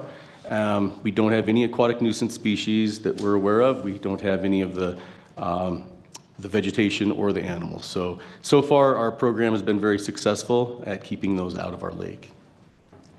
And if I could ask one more, I was just curious about, it's like a 2-hour wait time to get in. Have you considered a timed entry system, or what other kind of mechanisms are you looking at with respect to that? Yeah, it's a good question also, and it's one that we've looked at. The challenge with timed entry in a park like this one with so many different uses is establishing how long somebody's going to be at the park. Somebody comes out to boat, they may be there for 8 or 10 hours. If somebody comes out for a picnic, they may be there for 1. And I know it's been implemented on a pilot program basis, and looks like it's being successful at El Dorado. And hopefully we can look at doing some similar things to that. But at this point, that's not a realistic thing that we've been looking at, just because of the variety of uses. Thank you so much. Yeah, thank you. Well, seeing no more comments, Eric, thanks very much for a great presentation on a great park. Commissioner Bailey? Okay. Yeah, I didn't click on it quick enough. Sorry, Chair May. Thank you. Thanks for the update. Always great to hear what's happening in our parks. I had just a quick question about KCW and the increased visitation as a result of that. And I'm curious how staff at the park has been handling it, and if there are any concerns around enforcement and sort of knowing who has and who does it, which has been sort of raised as a potential concern as we go forward with it. Yeah, thank you. So the Keep Colorado Wild Pass is bringing people who maybe haven't previously thought that spending $80 on a park pass was a good idea for the year, and so they're paying the $29 on their vehicle registrations for the entry. And a lot of the people aren't our typical outdoorsmen or outdoorswomen or fishermen. They are people that like to use the outdoors, maybe in more of a non-consumptive way, watching wildlife, picnicking, just going out to the park to spend the day. So they tend to be a lower impact group on us a lot of times, but they are still a volume issue. And I don't know that we have seen additional capacity issues yet, because as of the last summer, we were only halfway through the registration year. So I think our impacts have been a little bit minimized. And enforcement is a challenge, but I think educating people that how the pass works and getting the message out regarding how we monitor it and how they can renew it every year is probably our best method at this point for addressing it. Very good, Eric. Thank you very much. We'll move now into agenda item 22. Becky Mears with the Wild. Oh, very good. Okay.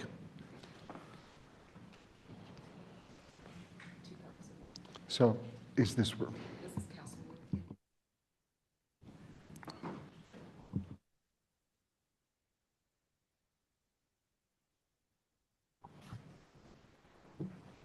Hello, Commissioners. Hello, Director. My name is Brent Lounsbury. I'm the Park Manager at Castlewood Canyon State Park. I've been a Parks Officer for the division for over 20 years. Really doesn't seem like it's been that long, but that's what Paris says, and my wife says not to argue with them. So here I am. I'm very honored today to be representing this beautiful part of our beautiful state. Castlewood Canyon State Park, if you're not familiar, is just east of Castle Rock in Douglas County. From this photo, you can see Pikes Peak there in the distance. I took this on our Rimrock Trail, which is one of the main draws. Trails are one of the main draws for our park. A little bit of an overview. We were acquired in 1979. We're about 2,600 acres, mostly owned by Parks and Wildlife. We've had a human presence for over 5,000 years in rock shelters. And we have a couple more recent historical sites on the park that are on respective different registries. We're a designated Colorado natural area. We're a Leave No Trace Gold Standard site, and we're an internationally recognized birding area. Definitely a little bit of a different state park than Boyd Lake, a little more of a natural resources bent. We are day use only. We're open sunrise to sunset every day of the year. Our 12.9 miles of trail draw about 85% of our park visitors. We also have a visitor center, 3 event facilities, an amphitheater, and a canyon overlook. They're used for things like weddings, family reunions, things like that. Rock climbing is also a significant draw. We have a very strong, thriving wildlife community at our park, including a couple different state-listed species and Preble's jumping mouse habitat. We do have areas of the park that are closed, that we close at different times of the year to protect those wildlife habitats, ranging from protecting nesting raptors to providing an area for our elk herd to be undisturbed over the wintertime. Most of our calls for service, 95% is probably conservative. I'd say it's probably more than that, are search and rescue related. A lot of those are lower extremity injuries on our trails, heat emergencies. We do sometimes have critical incidents, ranging from suicides to bad accidents on the highway that goes through our park that our rangers respond to.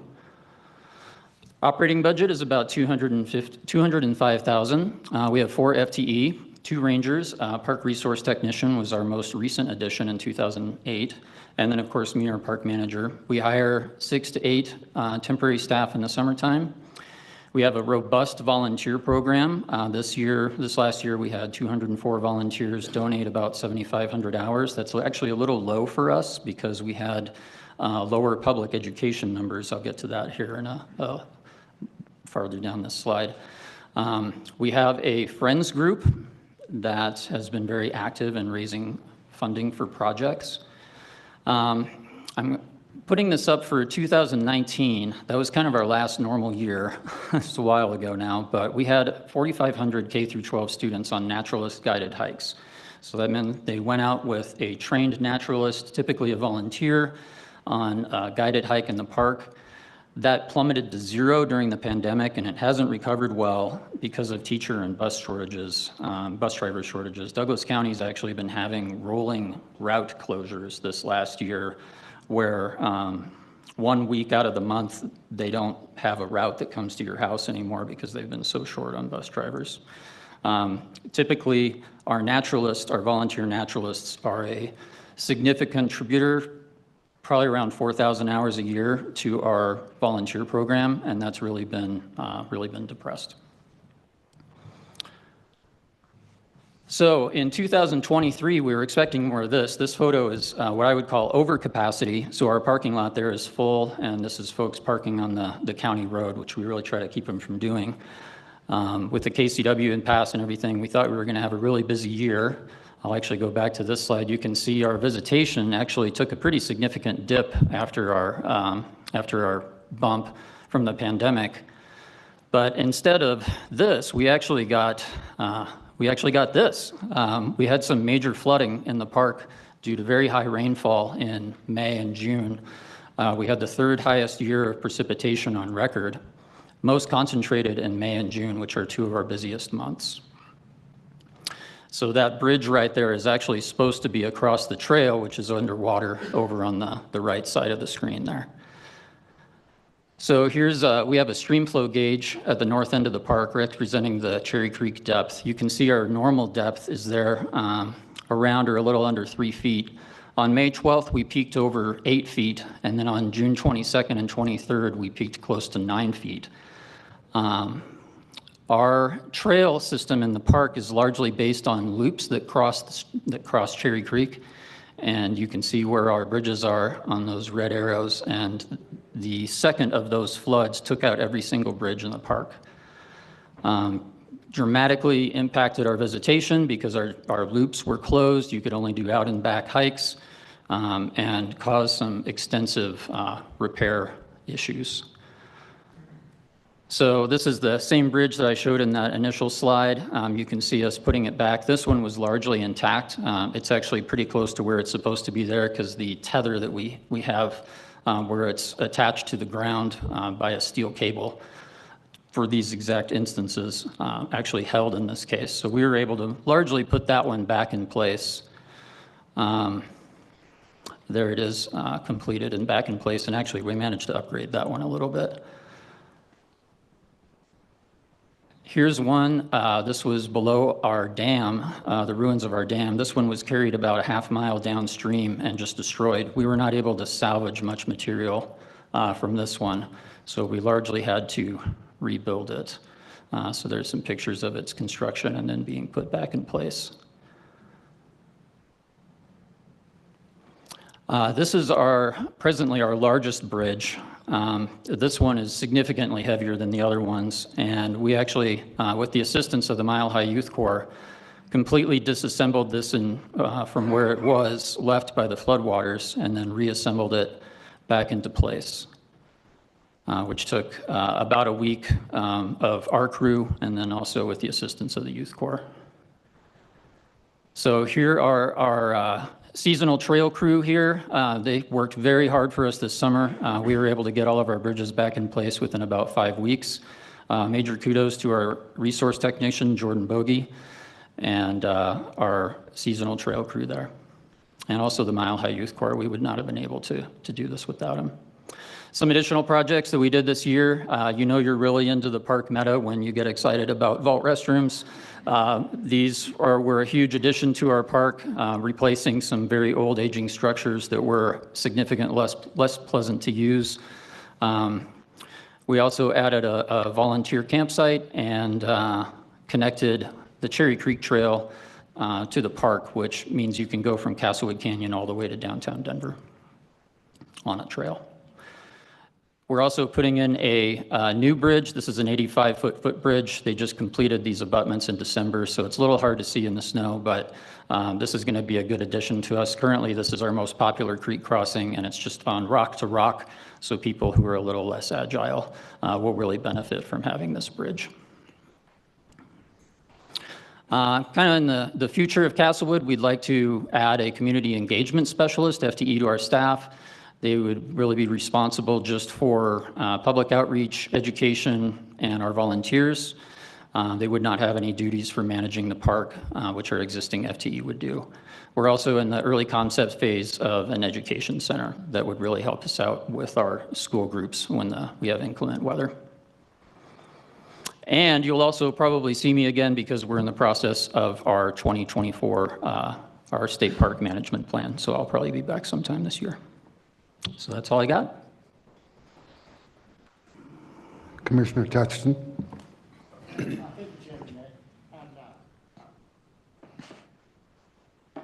me off. I'm back. Thank you for the presentation, Brett. You manage a special place. I'm quite fond of it. The opening of the park overlapped with my period at a nearby high school, and that area had been our kegger spot. I'm shocked to hear that. That would never happen. That would never happen at our park. I was going to say you put a dent in my social life at the time, but I'm really glad that the state of Colorado preserved that area. It's a very special place in a landscape that's completely, well, it's gone. That's the way I knew it. So anyway, thank you for what you do. I had a question, which I also serve on the Great Outdoors Colorado board. And Great Outdoors Colorado is in the process of facilitating an acquisition that borders Castlewood Canyon through the Trust for Public Lands in the city of Castle Rock. It's beautiful. It's somewhat chagrined that we didn't get it for the park itself. But my question is, can we come to a management plan with the entities that are going to be our neighbors, and also controlling what I think is a beautiful resource that's very similar to the park, but it seems like there's a lot of potential there to be efficient and on the same page, and I just wanted your thoughts on that. Sure, I assume you're talking about Lost Canyon Ranch. Yeah. So it's an interesting situation because of the topography. It's actually like we could never connect a trail between Castlewood Canyon and Lost Canyon Ranch. But obviously, yes, the land is going to be contiguous. So yeah, I think we definitely have an excellent relationship with the county, with Douglas County, and then also the city of Castle Rock, that I know are going to be the joint owners of that new property. And yeah, we're really looking forward to working with them on that.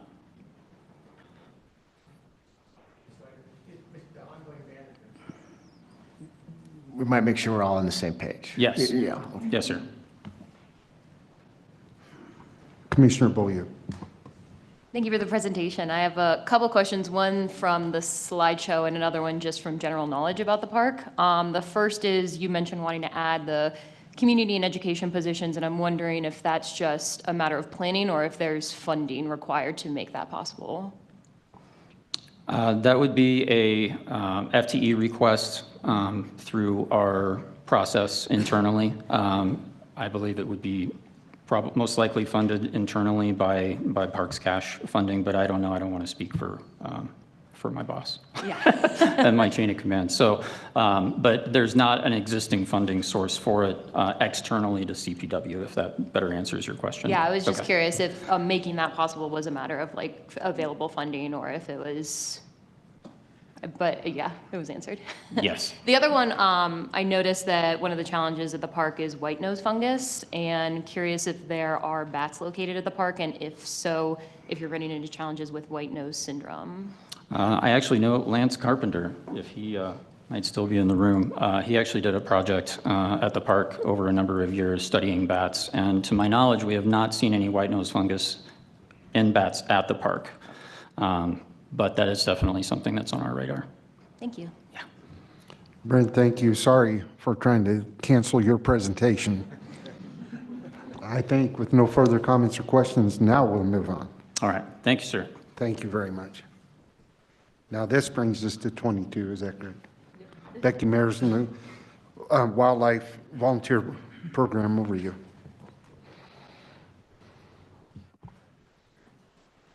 Thank you, Chair May, Director Davis, Assistant Director Brass, and Commissioners.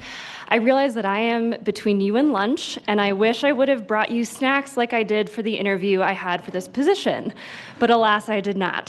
So thank you very much for your attention. I am impressed by your stamina and your continued presence during these presentations. My name is Becky Mars, and I'm the statewide volunteer coordinator for Colorado Parks and Wildlife. For those who benefit from a visual description, I'm a white woman with shoulder-length blonde hair. I'm wearing a black blazer over a blue shirt. I also use she, her pronouns. My hope is to share information with you about the volunteer program while also humanizing and personalizing the experience that folks have engaging with our organization and our mission. I also feature several stories and pictures of volunteers, and those all have been given prior permission to share. So first, I'd like to start with my story.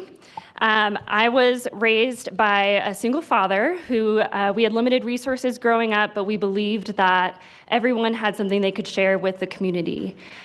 This is my dad and I on the slide, and he's wearing a white hat and a pinkish shirt. I'm in a baseball cap with my dog, and there are hills behind us.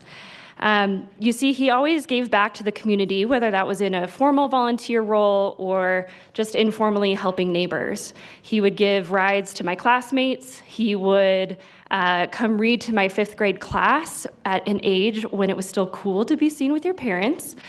And he used his carpentry skills to help at the swimming pool where I was on the team.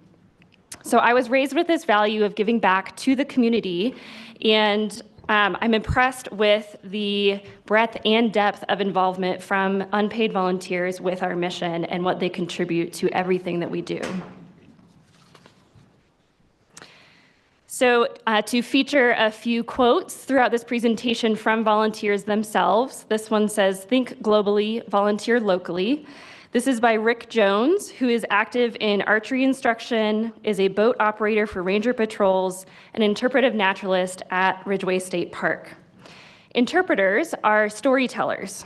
They help connect people to places, objects, and topics by translating the language of Colorado's natural and cultural resources and facilitating meaningful experiences for visitors.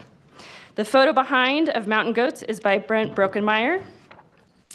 And to give the more official overview of our volunteer program, it does inspire and foster active stewardship for Colorado's natural resources through the meaningful engagement and integration of diverse volunteers, partners, and staff. We really are a primary outlet for natural resource volunteers in Colorado, and volunteers directly help our agency meet our mission in a financially sustainable manner. Our formal volunteer program began in the 1990s, but volunteers have really been part of our accomplishments since the beginning. Today, volunteers differ in why they serve, how long they serve, and in what roles they serve, but they all share a desire for meaningful opportunities to engage in the outdoors. On this slide is a photo of golden aspen leaves reflecting in water by Rose DiCenzo. We created program values last year for the volunteer program to act as sort of a guiding star for our volunteers and staff who work with them. The first, of course, is to stay mission-minded in everything that we do. The second is inclusion and accessibility. So I think it is important to recognize and celebrate the uniqueness of each person and their life experience, and to strive to make information, activities, and spaces as welcoming, meaningful, and usable as possible. We value adaptation and growing. Volunteerism is always changing, so we ask folks to be open-minded and have a growth mindset as it relates to trends, priorities, practices, and to stay flexible. Communication and collaboration correlate with volunteer satisfaction and retention. And my favorite, it's very important to have fun and be creative, celebrate, imagine, propose new ideas. That's a key part of what we do. Respect and integrity. So we look to our volunteers to model trustworthiness and accountability. We also ask that everyone respect the feelings, traditions, and experiences of others, whether it's fellow volunteers, staff members, the public, and partners. And lastly, leadership and followership. So volunteers can inspire, motivate, drive purpose, show empathy, and practice active followership as well. So whether volunteers serve for one single day or 20, 30, and yes, even 40 years, volunteers perform critical roles that support our mission. So we have one-time and episodic opportunities where folks might do habitat projects, trail work, weed management, trash cleanup, maintenance, or construction. And then we also have ongoing or longer-term opportunities that range from volunteer hosts to community science, education, outreach, ambassadors, customer service, along with other maintenance and weed management projects. So on this slide, we have 4 images. One is a person leaning against a tree during a trail project. One is smiling through an open window, entrance window. One is smiling against a fence. And the last is 2 volunteers guiding a guest in a track chair. So as Jordan Williams puts it, natural resources cannot be conserved and maintained without volunteer support. Jordan is active in the Friends of Laurie State Park group and is also on the Partners in the Outdoors Conference Planning Committee. Friends groups involve volunteers who are dedicated to supporting state parks through fundraising, advocacy, education, and other special projects. There's also a statewide Friends of Colorado State Parks board that offers support to these local groups. The photo in the background of Water in a Hillside is by Lee Erickson, who is a volunteer host at Ridgeway State Park. Volunteer hosts serve at state parks, state wildlife areas, and our fish hatcheries, most commonly at state parks in the campground, greeting visitors, offering information, etc. But they may also support entrance gates, marinas, maintenance projects, and visitor centers. I am a firm believer that volunteering should be a reciprocal relationship and benefit volunteers just as much as they benefit the organization. So from our annual volunteer survey, we know that volunteers' top 3 motivations for engaging with our agency are to enjoy and pursue their love of nature, wildlife, or outdoor recreation, to conserve natural resources and promote responsible recreation, and giving back aligns with their values and benefits their own well-being. So, for example, some benefits of volunteering with our agency and in volunteerism in general is that volunteering enhances people's physical and mental health. It grows their knowledge, their skills, their abilities. Many people will say that they grow friendships and family and build community through volunteering. And volunteering also provides a pathway to employment. So building your resume, networks and references, and confidence. And actually several CPW staff members, if you ask around, started as volunteers themselves. And lastly, the chance to give back while sharing a passion provides a sense of fulfillment that many volunteers indicate is their favorite benefit. So that said, who doesn't love a little swag? We do strive to create an overall culture of appreciation. We want to make sure that volunteers have the support they need to do the best work they can, that they're part of the team, and that they know the impact they have. However, there are some additional ways that we recognize volunteers for their contributions to our agency. The first is an annual pin. We offer this to any volunteer who's interested, and each year we highlight a different image. So in 2023, it was a snowshoe hare. 2024, you'll have to wait and see. It's a surprise. And then we also have some annual milestone items that we offer to volunteers based on the hours that they contribute.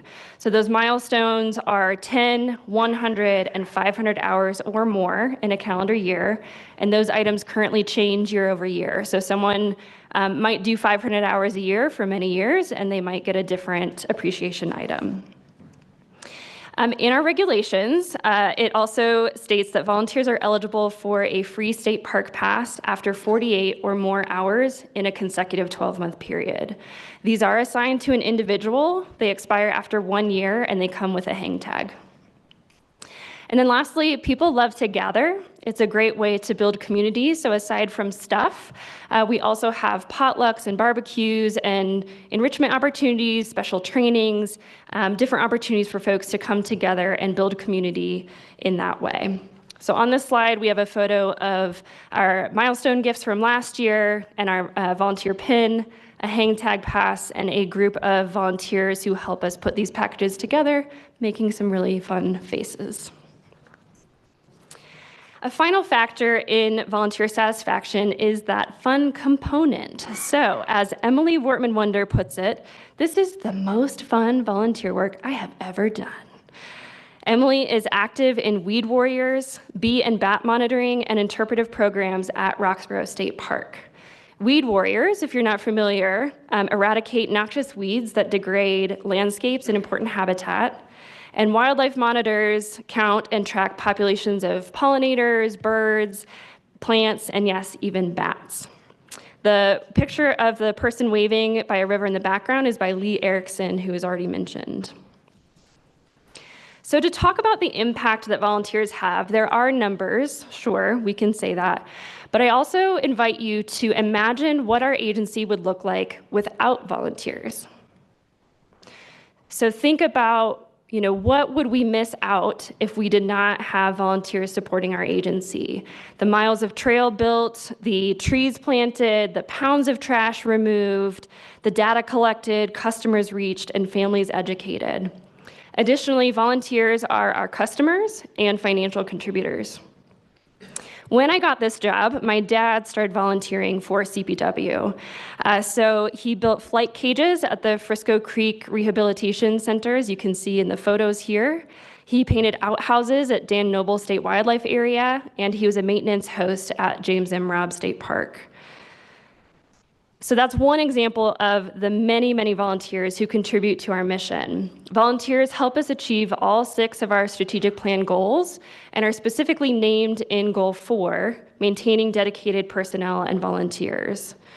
So if you can imagine, every single year, we have more than 4,500 volunteers engage with our agency. They contribute the equivalent time of 145 full-time employees, and that's also an economic value of $10.2 million.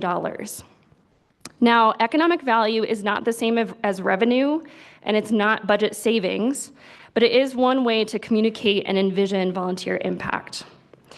Additionally, volunteers should never replace staff, but sharing the equivalent capacity that they contribute is another way to sort of wrap our minds around what they contribute to our agency. And then lastly, volunteers are not free. No, they are not paid, but it does take time, budget, resources, and skills to effectively engage them. And so it is well worth it for CPW. It's an estimated $9 return on investment, but it is a mission-critical strategy that does take investment. And then, of course, impact comes with a smile, a story, a photo, or a life experience that people remember forever, which is why I'm highlighting those in this presentation. Julie Maurer is a lead volunteer with the statewide volunteer program, and I love this quote. She said, "Don't be afraid to give back. We all have something to offer. Find your passion." The photo behind is a sharp-tailed grouse by Barb Hughes, and Barb is a raptor monitor at Steamboat Lake State Park and was previously involved in LEC counts. Raptor Monitor volunteers collect scientific information about nests, fledglings, and other information about raptors that is used for land use decisions. Now, you might be wondering, as our burrowing owl on the screen is, who are our volunteers? Yes, that was an attempt at a joke. Our youngest volunteer is probably the toddler of a staff member somewhere in the state, and our oldest is 97. Our majority of our volunteers are seniors, but we also have kids, teens, young adults, families volunteering together. We work with schools, community organizations, businesses, and other partner organizations. And as I mentioned, friends and family of staff also volunteer, in particular in rural communities. Some volunteers come with no prior experience or particular experience in natural resources, and others might be scientists, educators, project managers, veterinarians, and more. So everyone has something to give, and volunteers from all backgrounds are welcome. So I have 3 very brief stories for you to illustrate who our volunteers might be. First is Claire Wohler. And I'd like you to try and remember how old you were when you first volunteered. For Claire, it was at Bar Lake State Park starting at age 2. She has since grown up at the park, is now 7, and one of the youth leaders at Bar Lake State Park. Claire and her grandmother made a puppet show last year for Leave No Trace, and in September, she was presented with a youth award from the Brighton City Council. So if Claire has been involved from such a young age, imagine what influence volunteering will have on her life and our natural resources. So on the photo, we have a few photos of Claire. My favorite is the one on the left of her as a young child looking out the window with binoculars backwards.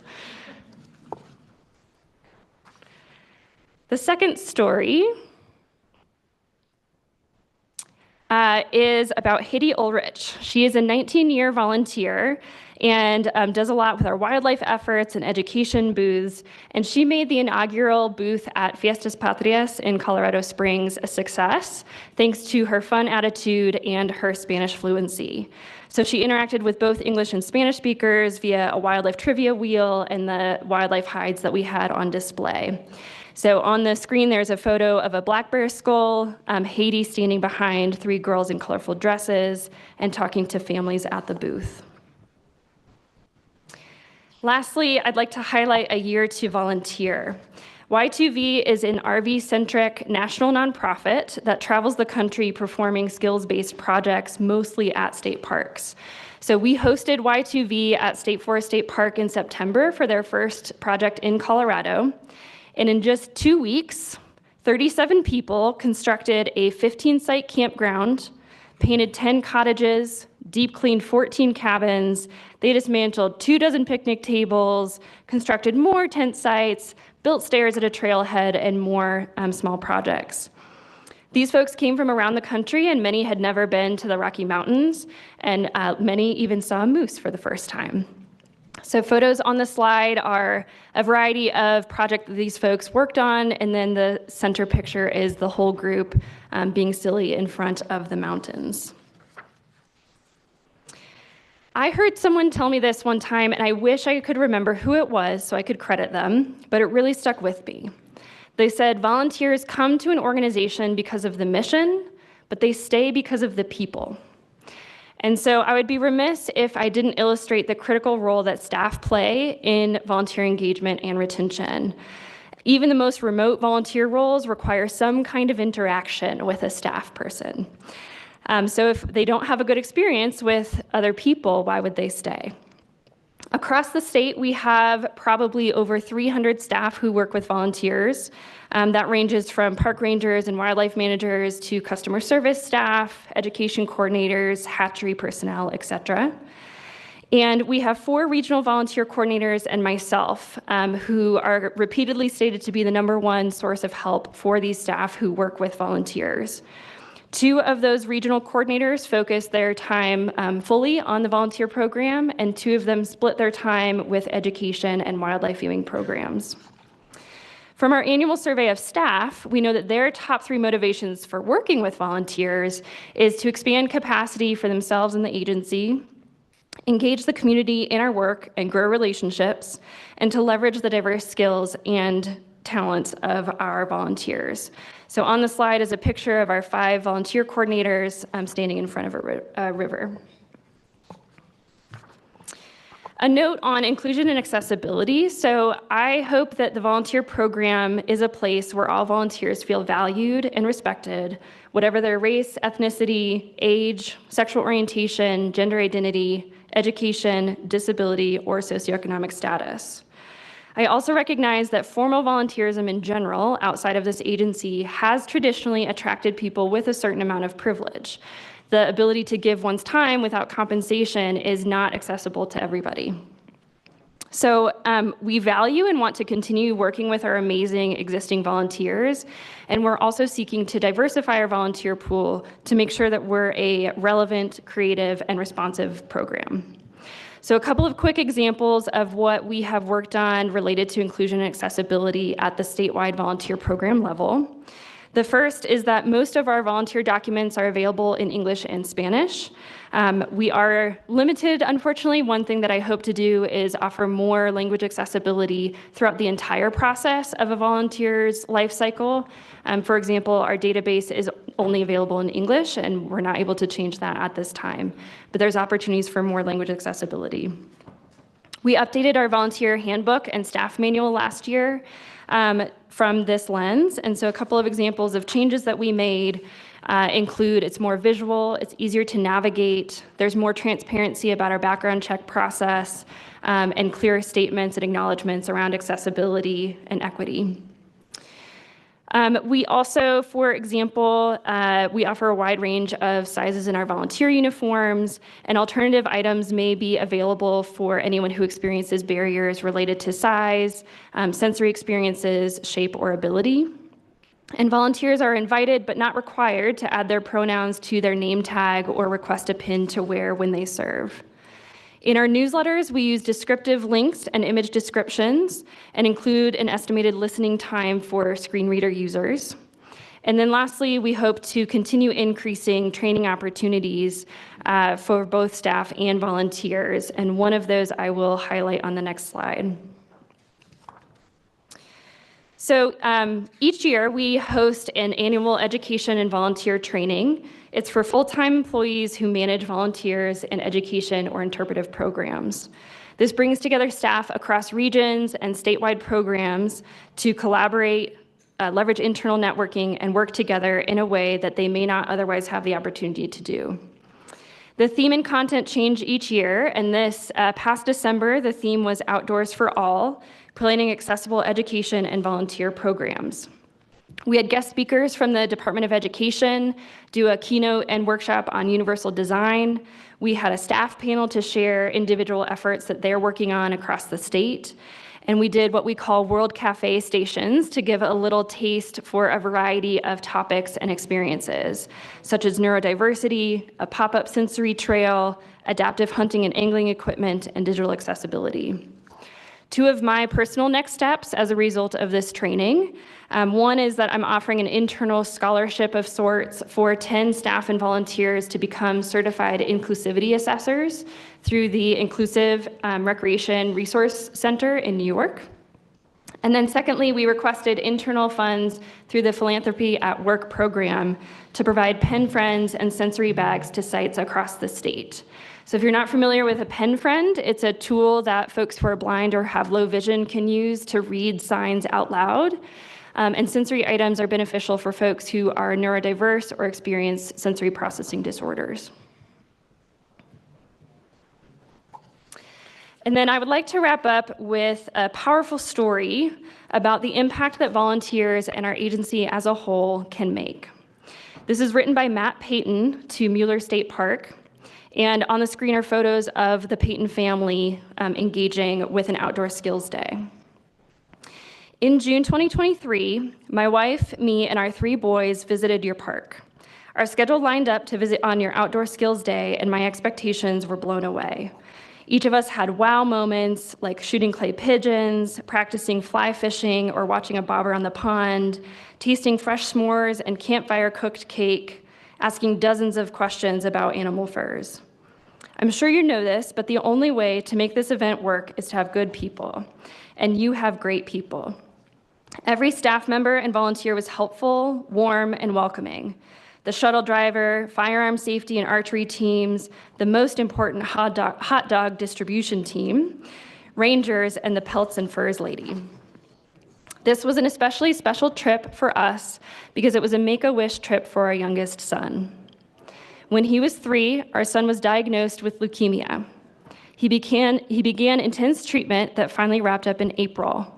It was a hard 2 years, and he was really sick. He couldn't eat or stand up. Even on days when infusions and medicines didn't wipe him out, we still had to be careful. Strange challenges come with suppressed immunity. No playing in the dirt or going near ponds, lakes, and rivers. It was tough not to let a child go play outside like he wanted. Now, he's in remission and expected to make a full recovery. His wish to celebrate was to take an RV trip to the mountains. In those 10 days, we spent more time together as a family than we ever had before. We're grateful that we were able to spend one of those days with you, and we're thankful to have memories and fishing poles from our time at Mueller State Park. Thank you, and we hope to come back again sometime. So to all of our volunteers and our staff, your work matters. Every single person, every single day, and sometimes this work allows others to have the best days of their lives. This quote is from George Lohmeyer, and the photo in the background of fireworks at dusk over a lake with mountains is by Eric Van Camp. So my dad continues to inspire me and give back to the community, and I'm very thankful for the influence he has had on my journey toward natural resource stewardship and community engagement. And I know that our volunteers and staff are influencing others in the same way every day. So whether it's formal or not, whether it's shown in data or not, volunteers carry out our mission every single day. Thank you very much for the opportunity to share, And thank you for sticking with me before lunch. I'm happy to take any questions or happy to chat with you at lunch as well. Thank you, Becky. Let's take a couple of minutes for questions. I have two commissioners now. Let's try to be quick on it, and maybe we can work on getting back on schedule. So Commissioner Touchton. Thank you, Chair May. Becky, I just wanted to say real quick, whoever hired you at that interview where you brought snacks, they clearly got the right person because you appear to have the right disposition and personality to coordinate volunteers. It's a wonderful program. I did want to mention one woman that you named in your presentation.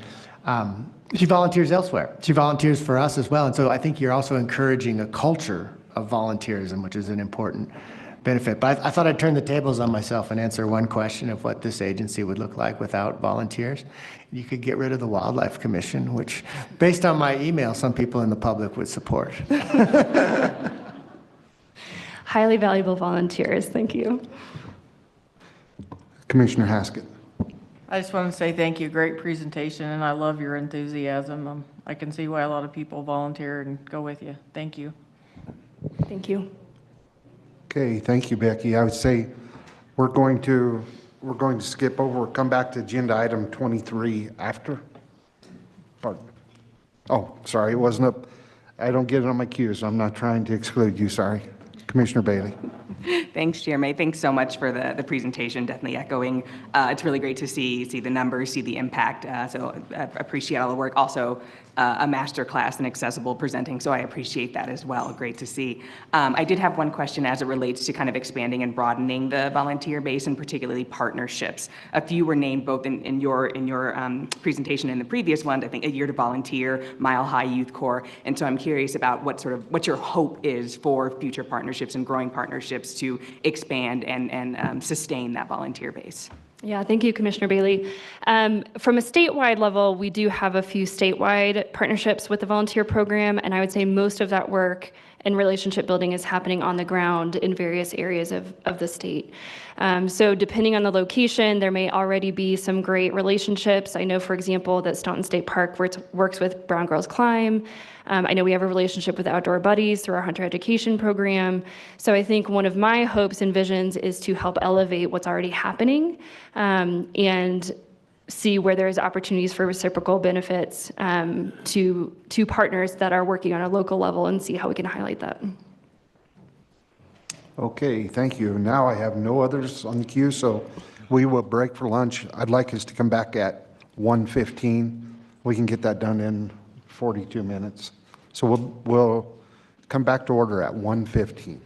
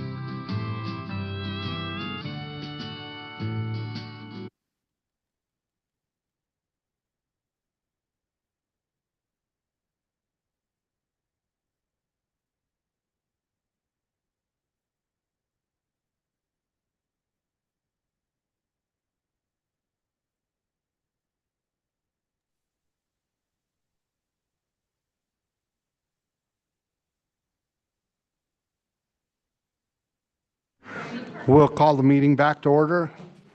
Begin with agenda item 23.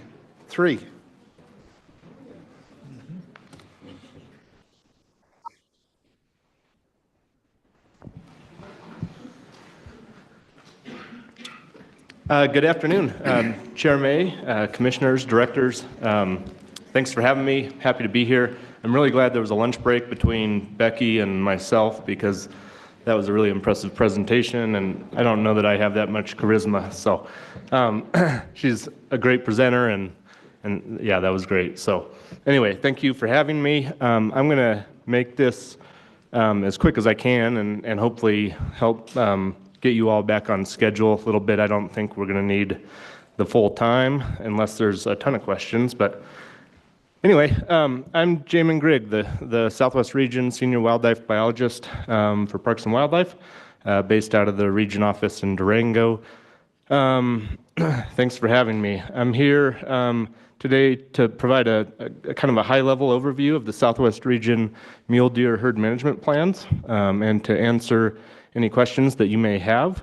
I hope everyone had the opportunity to review the proposed plan and the pre-recorded presentations that were sent out to you. There are 14 mule deer herds located within the Southwest region, and this is a compilation of a lot of work that has been led by the local wildlife biologists, the area wildlife managers, and the local staff, local DWMs, who helped develop these plans, and I'm just here to present all of that compilation of work. The draft mule deer herd management plans we are presenting include the Uncompahgre Plateau, D19, North Fork of the Gunnison River, D20, LaSalle, D23, Groundhog, D24, Saguache, D26, Mesa Verde, D29, San Juan Basin, D30, Lower Rio Grande, D35, Upper Rio Grande, D36, Cimarron, D40, South Grand Mesa, D51, Hermosa, D52, Sand Dunes, D56, and the Gunnison Basin, D57 deer herds. For 8 of these herds, CPW staff are proposing new management objectives, while for 6 of these herds, CPW staff are proposing extensions of previously approved objectives. Also of note, CPW staff are proposing to combine previous DAUs in the Gunnison Basin and the eastern San Luis Valley to create new larger DAUs that are likely more biologically representative of animal movements and migration patterns and will allow us to better model and manage these populations. First, just a little background on mule deer in Colorado and throughout the Rocky Mountain West. Colorado's mule deer populations are iconic and known throughout the world. As recently as the 1960s and 1970s, mule deer herds in Colorado likely numbered greater than 1 million animals.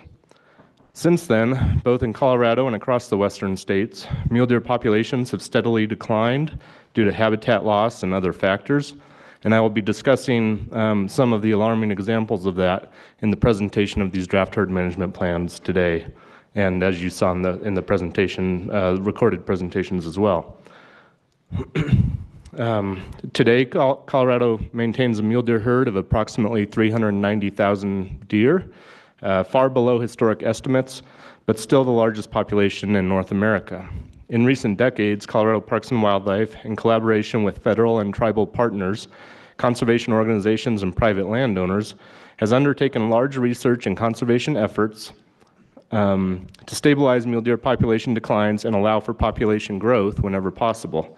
The herd management plans, or HMPs, we have provided for your review and approval will guide management of the 14 mule deer herds occurring in the Southwest region for a 10-year period through 2034. In sum, these 14 mule deer herds contain an estimated 130,000 deer, representing about 33% of the statewide total population. Mule deer in western Colorado face a number of common challenges, including human development and expanding anthropogenic influence, resulting in habitat loss and degradation, increasing recreation pressure, and disease issues such as chronic wasting disease. In response to declining mule deer populations since the 1980s and 1990s, CPW has taken numerous steps in an attempt to stabilize populations and understand the factors impacting mule deer population dynamics. Mule deer have been one of the most studied species in wildlife conservation in recent decades. CPW has instituted mule deer monitoring studies in 5 herds across the state, including 2 in the Southwest region, to monitor annual doe survival, overwinter fawn survival, and cause-specific mortality since 1998. The state has conducted numerous research studies to understand the complex relationships that habitat, predators, and weather have on mule deer population dynamics. CPW has also partnered on tens of thousands of acres of conservation easements to protect private lands from human development. The state has also developed a West Slope mule deer strategy in 2014 to guide the stabilization and recovery of mule deer populations in western Colorado. Following the guidance of the mule deer strategy, funds have been made available and matched to improve habitat quality across large areas of western Colorado. CPW has prioritized habitat protection for mule deer, including important seasonal habitats and migration corridors. We've increased collaboration with Colorado Department of Transportation to reduce the impacts of highway traffic on mule deer survival, movements, and migration. And there have also been large-scale planning efforts to reduce the impacts of increasing human recreation on mule deer behavior and survival, along with other wildlife. CPW has managed doe harvest and provided youth hunting opportunity, and CPW has continued to maintain strong ungulate population and disease monitoring programs, while conducting applied research to improve management of mule deer populations. All of these efforts contribute greatly to the conservation of mule deer and other wildlife species. In 2018, CPW staff convened a chronic wasting disease advisory group to assist in developing the Colorado Chronic Wasting Disease Response Plan. The plan was developed to support the West Slope mule deer strategy with the primary objectives of managing chronic wasting disease prevalence in ungulates in Colorado, control the spread of infections into new herds, provide the public with science-based information regarding chronic wasting disease, and to maintain Colorado's robust and iconic ungulate populations. The plan provides 7 recommendations and actions that could be used to control CWD prevalence. These actions are incorporated into the proposed herd management plans you have received. Several of the deer herds in southwest Colorado have CWD prevalence rates in bucks greater than 5%, which is of concern to biologists and wildlife managers. I previously mentioned the 5 long-term mule deer monitoring areas across the state that CPW initiated beginning in 1998. These occur in the D7 White River herd, the D9 Middle Park herd, the D16 Upper Arkansas Valley herd, and in the southwest region, the D19 Uncompahgre Plateau and D57 Gunnison Basin herds. In these herds, CPW generally maintains a sample of at least 90 GPS-collared does and 60 GPS-collared fawns annually. These intensive mule deer monitoring areas allow CPW biologists to measure annual adult doe survival, overwinter fawn survival, body condition, cause-specific mortality, deer movement and migration, and habitat use across the landscape in 5 representative herds across the state. These data are instrumental in population modeling and population estimation, indicators of deer mortality, understanding how and when deer move and use the landscape, the importance of seasonality of various habitat types, and land use planning and conservation efforts. An important component of wildlife management and collaboration in southwest Colorado is CPW's relationship with the Southern Ute and Ute Mountain Ute Indian tribes. Included within this is what's known as the Bruneau Agreement of 1873. In 1873, the Confederated Bands of Utes ceded a large portion of their 1868 reservation to the federal government. This ceded area, or Bruneau area, is approximately 3.7 million acres of the San Juan Mountain region of southwest Colorado and includes many of the herds we are discussing today. Included within the 1873 agreement was an important provision reserving for the Utes the right to, quote, hunt upon said land so long as the game lasts and the Indians are at peace with the white people, end quote. Despite the continued loss of lands, the corresponding reduction in the size of the Ute reservation, and the relocation of certain Ute bands outside of Colorado, this reserved right within the Bruneau area has remained undiminished to this day. Working in tandem with our tribal neighbors is of utmost importance to CPW as we cooperatively manage wildlife species, including deer, migrating seasonally across political boundaries. Annual meetings, harvest reporting, and open communication have allowed CPW and the tribes to collaborate on population monitoring, radio collaring efforts, and habitat improvement and habitat connectivity efforts. Tribal lands provide vital winter ranges and other seasonally important habitats for a variety of wildlife, and the partnership between CPW and the tribes is vital for future wildlife conservation in southwest Colorado. The management by objective approach CPW uses provides a data-driven process to achieve population objectives established for each data analysis unit, or DAU, established by the herd management plan. A DAU is a geographic area that includes the year-round range of a big game herd. The DAU includes the area where most animals in a herd are born, live, and die. DAU boundaries are delineated to minimize the interchange of animals between adjacent DAUs. The geographic area may be divided into several game management units, or GMUs, to distribute hunters and harvest within a DAU. The primary purpose of HMPs is to establish population size and buck ratios, or sex ratios, for a species for each DAU. The HMP also describes the strategies and techniques that will be used to reach these objectives. During the HMP planning process, CPW solicits and collects public input through questionnaires, public meetings, and comments to CPW staff and the Parks and Wildlife Commission. CPW's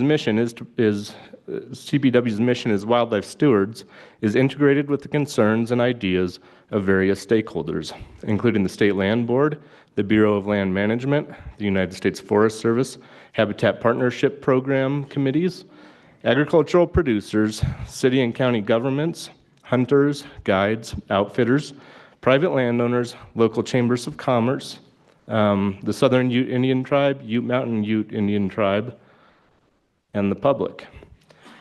In preparing an HMP, agency personnel attempt to balance the biological capabilities of the herd and its habitat with the public's demand for wildlife recreation and viewing opportunities. HMPs are approved by the Parks and Wildlife Commission and are reviewed and updated approximately every 10 years.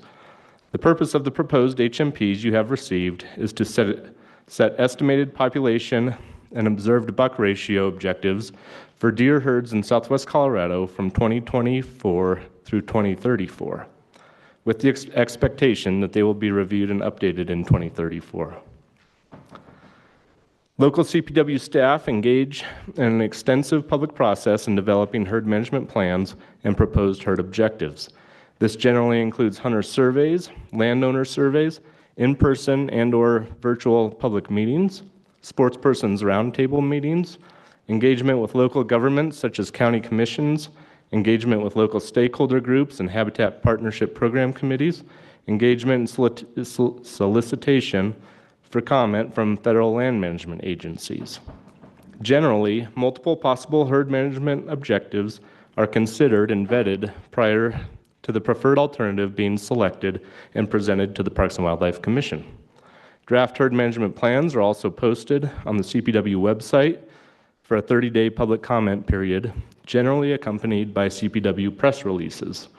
A summary of the public engagement process for each herd can be found in the appendices of the draft plans you have received.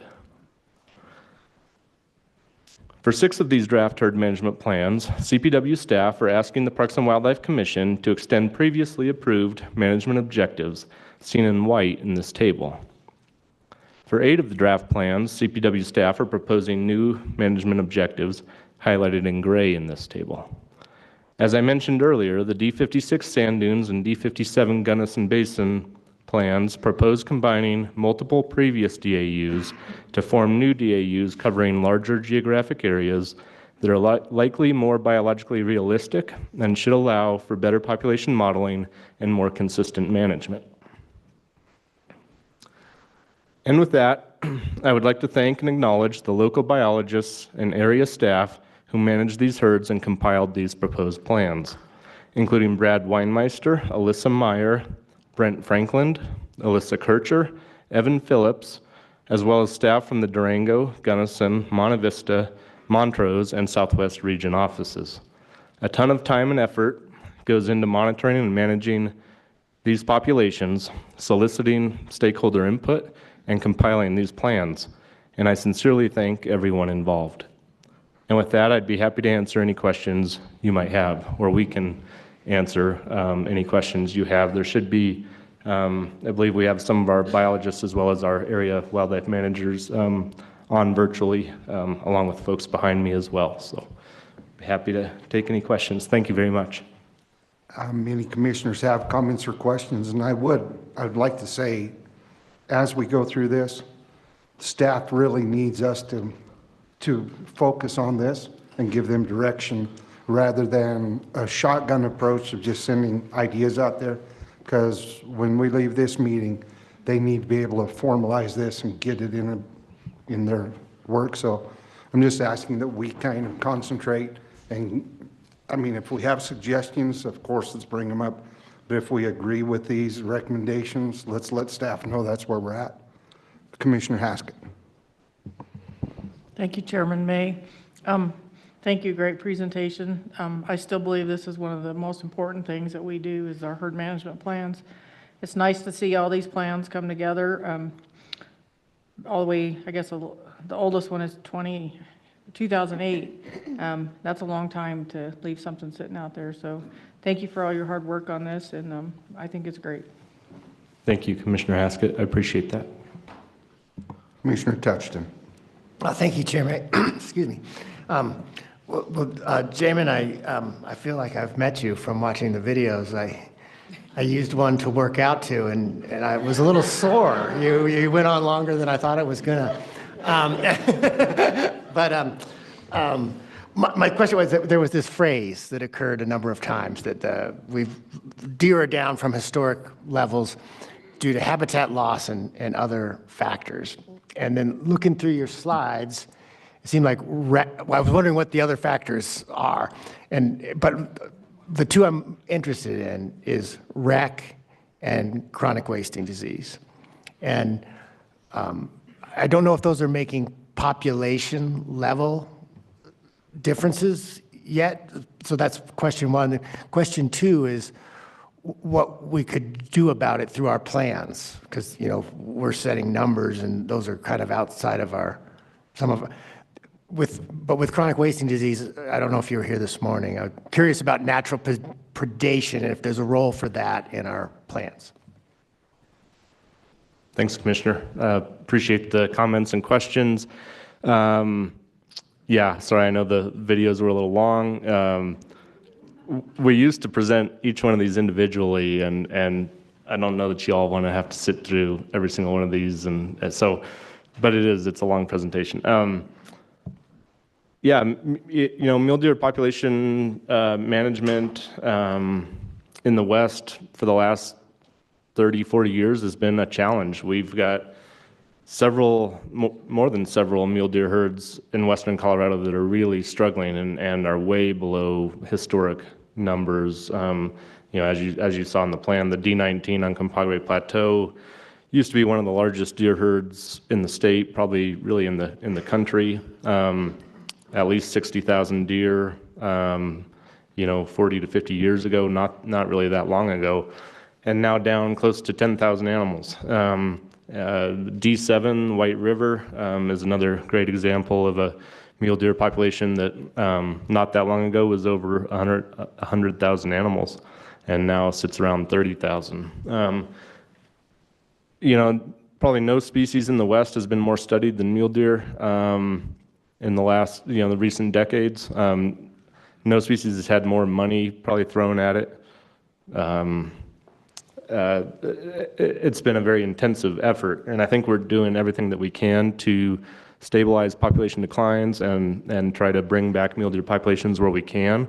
There's, mule deer population management is really about carrying capacity management, right? So dealing with habitat carrying capacity, and it's a big storm that we're faced with, from human development, housing development of private lands, losses of agricultural lands and ranch lands that serve as really important, vital winter range, especially energy development, oil and gas. Now we're seeing solar as a part of that as well.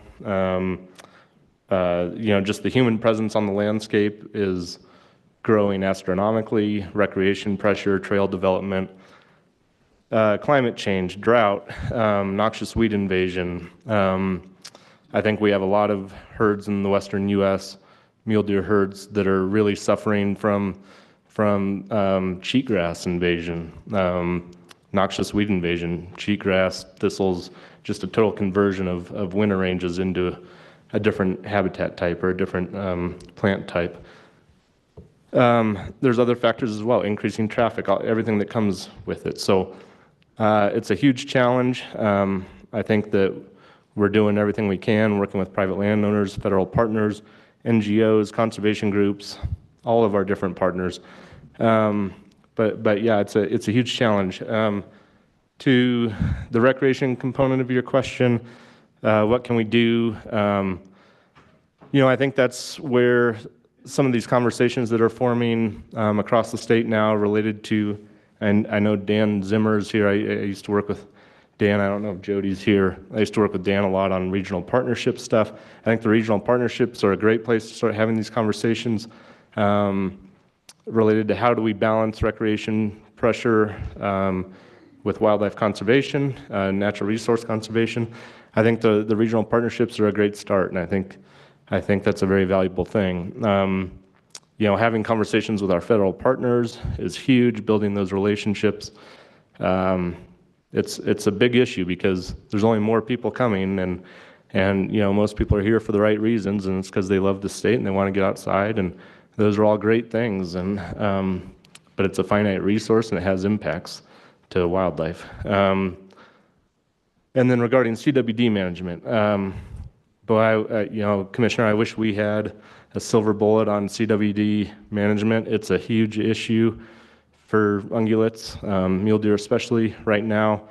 I think anything that we can do, we are trying to do. And I think that it's a really interesting question as far as how does hunting impact CWD rates? How do predators impact CWD rates? All of those different things. And I think I can't remember who answered the question this morning, if it was Mark Vieira but anyway, the question regarding, can we lower CWD rates?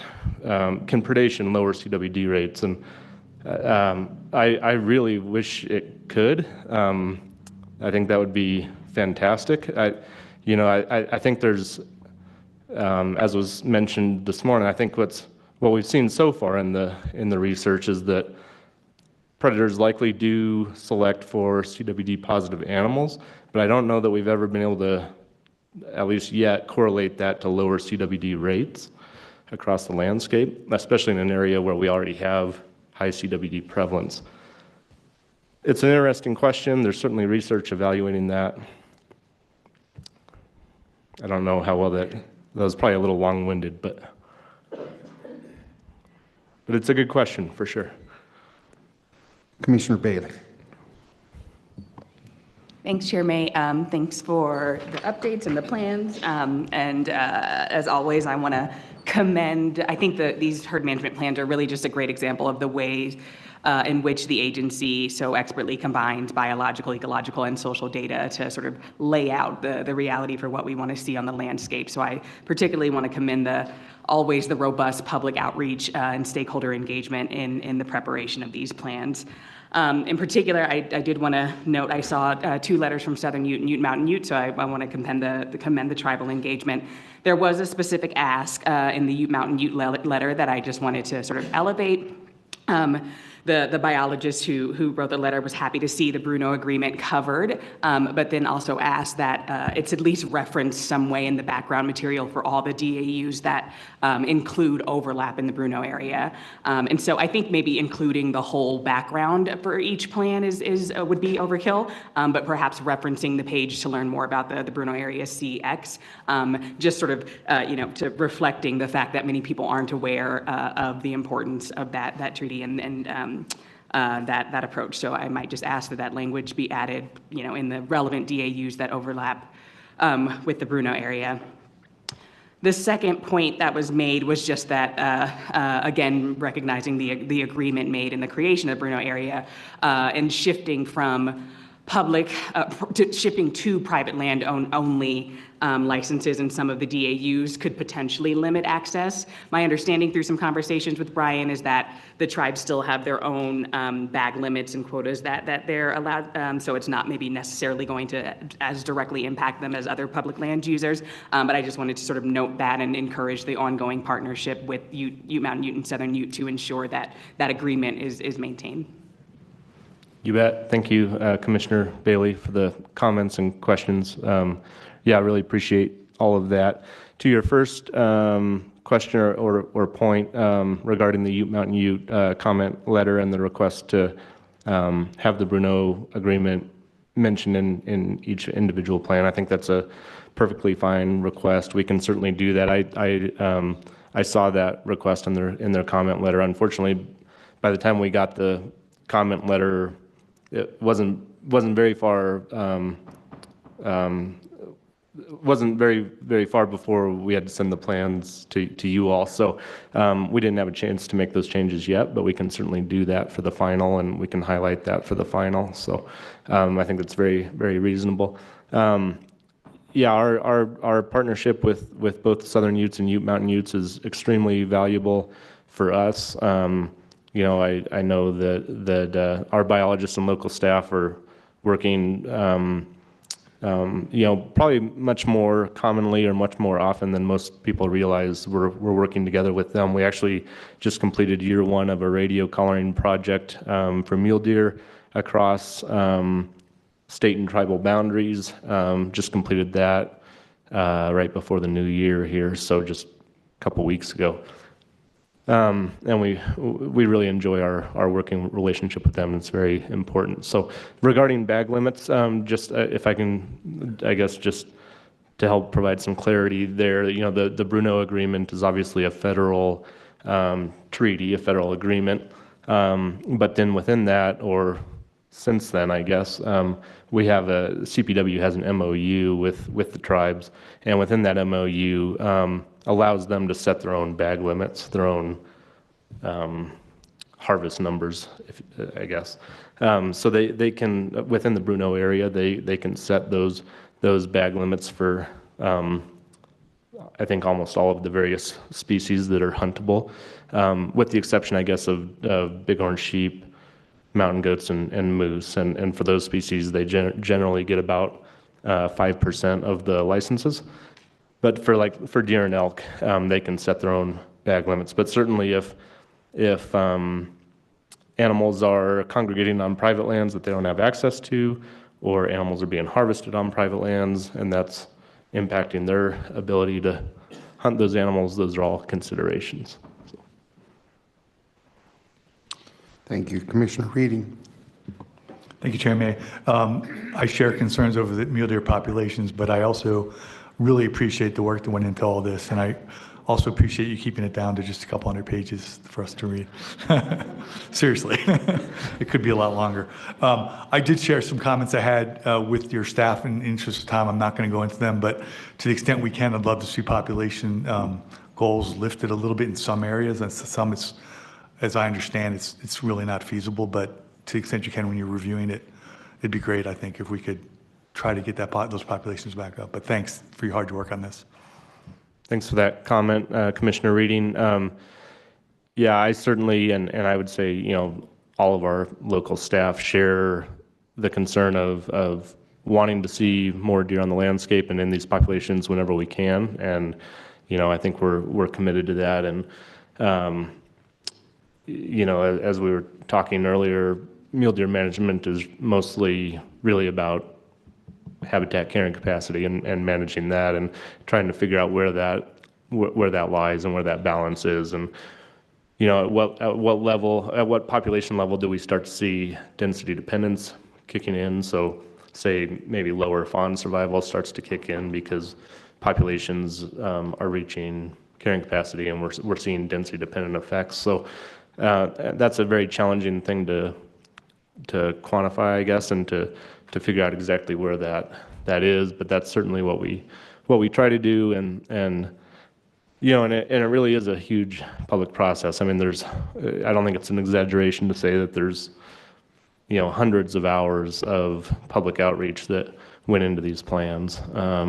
And so, you're talking to landowners, you're talking to federal agencies, county commissioners, elected officials, trying to figure out where both the biological carrying capacity and the social carrying capacity lies. So, but I certainly appreciate that comment and share your concern. Commissioner Skiba. Thank you, Chair May. First of all, just echoing the thanks, Jamin, to you and your staff for everything that goes into this. It's a monumental effort and it's really appreciated. So I do appreciate it. So I'm really concerned about D19. And, you look at that and the reduction in the objective is nearly 2/3, depending on how you want to look at it.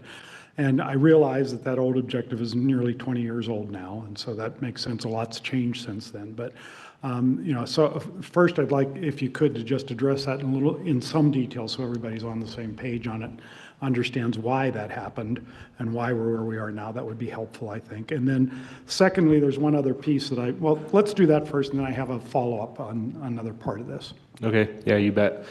Thanks, Commissioner Skiba. Yeah, I think we're all extremely concerned about D19. It's not a good situation. And I would, it's not in the Southwest, but I would throw the White River D7 deer herd in that same category where, we used to have 100,000 deer there and now we're down to 30,000. D19, around the time I was born, probably had 60,000 mule deer in that population. Our current estimate is just over 10,000. That's not good. So, and our previous population objective was 36,000 to 38,000 deer set in 2006. So as recently as 2006, we felt like we might be able to maintain almost 40,000 deer still. Unfortunately, we don't feel like we can sustain that at this point, and that's a sad thing to admit. It's going to take a lot of work to bring that population back. There's been such a landscape change that has occurred in that area and a lot of areas in western Colorado, as you all know. The Montrose Valley looks nothing like it did when I was a kid. I was born and raised in southwest Colorado. It used to all be farmland and agricultural land, and that whole valley was mule deer habitat, especially in the winter. And it's largely gone now. It's developed, and that's a tough thing to deal with as a wildlife biologist and a wildlife manager. There's a lot of low elevation valleys across the state that you could say that about. The Roaring Fork Valley, the Animas Valley north of Durango, the entire I-70 corridor for the most part. I mean, there's a lot of places that have just changed dramatically, and that's having big impacts. And there's more going on besides just development of private lands and loss of winter range. There's other factors there, but it's one of our higher priority herds. It used to be one of our, really kind of crown jewels of mule deer populations in western Colorado.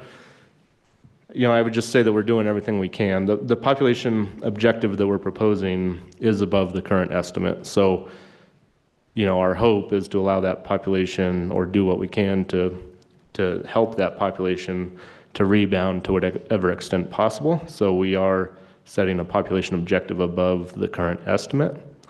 But unfortunately, I don't know that we're ever going to see historic numbers back in that population. That landscape has just changed so dramatically. But we're doing everything we can. I mean,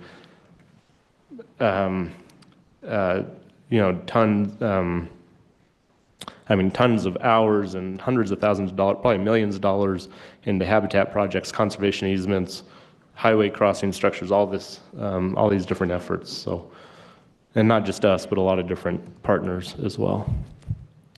Yeah, thank you for that, Jamin. And yeah, we're facing a really difficult situation there. So the other piece of this that I wanted to, and it's not just deer management, it's even more, it's broader than just deer management. And that is that we've often pointed, we being the entire wildlife biology hunting community, have pointed to recreation as being a problem with that's contributed to some of these declines or some of our inability to reach objectives. And I wanted to quote, well, I'm going to try and say this very carefully because in no way do I think that's not true. I mean, I believe that those recreational impacts are very real.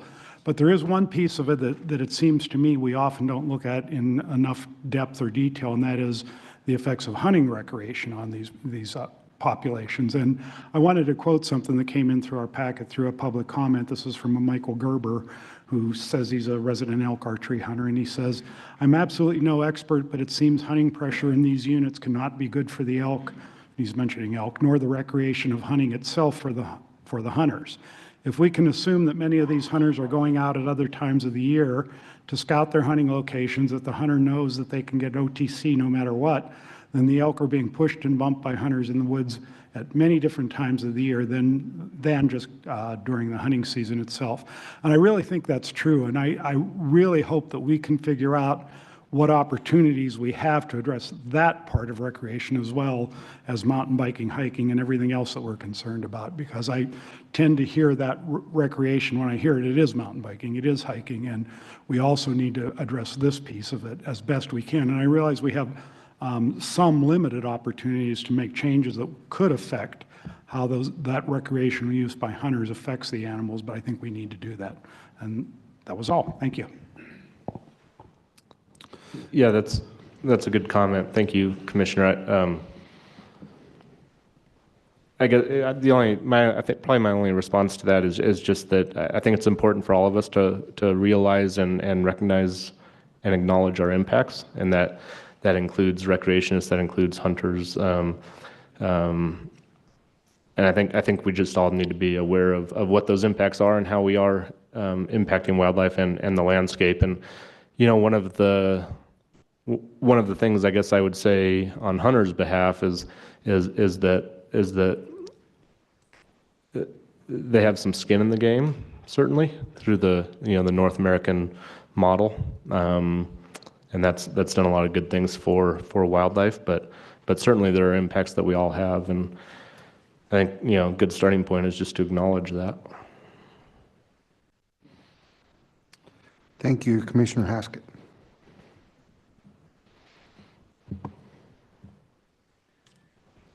Thank you, Chairman May. Just one quick follow-up. So actually, it's nice to see that this part of the state actually has some of the lowest CWD. There's only one DAU that has high. They've all been tested, is that right? Thanks, Commissioner Haskett.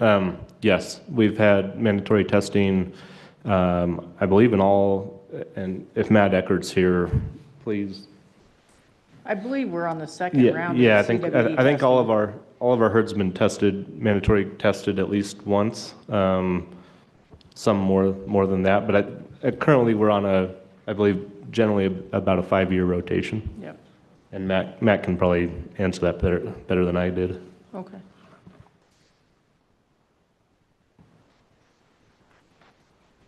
Matt Eckert, Terrestrial Program Supervisor.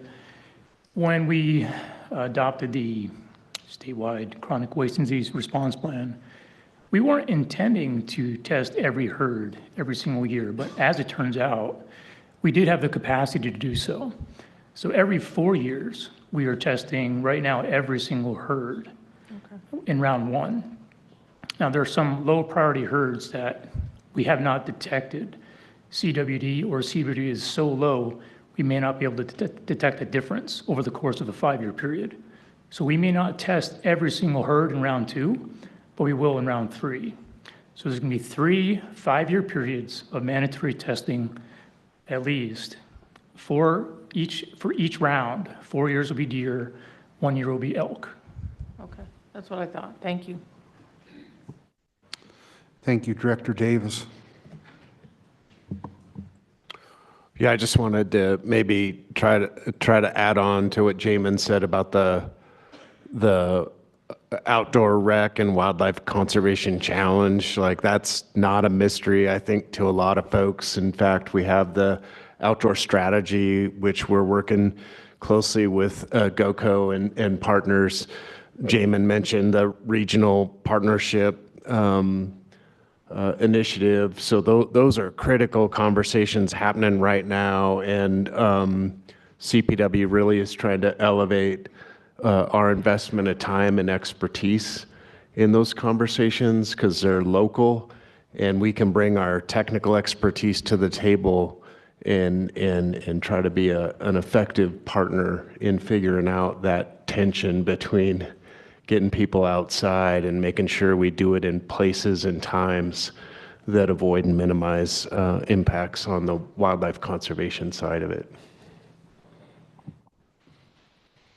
Thank you, Director.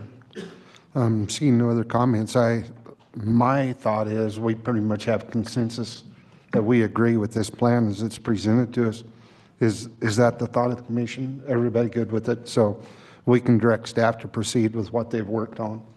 That'd be my thought. Brian, does that work for you? Very good. Okay. Thanks, everybody. It's a great comment, great plan brought before the commission, so I think we're good now. Thank you, Chair, and thank you, Commissioners. Director, thank you. Thank you, Jamin. I think we're ready to go into our GOCO update with Dan Zimmer. Welcome, Dan. And Dan had offered to shorten his presentation to save us time, but I really encourage you to go through it and let us know what you need to tell us, Dan. Well, thank you, Chair May. Good afternoon, Commissioners, Director Davis, Assistant Director Brass. My name's Dan Zimmer, and I serve as the Parks and Wildlife Partnership Manager with GOCO.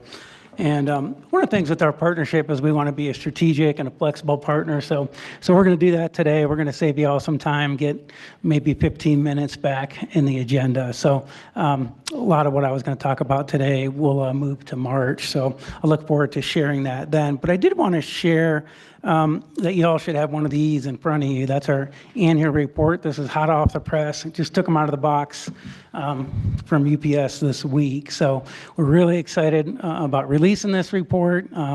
In the fiscal year, we invested $72.5 million from our 4 purposes in support of our organizational values of resource conservation, outdoor stewardship, community vitality, youth and family connections, and equitable access. And half our investments go through CPW each year, and so we're really proud of that. And one of the things with our partnership with the agency, CPW staff submits an annual report to us on those GOCO investments, and we should have a hard copy of that report to share in March. So I'll spend some time in March digging into some of those highlights and how our dollars touch the ground within CPW.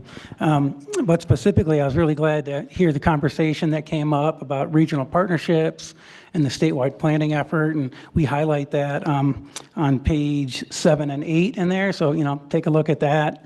We covered CPW and a couple other places on our Centennial program on page 15, and then also our annual investments are touched on pages 19 and 20. So check that out, make a cup of coffee in the morning or something. There's some really good information in there that we're super proud of as an organization. So along the lines of our annual report, one of the things that's on our radar this year is that we're going to be updating our strategic plan. We operate under a 5-year pattern, and so our current strategic plan, we just have about 1.5 years left of it. So we're going to embark on a process where we'll do some partner and stakeholder engagement. We're going to be putting out RFP to bring on a consultant to help us with that, and we do want to engage with CPW on that, so more to come. We'll also be working with our board and looking at our specific programs and doing a deep dive situation analysis on each of those, and certainly CPW will come into play there. So like I said, more to come on the strategic plan update. Couple other things I wanted to mention, and before I give you some agenda time back, is that we are working with the finance team, with Justin Rudder and Martha Beavers on our annual investment for next year. I'll be able to report to you on that in March as well, on what that looks like from the wildlife purpose and our outdoor recreation or state parks purpose. Then lastly, we'll bring that to our board at the spring board meeting, which occurs just after the next commission meeting. So I encourage you, if you want, our board meeting's on that Friday. If you want to stick around and join us, I'd be happy to provide more information. We'd love to have you there and kind of listening in and seeing what's happening at GOCO.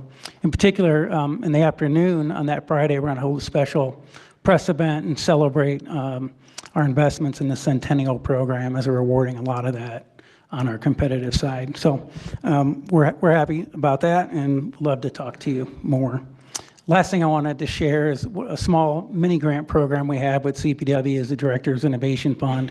We've talked about that quite a bit with you all, but we're going to announce that next week. So any staff that are listening out there from both Parks and Wildlife, we're really excited for the opportunity to interact with you on that and see what creative and innovative projects you bring to us, and we'll be happy to hopefully fund as many of those as we can.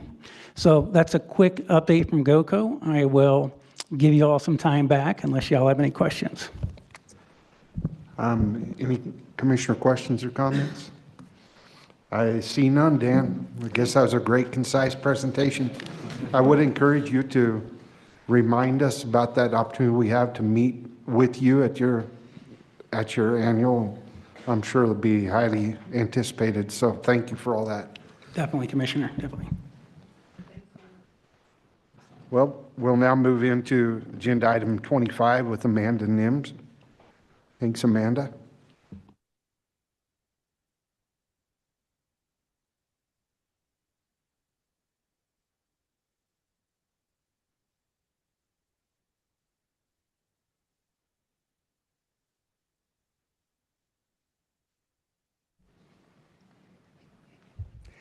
Thank you, Chair May, Commissioners, Director Davis, Assistant Directors, for the opportunity today to speak with you about the Colorado Wildlife Habitat Program. My name is Amanda Nims. I'm the Land Protection Specialist for CPW, working out of the Denver office. The Colorado Wildlife Habitat Program provides opportunities for landowners to protect their wildlife habitat and provide public access on their properties for wildlife-related recreation. We do this through the acquisition or funding of conservation easements, public access easements, and fee title acquisition, which is when CPW purchases a property outright. This program was established in 2006 with the habitat stamp legislation, and it is paid for through Wildlife Cash, which is money generated through the sale of habitat stamps and our hunting and fishing licenses, as well as GOCO Wildlife Quadrant dollars and Centennial funds, and sometimes, but rarely, federal funding sources. This year, the 2023 RFP had a deadline in October, and our budget is up to $11 million. This is a map of our closed projects since 2006 through 2022. It's just early January now, so we're still reconciling our data, and we'll update this map in the coming weeks or month or so. But since the program was established, conservation easements have been put on properties totaling 285,000 acres of habitat conservation. Public access has been secured through easements on 146,300 acres, and we have purchased fee title properties just shy of 32,000 acres. Additionally, for anglers and other folks who enjoy rivers, we have acquired 383 miles of stream access. We've done this to the tune of $204 $5 million. Well, a little bit more, but roughly $205 million. And we do this because the habitat stamp legislation was passed, acknowledging that protecting wildlife habitat is important to Colorado, as well as outdoor recreation, hunting and fishing as part of the culture here, and that many people enjoy this, and it makes Colorado what it is. The habitat stamp legislation also lays out what the funding priorities are for the money that comes in through the habitat stamp. In protecting big game winter range and migration corridors, public access, especially protecting species of concern, and protecting a diversity of wildlife species. And all of that is done through our funding priorities set out in each RFP. We do this through an annual RFP, and we work with our public info team to put out the RFP across the state. We promote the program a lot, and we emphasize the acquisition of easements over fee title, as that helps us accomplish our strategic plan at a discount while allowing landowners to manage their property and continue to own it. And our fee title, when we purchase properties outright, are specifically supposed to be for wildlife-related recreation.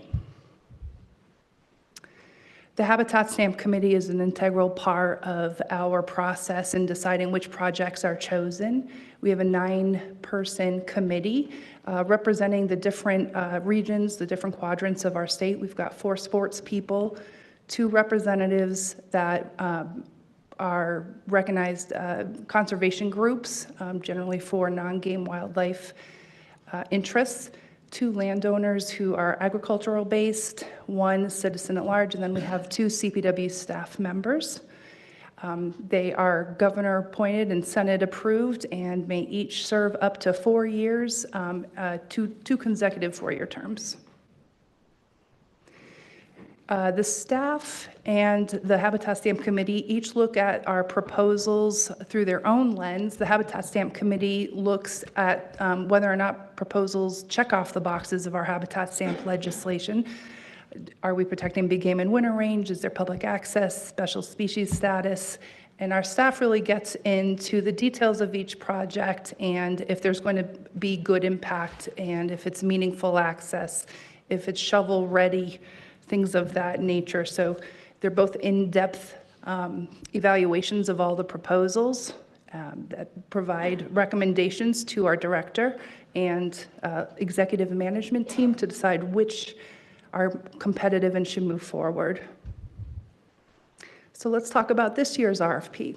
We had 10 proposals received total. 1 in the Northeast, 1 in the Southeast, 3 in the Southwest, and 5 in the Northwest, totaling 21,000 acres for habitat conservation and just shy of 9,000 acres for public access. This slide here demonstrates the acreage broken out by region as well as the different transactions. So we have 13 transactions offered, 4 fee title, 1 conservation easement to be held by CPW, 5 third-party conservation easements, and this says 3 public access easements. Technically, it's 4. But anyway, it's about $20 million that has been requested, with a total project value of $30 million. So what that means is about $10 million is being brought to the table through cash match and donation value. So we look at that as leverage. $20 million is being requested. And of the 10 properties offered, what this slide is showing is our funding preferences, which are based on policy rather than by statute. So we have 8 working farms and ranching. 7 of those are involved in soil improvement projects, 2 involved in legacy planning. And one of our new commission recommended funding preferences is public access across private land to provide access to landlocked public land. it's a mouthful, but there's 3 proposals that are offering that, so that's exciting. And this year, we didn't see any projects that are offering a conservation easement across, adjacent to a potential wildlife crossing. Right now, we are in the thick of the evaluation. January is when the regions get together and rank and score their proposals, their respective proposals. At the end of January, the Habitat Stamp Committee will get together and rank all of the proposals received across the state. In February, the director and executive management team will review those ranked projects and make their first funding recommendations, kind of the first cut. In March, we'll have additional evaluation completed by our real estate staff, water staff, and the AG's office. Reports will be created and then provided back to the director and executive management team, and we will come to you in May with final funding recommendations and learn about all the projects that are moving forward. That was really fast. I hope that was all digestible, and I'm happy to answer any questions. Thank you, Amanda. Commissioner Touchton. Thank you, Chairman, and thank you, Amanda. I always enjoy your presentations because, like, this is something that brings everyone together. Conserving habitat is core to what everyone's interested in, and I think it's vital. As Jamin just went down the list of valleys that have disappeared, this is one of our few tools to try to stop that from happening. And so my 2 questions, though, are $11 million doesn't go very far in today's world. A lot of our fees and whatnot have a CPI. And I don't think we have. Oh. We're having a tech issue. Did I break another one? Yeah, just a problem.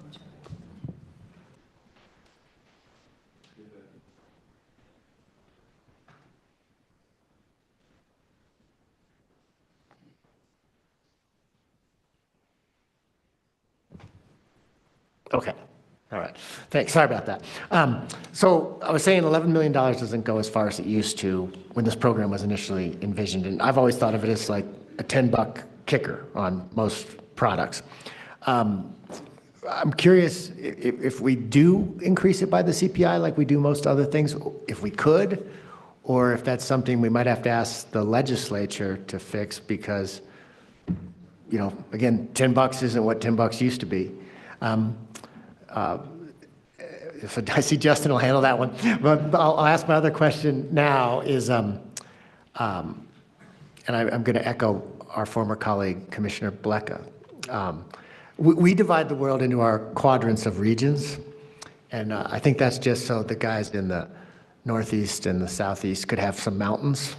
But in my world, it's I-25. That's where the plains are on one side and the mountains and the West Slope are on the other. And it's tough to see projects east of I-25. And I'm wondering if you have some suggestions for how we might do something out there where $11 million would go farther. I would like to comment on that before. It's an age-old problem on the Eastern Plains and agriculture areas to get a value, an appraised evaluation, enough so that a conservation easement works. There's just not enough conservation value because you have to have the highest and best use for the protection of that land or development. And so many important properties, especially on the Eastern Plains, do not have that potential. They're extremely important for wildlife and habitat, but we can't put a monetary value, can't put a quantification on that. So that's the kind of thing, as you know, a bunch of the land grants in Colorado have worked on. But until that is changed, that we can put an actual monetary value on wildlife habitat and those important things, it makes this exceedingly difficult to get those properties on the Eastern Plains protected. Now you can have it, Justin. I would agree with that.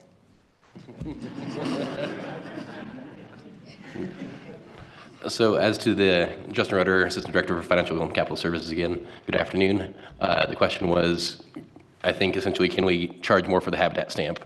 And the short answer is no. It's in statute at $10, and it's in a separate section than our other fees because it's part of the habitat statute.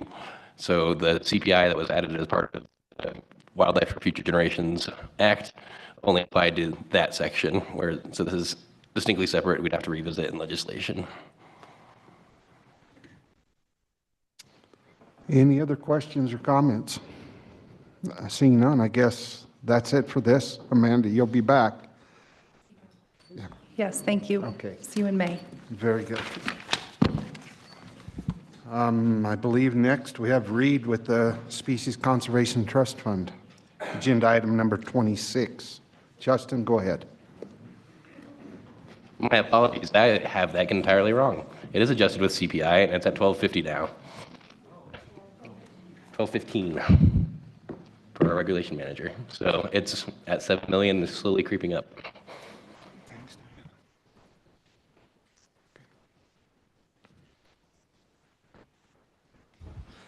All right. Well, good afternoon, Commissioners, Directors. Reed DeWalt, Assistant Director of Aquatic, Terrestrial, and Natural Resources. And I'm going to do my best to channel my inner Jeff Versteeg, as this was his annual presentation to the Commission and one of the only times he would actually sit up here and speak. So with his absence, I get to do that this year. So, and knowing Jeff, he's probably listening and evaluating my work. So, but just want to present to you the annual Species Conservation Trust Fund eligibility list for your consideration and approval. There was a memo in your packet that I believe does a really good job just explaining the fund, the purpose of the fund, and all of that. So I'm not going to go deep into that. And if you do want to go deeper, I'll ask Justin Rudder to come back up and explain that. But I'll just give an overview of what we're talking about and then hopefully make some time up for you as well. So the Native Species Conservation Trust Fund was created in 1998 pursuant to the House Bill 98-1006. After its initial creation, the General Assembly expanded the SCTF to cover studies and programs within Colorado Parks and Wildlife, dedicated to recovering species listed as threatened and endangered under state law, recovering and protecting federal candidate species, conducting scientific studies related to the listing or delisting of any species, and evaluating genetic, habitat, and declining species baseline data. The Act specifically requires that the funding be distributed for the following purposes: cooperative agreements, recovery programs, and other programs that are designed to meet obligations arising from the Federal Endangered Species Act of 1973 and that provide regulatory certainty. And also studies and programs established or approved by CPW and the Executive Director of the DNR regarding A, species placed on the state endangered and threatened list, B, candidate species in order to assist in the recovery or protection of the species to avoid listing of that species, and C, scientific research related to listing or delisting any species. So the staff recommendation before you right now, and this is an action item today, is that the staff recommends that the Commission, 1, concur with the DNR Executive Director's proposed recommendations to the General Assembly to approve the total expenditure of up to $5 million from the Species Conservation Trust Fund for fiscal year 23-24, including up to $2.5 million for CPW's priorities outlined herein. And B, and 2, forward a statement of concurrence to the Colorado Water Conservation Board. And like I said, there's much more detail about the fund itself, how it operates, how it was created, and all of that, and I'll spare you that as that is in your packet. But briefly go over our recommended projects for this year, and that is on page 3 of your memo. And this would be your recommendation. So we split that fund up into 2 buckets internally. One is for native terrestrial wildlife conservation, and then the other one is native aquatic wildlife conservation. And so this year we're recommending up to $1.7 million for terrestrial wildlife conservation. And there's a list of projects here, and I'm not going to go into great detail, but I'll just read kind of the highlights of those. So one would be to support the establishment of grassland strongholds for lesser prairie chickens. Another would be to examine the effects of male survival, movements, and detectability on greater sage-grouse select monitoring data. Third one would be examine mountain plover survival and movements during breeding and migration. Evaluate the efficacy and impacts of insecticides used for sylvatic plague management on target and non-target small mammals and arthropods. Continue to support population trend monitoring for black swifts. Conduct helicopter surveys to locate golden eagle nests in the Northwest region. And then the last one be support implementation of the population monitoring to inform Preble's meadow jumping mouse recovery. And so on the aquatic side, there's two projects that we're recommending. One is the genetic assessment of flannelmouth sucker and bluehead sucker recruitment in the Gunnison River. And the second one would be Mount Ouray hatchery improvements to increase our greenback cutthroat trout production capacity. So in total, again, that's 1.7 million on the terrestrial side and 800,000 on the aquatic side. And usually we try to split those buckets evenly, but last year the aquatic side received substantially more, and this year we decided to kind of make it even with the terrestrial side. So again, that would be the staff recommendation, and what we would need is just an approval from the commission before that, but I can open up to any questions. Thank you, Reed. Commissioner Touchton. Thank you, Chairman May, and thanks, Reed, for channeling your Mr. Versteeg.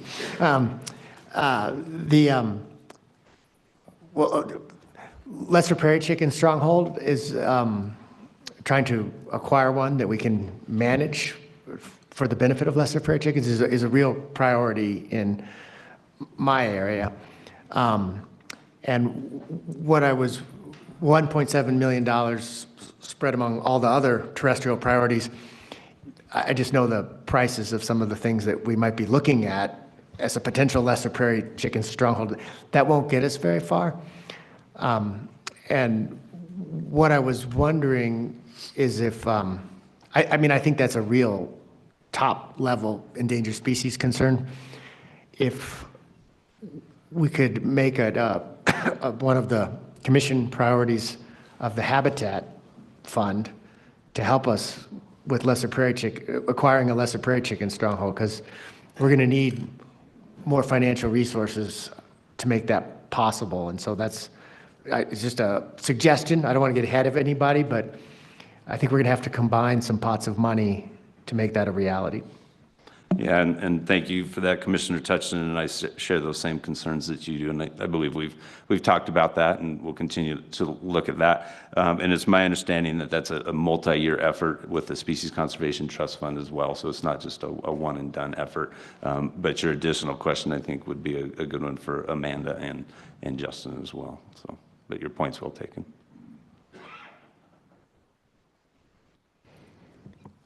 Commissioner Skiba. Thank you, Chairman May. I first just wanted to say that back when I worked for the agency, SCTF was a godsend for those of us that were in the non-game area. This was the first significant funding that we really had.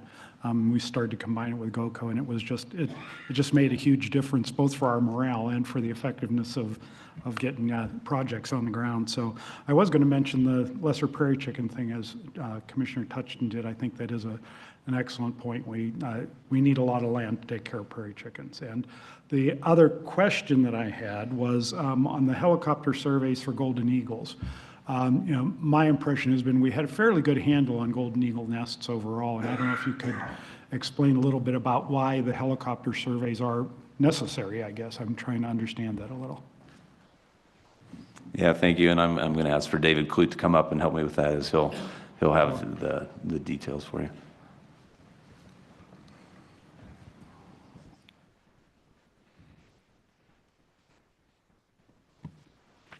Thank you. For the record, I'm Dave Clute. I supervise the Species Conservation Unit here at CPW. And Commissioner Skiba, thank you for that question. So the purpose of those helicopter surveys are focused in northwest Colorado, where we have a lot of canyon country, and detectability of those nests is really difficult. We have a lot of historical records from up there, but we haven't been able to follow up on those because of difficult access. And so we're proposing to use helicopters and some double observer surveys to estimate detectability to better track populations in northwest Colorado. Okay, well that helps. Thanks, Dave. Appreciate it. You're welcome. And just one last comment that I have.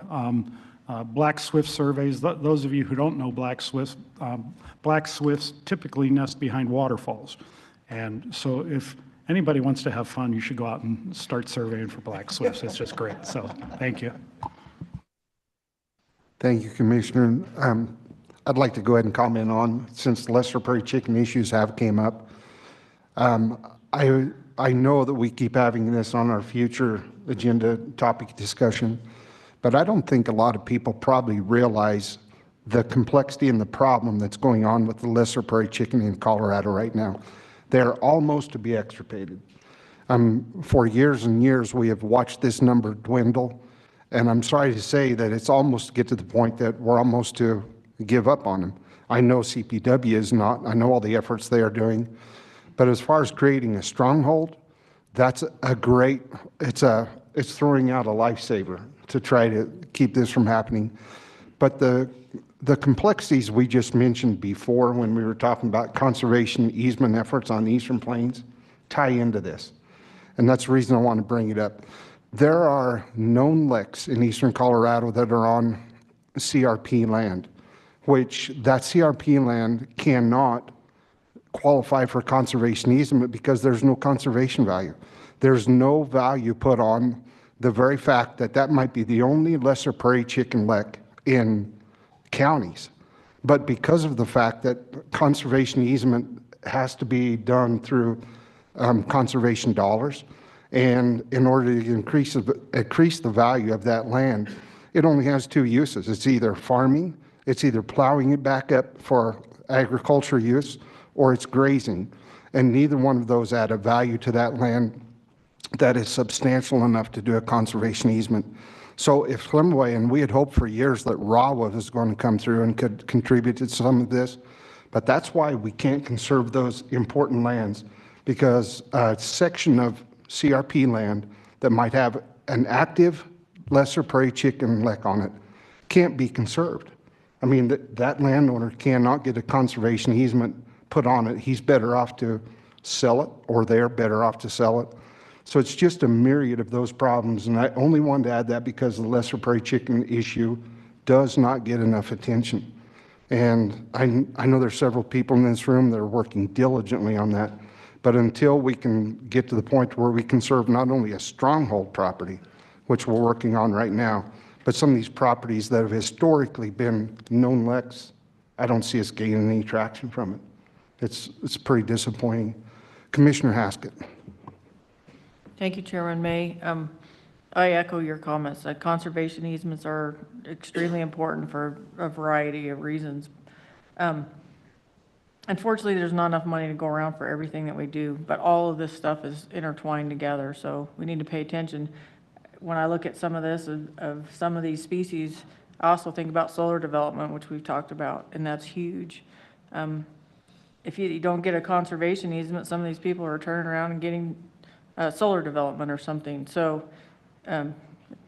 it's all intertwined. But I would just like to make a motion to approve. What item are we on now? Item number 26 is presented by staff. That would be a motion to approve the Species Conservation Trust Fund project recommendations as proposed by staff. So it's been duly moved. We have multiple seconds, Diana. You can pick the second, I guess. And now go to Commissioner Reading. Oh, sorry. I was just going to make the same motion, so I'm happy to second it. But excellent list of projects, and I was also going to echo Commissioner Touchton's comment that this is far too little funding. Been properly moved and seconded that we accept this motion as presented. All those in favor signify by saying aye. Aye. Opposed? Aye.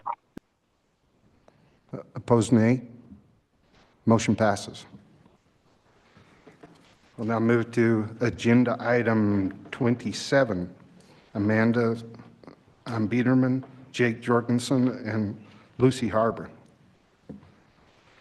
We'll be talking about the State Parks and Wildlife Area Local Access Funding Project Update and Study Overview.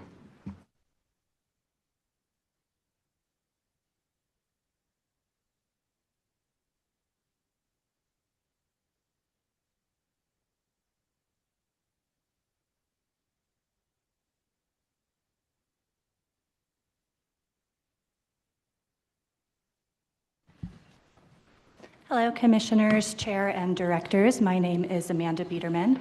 I am the Policy and Planning Section Project Manager for CPW, and I am here today with our consultants from RRC to talk about Senate Bill 23059, also known as the Local Access Funding Study, and to provide a status update on the implementation of this bill to date.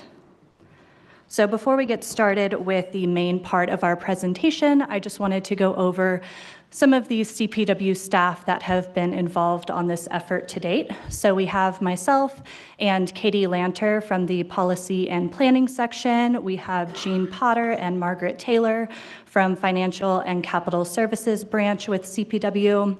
We have Scott Roush, a Deputy Regional Manager out of the Northeast region, as well as Andrea Jess out of the License, Reservation, and Customer Operations section. So I'm now going to turn it over to Jake Jorgensen and Lucy Harbour, who is attending virtually today, to lead us through the main part of our presentation today. Great, thank you. I'm the COO of RRC. We are a research firm out of the Front Range here in Denver, and we have folks kind of spread around, and I'll let my colleague Lucy Harbour introduce herself as well. Lucy? Can she hear us? Yes, hi, sorry, it wouldn't unmute. My name is Lucy Harbour. I'm the Director of Outdoor Recreation Research here at RRC Associates. And I am sorry I cannot be there in person today, but I am your neighbor down to the south in New Mexico. And we're here representing kind of a larger team. We have a partners with Ferret & Piers and SE Group, both were our transportation and planning firms. And we're here happy to present some of our initial start of this important project for CPW. So just to give a little bit of background about the project, State Bill 23-059 passed in May of 2023. And with that bill, it really targeted local access routes and funding for local access among local governments to state parks. So essentially what the application is for state and local and county governments to be able to put in an application for funding to support transportation access to state parks. So it's roadway maintenance, local road improvements, bicycle lanes, shuttle operations, multimodal access routes are kind of what are defined as transportation infrastructure improvements.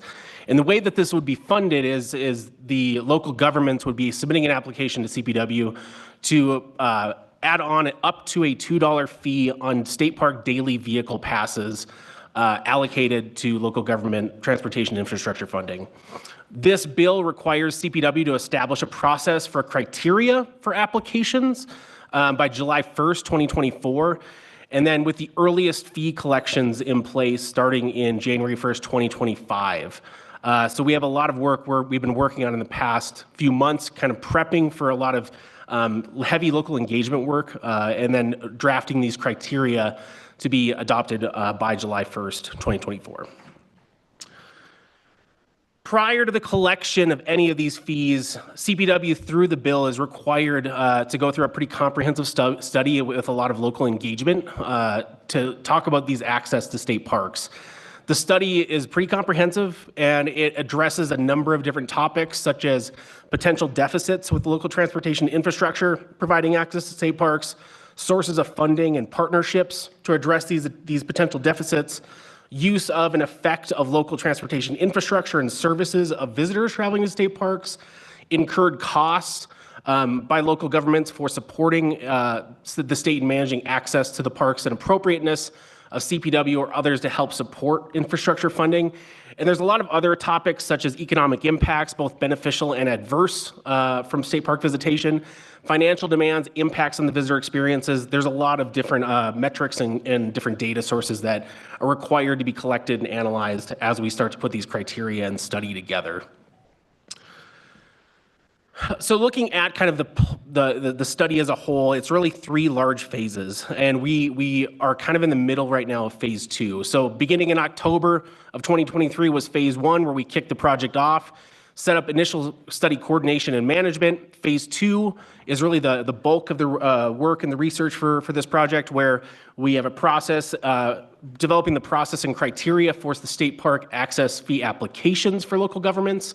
Again, local government engagement and data collection is a big part of phase 2.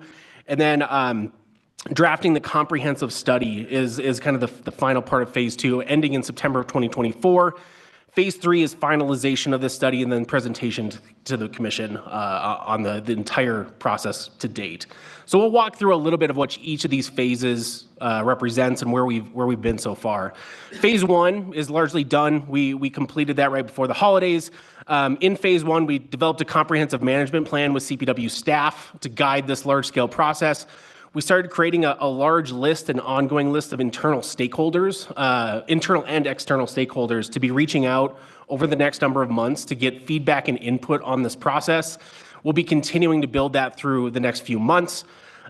We met with state park managers and distributed a questionnaire to them if they've been dealing with this issue or had questions about it, so that we could get some feedback from around the state to see different ways we could help address that going forward. And then we also met with deputy regional managers in December to highlight some of the project needs and gather feedback, just trying to get a sense of if people have been dealing with this state bill yet, and if they've heard from local governments around them, around it as well. As we move into phase 2, which we are in right now, one of the things that we are working on with CPW staff quite closely is drafting this criteria and process for the application. So there's really 2 primary goals we've had with this process and drafting the criteria itself. One is defining whether a roadway qualifies as a local access route under State Bill 23-059. That's one thing to determine if the route actually qualifies, and then evaluating the financial need for additional funding. And that's where a lot of those extra data sources on transportation deficits, roadway maintenance, impacts to visitor experiences will be evaluated for each state park. In a sense, one of the things we will be doing is developing an access route summary for all state parks across Colorado, trying to document some of these impacts already. And these criteria will be presented to the commission for consideration in March, and then they will be brought back in May for approval after feedback.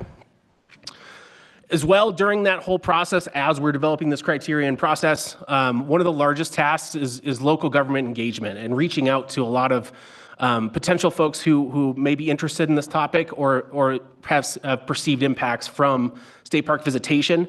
So we've been reaching out and building these local government lists, contact lists. When we talk to state park managers, we also ask them if they work closely with people in their area that could provide some feedback and guidance from their region on this. And the goal really of this task is to document, discuss, gather as much data as we can on some of these key metrics that local governments would be needing to provide to CPW if they want to apply for this potential add-on fee.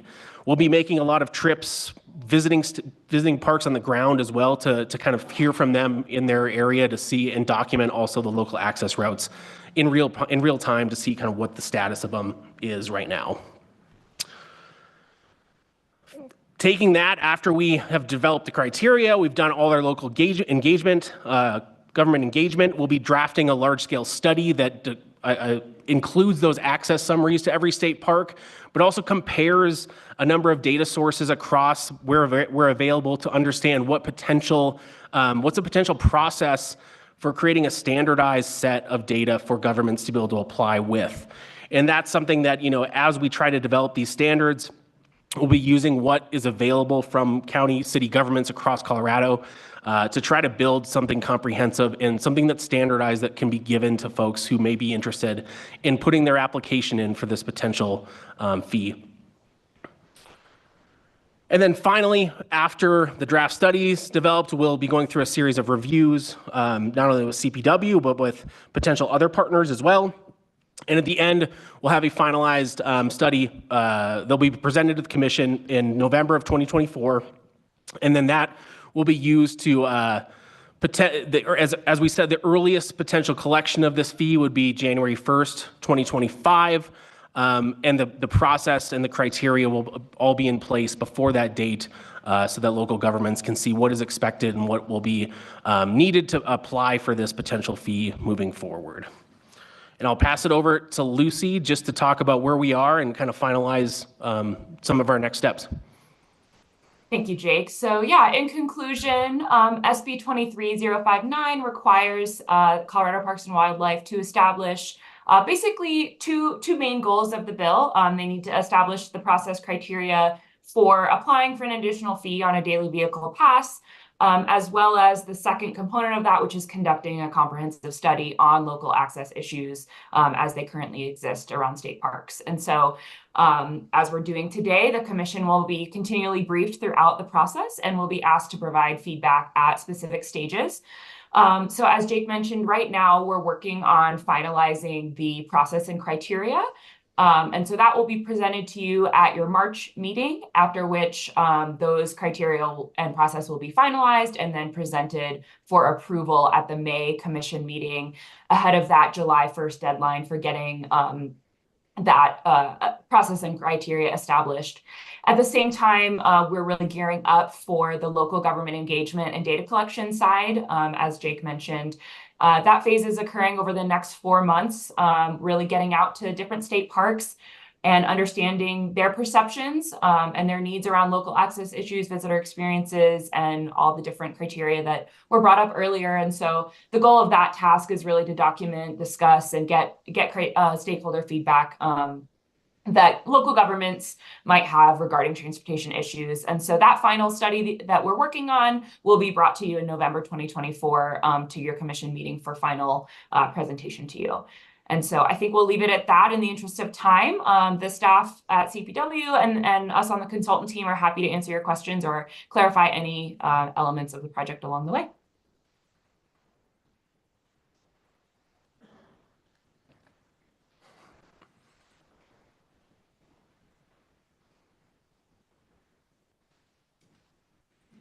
I was thinking you were going to back on Amanda, so my apologies. I wasn't sure. I do know that we do have at least 2, I believe, virtual public comments or Yes. sign up for comment on this. Yeah, I knew we had some public comment. I'll go to Commissioner Touchton first. Thank you, Chair. Thanks, Amanda and Jake and Lucy for presentations. I have 3 questions. I'm a little concerned that the legislation focused on daily passes, because that's something with the advent of the Keep Colorado Wild Pass, we would anticipate to be a declining revenue stream. So there might not be that much money generated by a $2 fee on a daily pass. Related to that, if there's no money to fix roads or build bike paths, whether the study will look at visitation limitations, that's another way perhaps to address problems, or a limit on the length or size of vehicles that come to the state parks, because the longer the vehicle, the better the road has to be for it. And then my last question is sort of more from a commissioner perspective. It seems like we have to set criteria in May, and we'll get a comprehensive report in November. And if you could give us guidance on how one goes about setting criteria before we've seen the full story. Sure, I can take a swing at addressing the 3 questions and then turn it over to Jake and Lucy. So as far as your first question, yes, the bill is clear that it's for daily vehicle passes only. I believe previous iterations of the bill were more focused on KCW money, but this was the final version of the bill. We are developing an FAQ sheet for local government entities to try to predict how much money they might realistically get from this up to $2 fee on daily vehicle passes only. So we are working on at least providing some guidance for local government entities to get a better understanding of how much funding they might realistically get from this source of revenue as opposed to other sources of revenue, which kind of plays into your second question. During our state park managers meeting, some of the state park managers brought up that they are already kind of looking at alternative sources of funding, for example, federal sources of funding to try to help these local counties. And that's going to be one of the big parts of the study, one of the big findings from the study is trying to help identify alternative sources of funding to help supplement potentially, this additional $2 daily vehicle pass fee. And then the third question, the way that the bill was written, it is a little bit tricky that the criteria has to be in place by July 1st, 2024, but the comprehensive final study won't be delivered until November. There is a possibility, I think, based on the findings from the study, that if needed, we could go back and kind of tweak that criteria a little bit based on the findings of the study. I've been talking to Katie Lanter and Hillary Hernandez about that in policy and planning, and I do believe that would be a possibility. If we found something within the study that we really wanted to go back and apply to the criteria, I think we would have enough time in which to do that. Jake, feel free to supplement anything that I might have missed. Yeah, and I think with the study, what that will really be looking at is helping provide CPW with some ideas around the state of what local areas may be feeling impacts to. I think hopefully the criteria, we kind of have a good sense of the type of material the governments would need to submit, but then the study itself will help flesh out kind of at a park by park level what some of the local area current condition of local access routes are, to kind of give a head start in case of once applications start coming through, to be able to evaluate them going forward. Commissioner Haskett. Thank you, Chairman May. I echo a lot of Commissioner Touchton's comments, but I guess my question would really be to Justin Rudder was, when you bring us the comparisons of last year to this year to Keep Colorado Wild and what our actual revenues were, can you also bring what the daily pass brought in '23, so we have an idea of how much money we're talking about? Okay, thank you. That's a yes. Commissioner Bailey. Thanks, Chair May. Thanks for this. It's exciting to see. It's really interesting. It's a massive undertaking to do all of this for all the state parks. So good luck to you, and apologies for my question. Which is, I guess I have two questions. One is, I was reading through the review of the various phases and the data to be collected. I guess I was a little bit surprised that there wasn't any, and correct me if I'm wrong, any direct data gathering from visitors. And it seems to be focused largely on park managers, but it seems like there's an interest in sort of improving the visitor experience. And obviously, we're talking about a lot of state parks and a lot of moving pieces, and so it would be a significant undertaking to get at visitor experiences. And so I guess I was just maybe two questions that flow from that. How are we going to be, or how are you going to be looking at visitor experiences in the context of this study without talking to visitors directly? And second question is sort of, will we see anything in the final study with respect to long-term assessments of the effectiveness of this whole effort on the visitor experience? That's a good question. The visitor experience part is probably the trickiest part with this part of the study. I think that there has been studies in the past that we have done that we'll probably have to use and try to extrapolate a bit. We, as a firm, work with parks across the country. We work with the National Park Service in almost every state. So we're going to try to bring some of our experience from other similar locations forward. We also do expect, though, with some of the criteria that potentially there might be additional studies that need to be done to assess some of those things in a specific area before an application may be able to be approved, because some of them are hard to collect. There's not existing data right now to be used for some of those metrics. And the visitor experience one is probably the most difficult one right now. I think in terms of looking at long-term planning, we will plan to add some of that. Again, it's not going to be primary data collection where we're using, but we'll try to use as much as we can in our experience to bring forward what we expect to see in terms of some impacts on long-term visitor experiences, though, too. Yeah. Okay, thank you. I never can see Commissioners Otero or Phillips, so I want to ask them if either of them had any comment. I'm good. Thank you, Dallas. Okay, thank you, Commissioner Phillips. Commissioner Otero? I'm okay too. Thank you, Chairman. Okay, very good. I guess we're ready for our public comment, Katie. Great, thank you.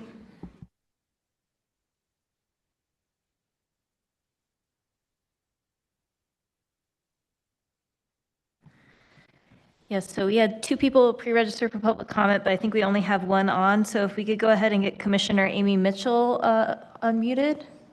And Commissioner Mitchell, I think you can should be able to do your video too. Yes. So as an elected official, you'll have 5 minutes of time, and you can go ahead when you're ready.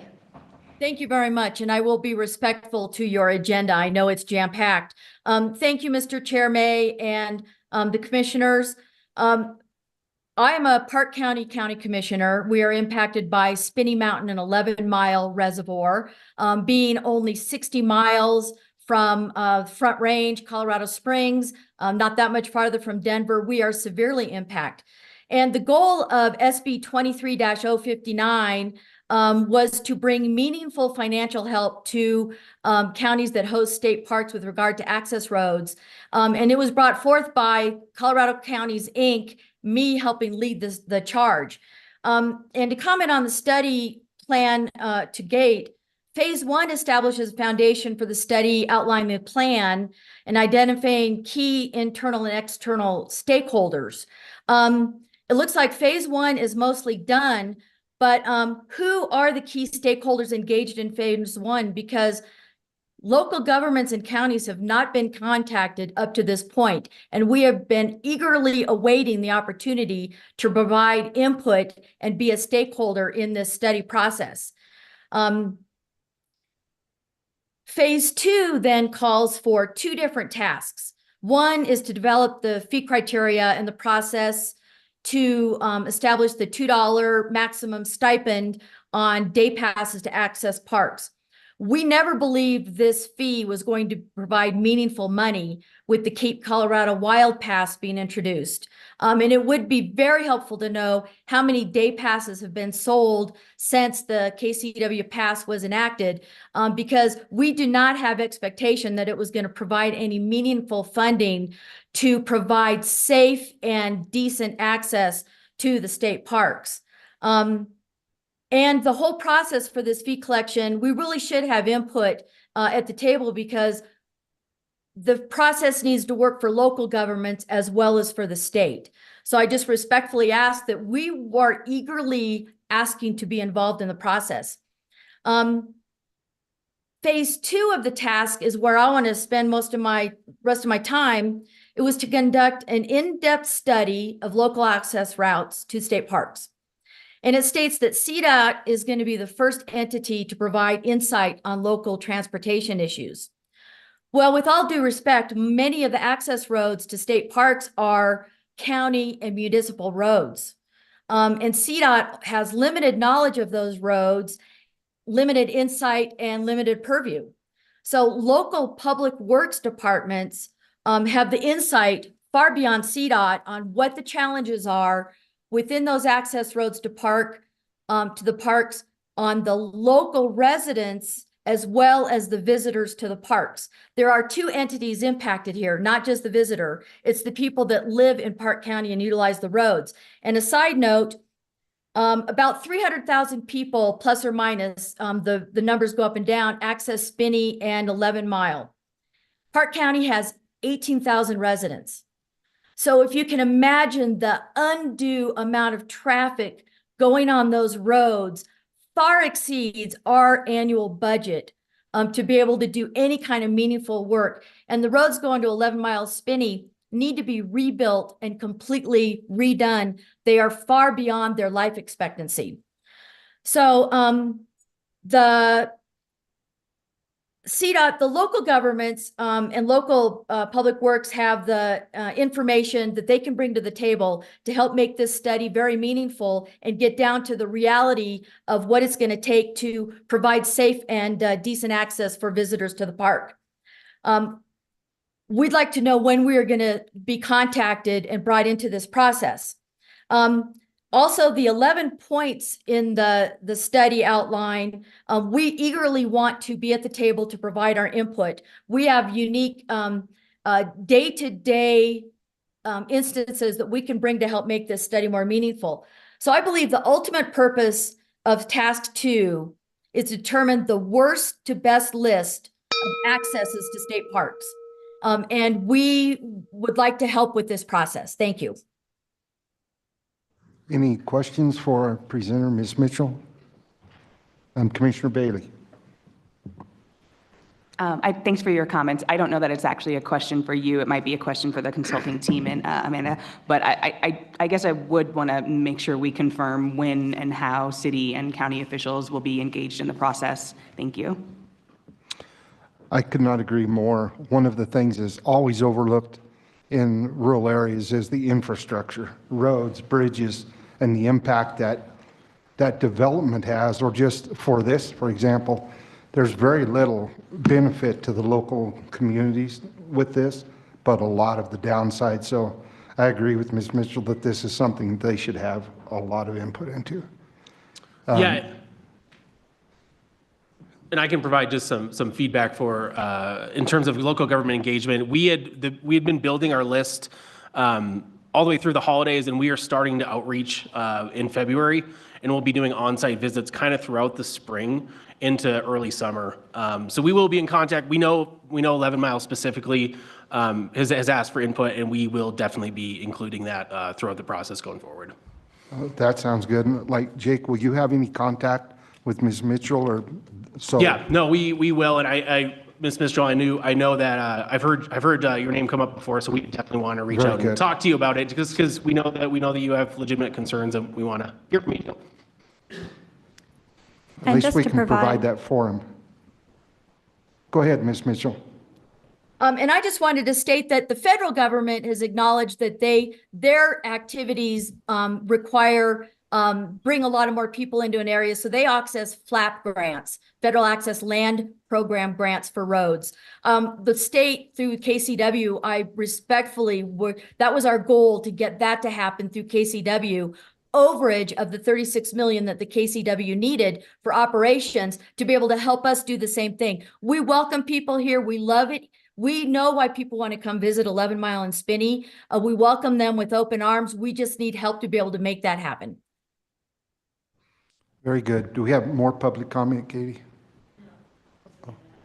Yep, I was just going to add a little bit of clarifying detail. So as Jake just said, yes, phase one, we were working on compiling that list, identifying counties that had potential access or surrounded state parks. So phase one was really focused on compiling that list of stakeholders, which does primarily consist of local counties and local municipal governments. So apologies if that wasn't clear in the presentation. Yes, phase two will focus heavily on local government outreach. CDOT and DOLA are mandated under the bill as being partners that we do have to coordinate with. I think the intent of that portion of the bill is to have us coordinate with CDOT and DOLA on kind of some overview and overarching topics related to local access. But yes, really the main focus is on those local governments, and we wanted to bring this to you today as kind of a kickoff and an introduction to make people aware of this effort. And then following up after this meeting is really when we're going to dive into, as Jake said,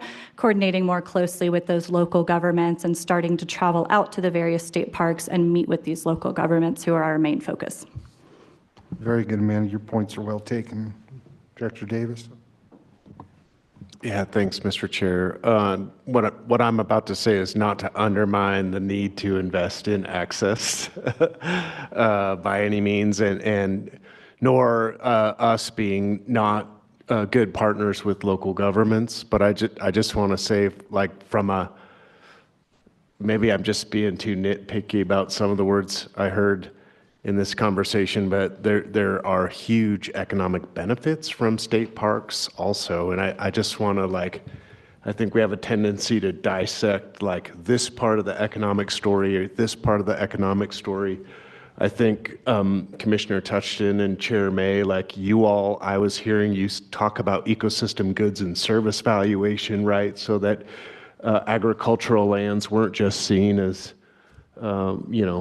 they only make this much money or they're only worth that much money. So this is a particular soapbox of mine, but I would be remiss if I didn't acknowledge that our state parks are a draw in most, if not all cases, to these areas, and that's maybe why there's the need to fund the impact on that infrastructure. But yeah, it's a big dollar item that we're bringing to those local communities as well. And Very that good. is a part of the study that we'll be looking at as well, and that's going to be built into the criteria as well. I think we're good with this agenda item, Amanda. So we're scheduled for a break. We'll take a 10-minute break, or we'll return at 3:10 from our break.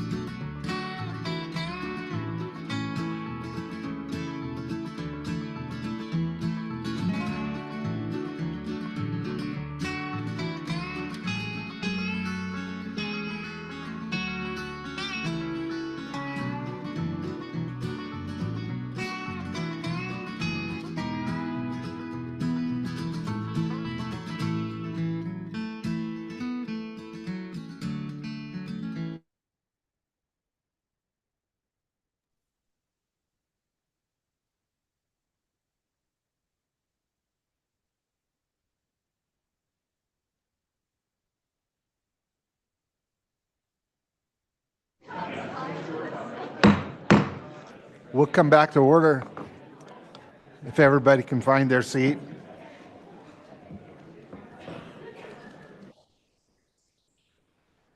We'll now move to agenda item 28. We have Shannon Schaller and Risa Connery for an eco update, which I've been looking forward to. Thank you. Good afternoon, Commissioners, Chair May.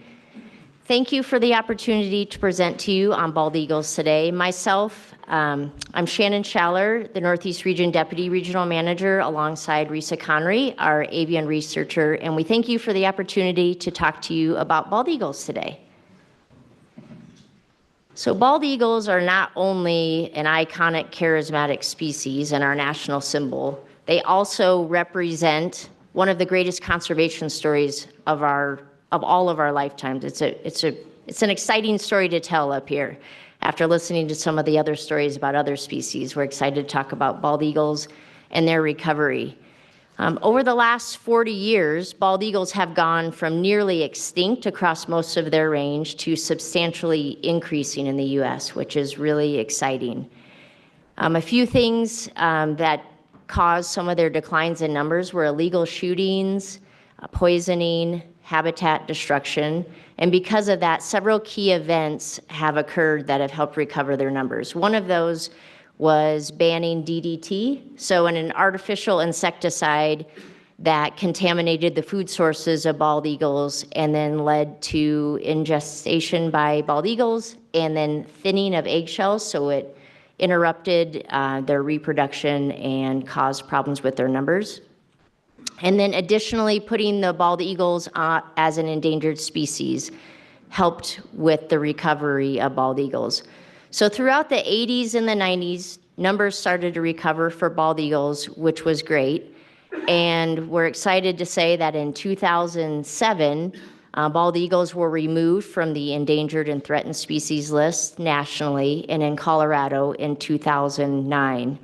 And if you look at this graph on the screen, which was provided by the feds, and it starts on the left-hand side in 1963, where there were 413 known nests, and then you follow that across to where we're at now, and it's 71,000 nests nationally.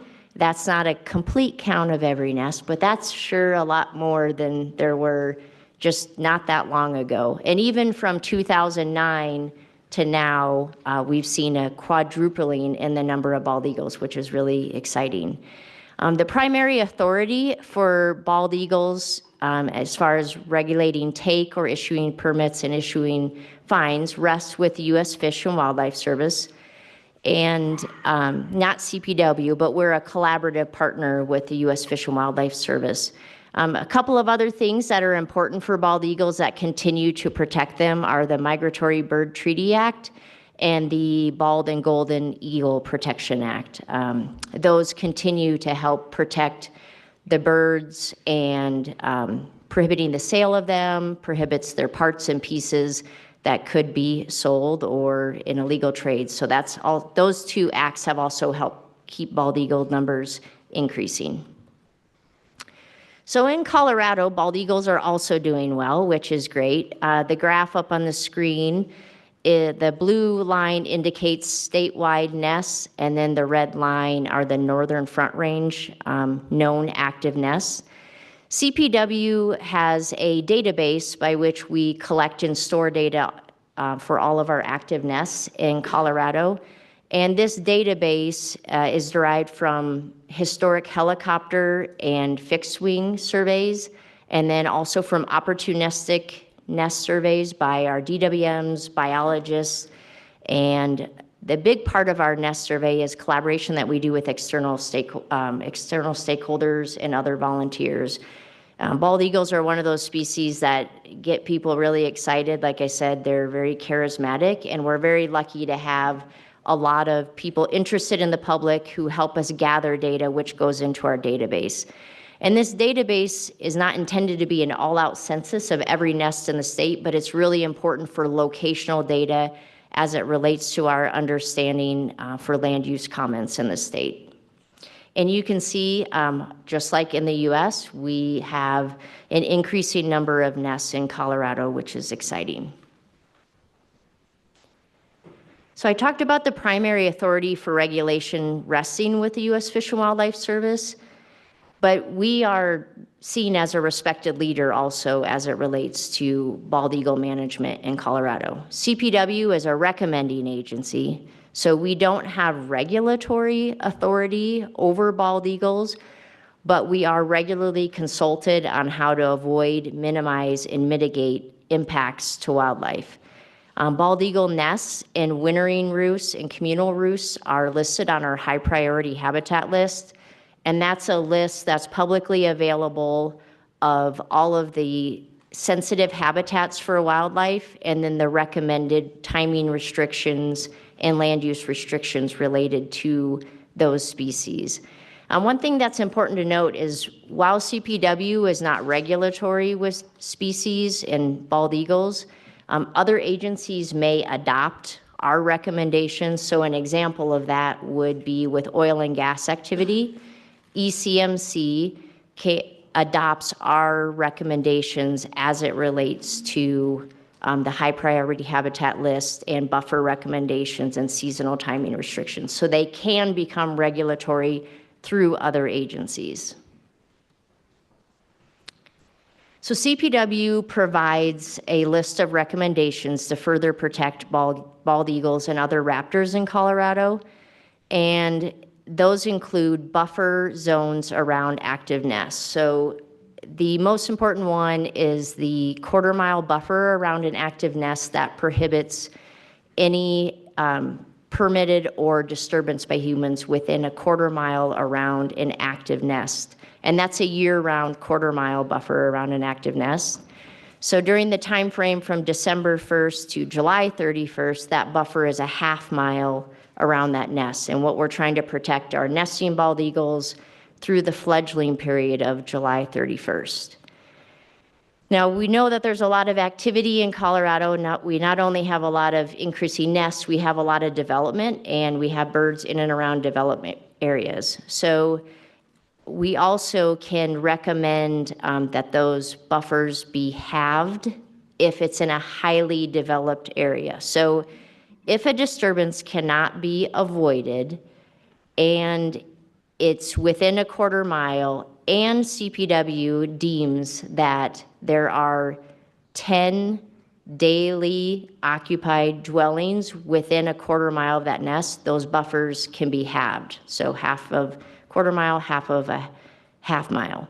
And I would say that's not very common, even though there are a lot of people everywhere and a lot of bald eagles. It's not a very common thing, but that does exist as far as our recommendations, having flexibility as it relates to highly disturbed areas.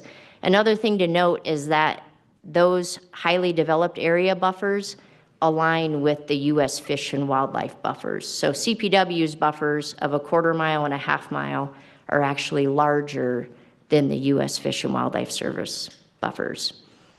We also have seasonal restrictions on winter roosts and communal roosts, and the time frame for those are November 15th through March 15th, and the two different buffer sizes are related to direct line of sight. So it's a quarter mile when there's no direct line of sight between the disturbance and the nest, and a half mile if there's a direct line of sight between the disturbance and the winter roost area.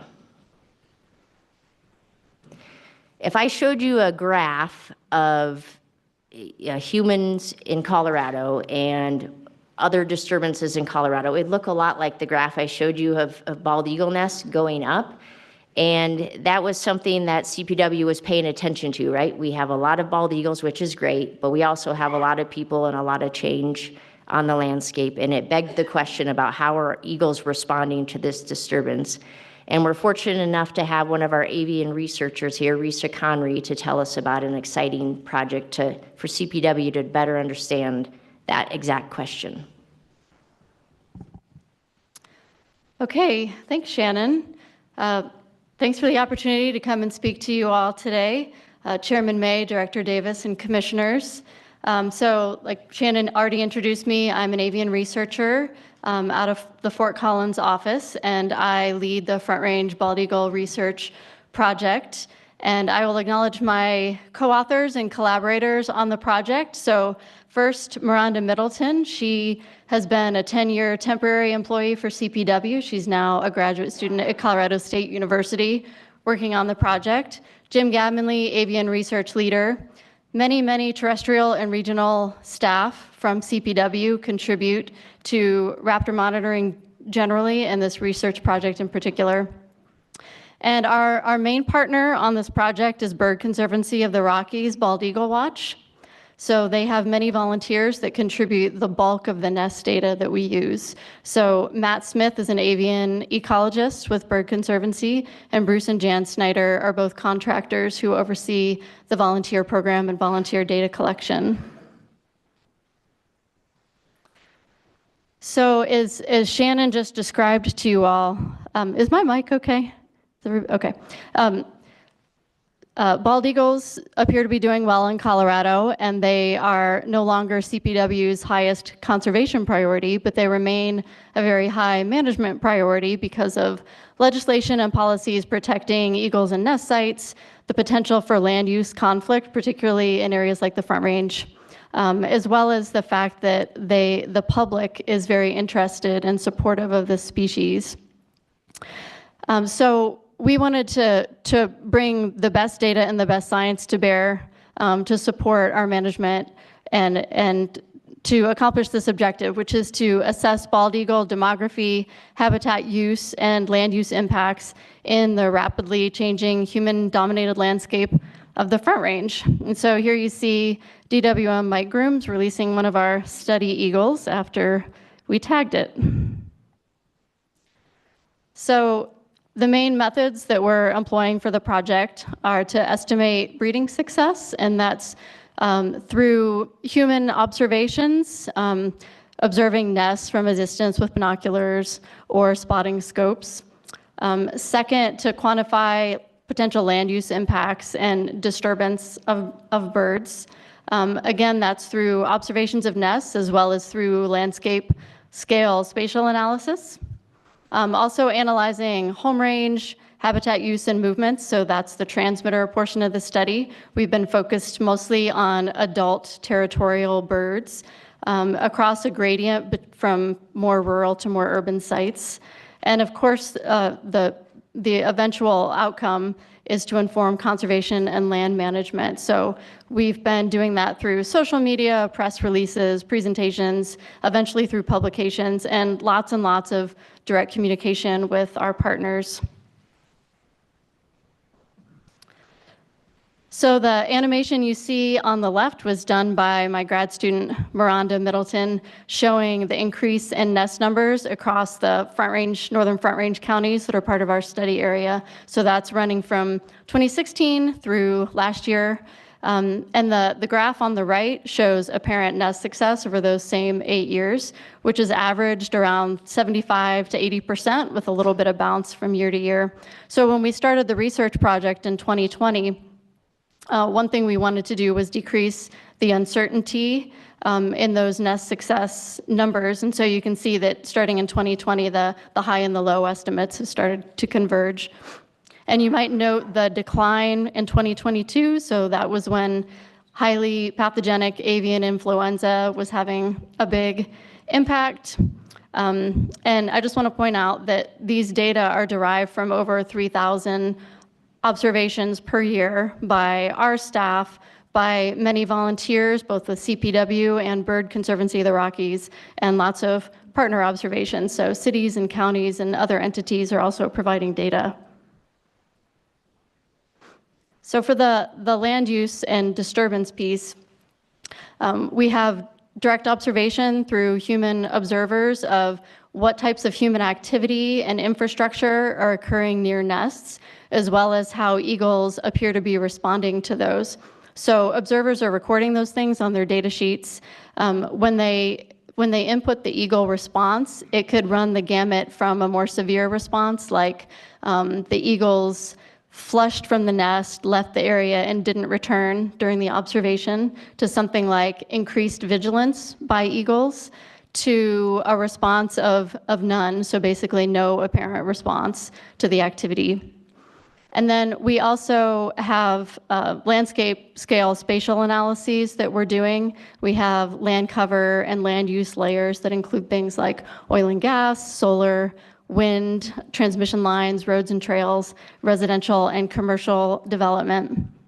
And so just some examples in the photos. We've got an eagle sitting amongst some power lines and another one on a center pivot. So for the transmitter portion of the study, this picture shows a bird that was newly released after having a transmitter mounted through a backpack harness. So that green arrow is pointing toward the tag.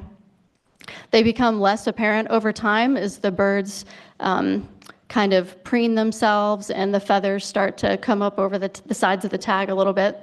But these are GPS GSM transmitters made by CTT. So the GPS is Global Positioning System, and the GSM part of that is Global System for Mobile Communications. So they're solar powered. The whole back of the transmitter is a solar panel. And that technology allows us to get pretty frequent locations over a long time period with a relatively small weight. So the transmitter plus the harness rate is about, the weight of both of those is about 40 grams, which is approximately 1% of the body weight of an adult male bald eagle. And males are about 20 to 25% smaller than females. So the locations are transmitted once per day to us via the cellular network. So in a place like the Front Range, that works pretty well, where we have relatively good cellular coverage. If a bird travels into an area without cell service, the data continue to be stored on the unit. They just won't be transmitted back to us until the bird has cell coverage again. So I'm able to adjust the fixed frequency to be anywhere from every 4 seconds to an hour or longer if I have a tag with struggling voltage. So thus far, we've tagged 39 eagles. We've been focusing on adults, so 32 adults, but we have tagged 7 newly fledged juveniles as well. The data range that I have so far is between 15 days to 1,124 days of data. And we have seen a number of mortalities amongst tagged birds due to electrocution, vehicle strikes, lead poisoning, West Nile virus, HPAI or avian influenza, and several that we did necropsy but remained unknown causes. So these are 2 of Miranda's home range maps. We've been splitting the year into 5 chunks based on the individual nesting phenology of each bird. So these 2 maps are from 2 different breeding adult males during the nestling period when they had chicks in the nest. So that's the time of year when home ranges are actually the smallest. They're much larger during the non-nesting and pre-nesting period. So on the left is a very rural bird, and on the right is a much more urban territory. So 8 people per square kilometer in the rural territory and 8,600 people per square kilometer in the more urban area. So the focal nest where the tagged bird is nesting is marked by the little black star, and then you can see there's kind of a turquoise blob around that. Miranda also plotted the 1/4 mile and 1/2 mile buffers, which are those kind of small circles. The turquoise color are areas of higher use, and fading to the pink color are areas of less use. And I also plotted the other near neighbors. So the yellow stars that you see to the east of the rural bird, and then the yellow star that you see to the southeast of the urban bird are neighboring nests. And Miranda also cross-hatched areas where we know that these birds are foraging. So the yellow cross-hatching are streams and reservoirs, and the red cross-hatching are prairie dog colonies. So you can see that the bird on the left, the rural bird, is using some streams and large bodies of water. You might wonder why he's not venturing over to make use of those prairie dog colonies further east, but you can see that there are some other territories located there, and those eagles are probably utilizing those colonies. Whereas the urban bird has both bodies of water as well as urban prairie dog colonies where he's foraging and feeding nestlings. So contrast the scale bar that you just saw, which one of them went up to 6 kilometers and one up to 12 kilometers, to these large movements that we're seeing for first-year birds who tagged the previous year after they fledged. So on the left is a female first-year bird who traveled further than any other bird in the study thus far. So you're seeing spring to fall 23 movements for her when she went all the way up into the Northwest Territory and Nunavut in Canada, and then came back again in the fall. And she's currently wintering pretty close to her natal nest territory. And then the male on the right in 2022, again a year after he was tagged, went all the way up near Hudson Bay. Here his movements are color-coded by month, starting with April in purple and finishing with the red color in September. So we do still have several more tags to deploy this year and another 2 years of data collection on the project, but I just wanted to share a couple highlights of things that we've learned so far. So we've learned that our territorial adults are mainly resident year-round. Some individuals in some years, but not all, do take a hiatus or a vacation that could last anywhere from a few days to a few weeks after the nesting season ends. And sometimes they go out of state, so they seem to have favorite spots where different birds go. We're seeing huge variation in home range size among individual birds and between seasons of the year. So we're talking about like 3 orders of magnitude difference in home range size. We have seen some significant adult mortality and territory loss at the same time that we're seeing that really high growth in nest numbers, which is interesting. So of the tagged bird mortalities we've seen so far, the mean time to death for those birds is about 7 months. We've also seen several males that have left territory, so mostly after avian influenza, mate loss have left territories, and we've seen others that appear to be displaced by intruder birds. So that's interesting that we have juxtaposed against that really large increase in the number of nests in the Front Range, these relatively high sources of mortality and territorial loss, which implies to me that our reproduction is pretty good and perhaps we have some immigration from outside that's sustaining that growth. And also HPAI, so it's been interesting. We've seen relatively low adult mortality for bald eagles, although adult bald eagles have died from HPAI. But we did see that 20% drop in nest success in 2022. So we do think that there was an impact in 2022. We saw recovery to near normal in 2023, and we'll just have to see what this year brings. Yeah, that's all I had. So thanks for listening. And I just wanted to point out that we do have Liza Rossi, hopefully online. So she's our statewide bird conservation coordinator that can help us answer some questions as well. Actually, can I show you one more slide? I'm sorry. I forgot to acknowledge our partners and collaborators, and I don't want to neglect that. Bird Conservancy of the Rockies, I mentioned tons of volunteers. I can't emphasize enough the importance of volunteer data for this project and for all of our raptor monitoring that we do in the state of Colorado.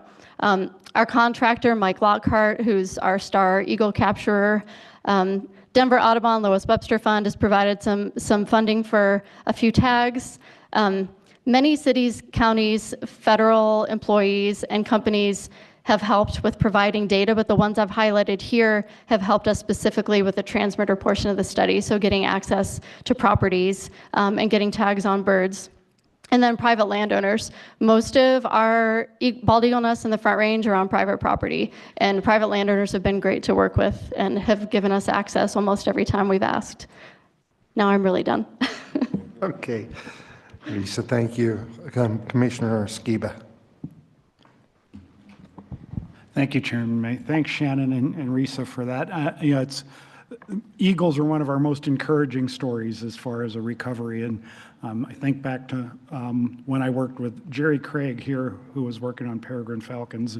He was one of those fortunate people who went from extreme endangerment to seeing a species recovered, which is a great thing to be able to do. And so now I'm going to do the Debbie Downer part of what I was going to talk about, which is that we look at the species that have recovered, and those two are a great example where DDT was a clear major primary cause of their endangerment, and so that removal of DDT was what allowed us to recover those species. And what we see in other species where it's a habitat issue, whether it's Gunnison sage grouse or lesser prairie chickens or Preble's meadow jumping mouse or any other number of species, those are the difficult ones. And we need to really keep that in mind, that we have a tough job ahead of us. And that's one that I think, and in no way am I trying to downgrade what's been done for eagles or falcons or anything else. It's just we need to recognize that. It's one of the reasons why I distributed that book on Wild New World to the commissioners a couple of months ago. It helps us to maintain that focus on that bigger picture. So I just wanted to make that comment because, again, appreciate everything that's done on those birds in particular, but let's not lose, let's keep our eyes on the prize, I guess. Thank you.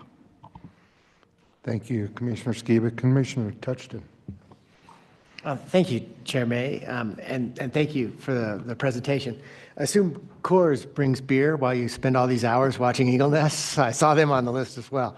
But just aside, I know Shannon was there because she gave me a ride. Risa, I don't know if you've seen the data that is gathered by, I think they're called Front Range Eagle Studies, Mr. Dana Bove. Some of it was a bit over my head, to be honest, but if I understood one of his key points correctly, it was that something he described as post-fledging dependency period was longer than we maintained our buffers.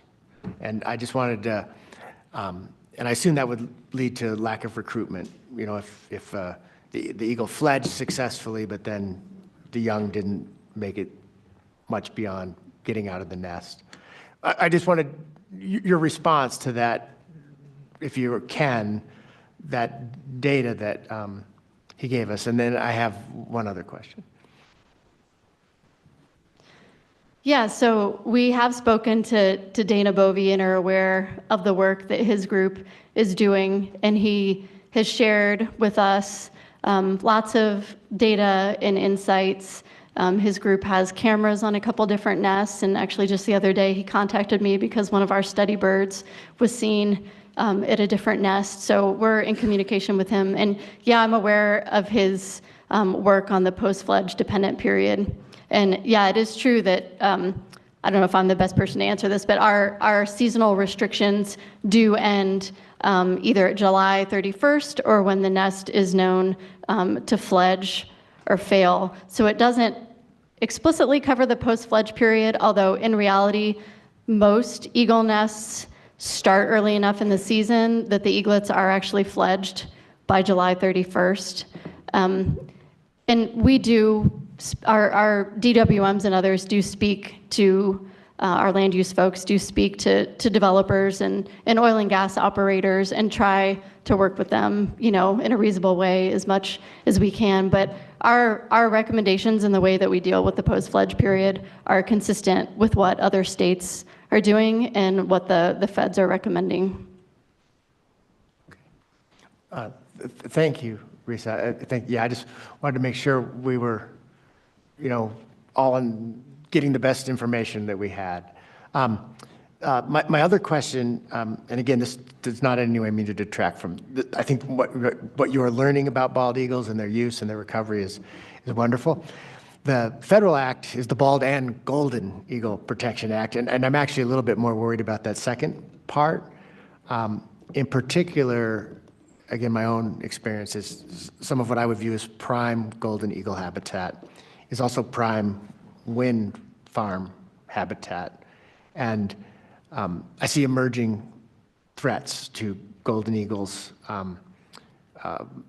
and solar is another, probably less unless they target prairie dog towns. And then all the associated transmission lines and that picture of the eagle about to get fried by Mark Lockhart was very distressing to look at. But I'm wondering, do we have something akin to what you're doing with bald eagles, or is it possible for golden eagles? So we're not putting tags on golden eagles right now, although the former Western Golden Eagle team has put out a lot of transmitters. So Mike Lockhart, who contracts with us to trap bald eagles, has also put tags, quite a few tags on golden eagles. So that work is being done. Just the tag portion of the work isn't being done by us. But we are also concerned and working on golden eagles. So you heard about the SCTF proposal to use helicopters to do the surveys in the western part of the state. We've more generally been working to improve our nest database and nest data collection. And we've been focusing most on golden eagles as being a very high priority species in those efforts. It was mentioned earlier that the nest database derived initially from mostly flights, but also some ground data from the 1970s, and a lot of that was in the northwestern part of the state. But in the years intervening, we hadn't been able to get back and monitor a lot of those, so we had a lot of golden eagle nests of uncertain status in the state, and we've been putting forth a real effort since 2016 through lots of our terrestrial and regional staff to get back and update the status of those nests. And we have another project that was funded through SCTF several years ago that included ways to improve survey efforts for golden eagle. So we piloted some flights, some transect flights in our fixed wings in the southeast, using distance sampling and double observer protocols to develop methods not only to update nest status for golden eagles, but also to record locations of new nests, and also to have a way to record both presence and absence through a standard survey protocol that we're looking at potentially expanding. We're also hoping to look into use of eBird and other data sources for golden eagle. So yeah, we're not putting tags on them, but they're definitely on our radar.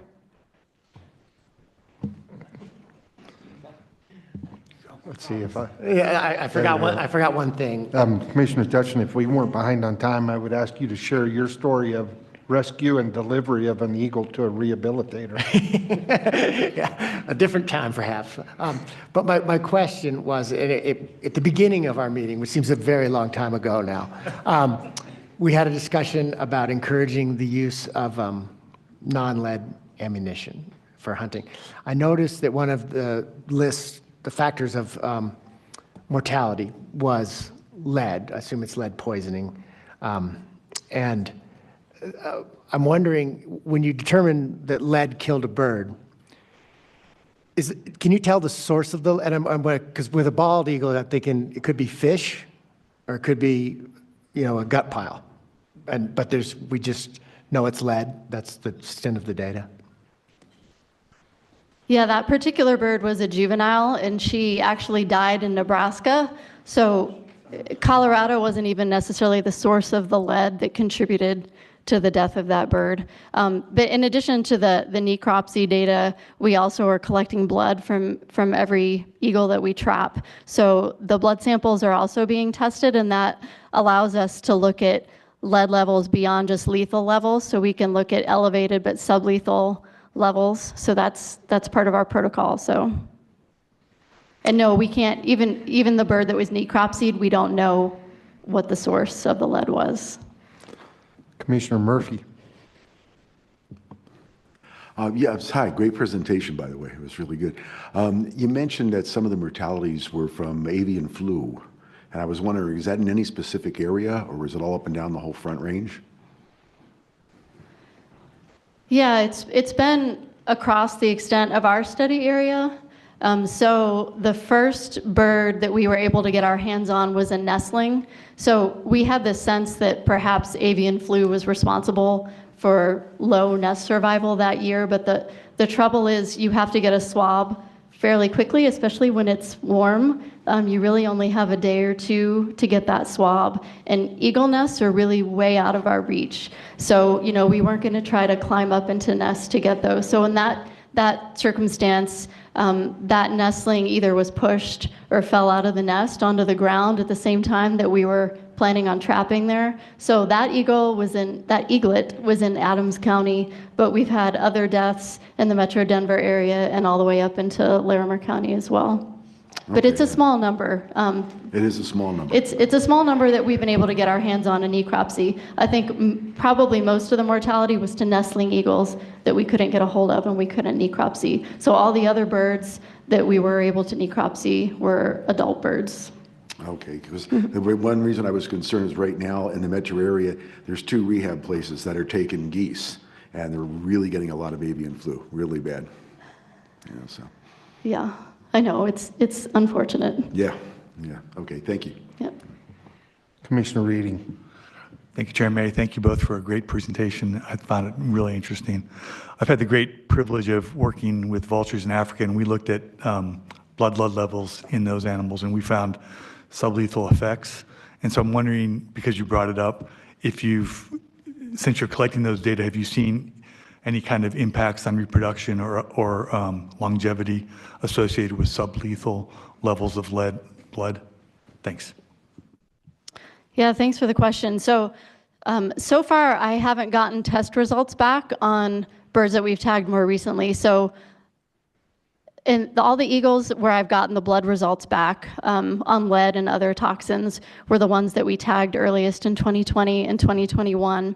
But that would be really interesting to look at once we get more of the blood work back. And we see for those birds that continue to be tagged and have tags that function, we could look at subsequent years of nest data to see how that all plays out. All the birds that we tagged early on were birds that were successful. So we have the best chance of tagging them when they're working really hard to feed their kids, feed the growing teenagers in the nest. And so we have a little bit of a bias in the first year that we're tagging birds that are successful. But in subsequent years, some of those birds' nests have failed. So it would be interesting to try to tie those, see if there is any kind of a link. Yeah. Very good. I see no more comments or questions, I think, unless you have something that completes this agenda. Okay. We'll move forward now to agenda item number 30 with our license suspension appeal. Oh, I'm sorry, skip that. 29, the Bobcat research update. Yeah. See, I just keep trying to speed us up all day.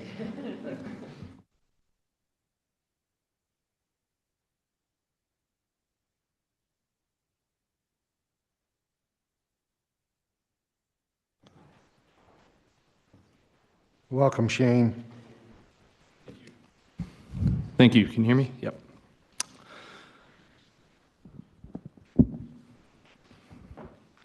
Good afternoon, Chairman May, Commissioners, Director Gibbs, Director Davis. My name is Shane Frank, and I'm a wildlife research scientist for Colorado Parks and Wildlife and within the Mammals Research section. I'm also the project leader for CPW's Bobcat research in the state, on which I was asked to give an update and overview today. First, though, I wanted to recognize the people that are making the research possible. My colleagues at CPW include Jake Ivan, a fellow mammals researcher, Mark Vieira, the fur bear and carnivore manager, and John Runge, CPW's biostatistician. They helped shape the scope and objectives of the project. In the field, Area 6 staff have been very supportive with the work and helped us hit the ground running with knowledge about the local landscape and, of course, introducing us to the local stakeholders, constituents, which is a good segue into thanking them, particularly local hunters, trappers, and other land users, and the private landowners whose permission make this project possible. The Colorado Trapper Predator Hunter Association and their members have also been instrumental in giving the project personnel a jump start into trapping for research purposes. Their on-the-ground knowledge is not readily found in textbooks, but is immensely helpful for our work.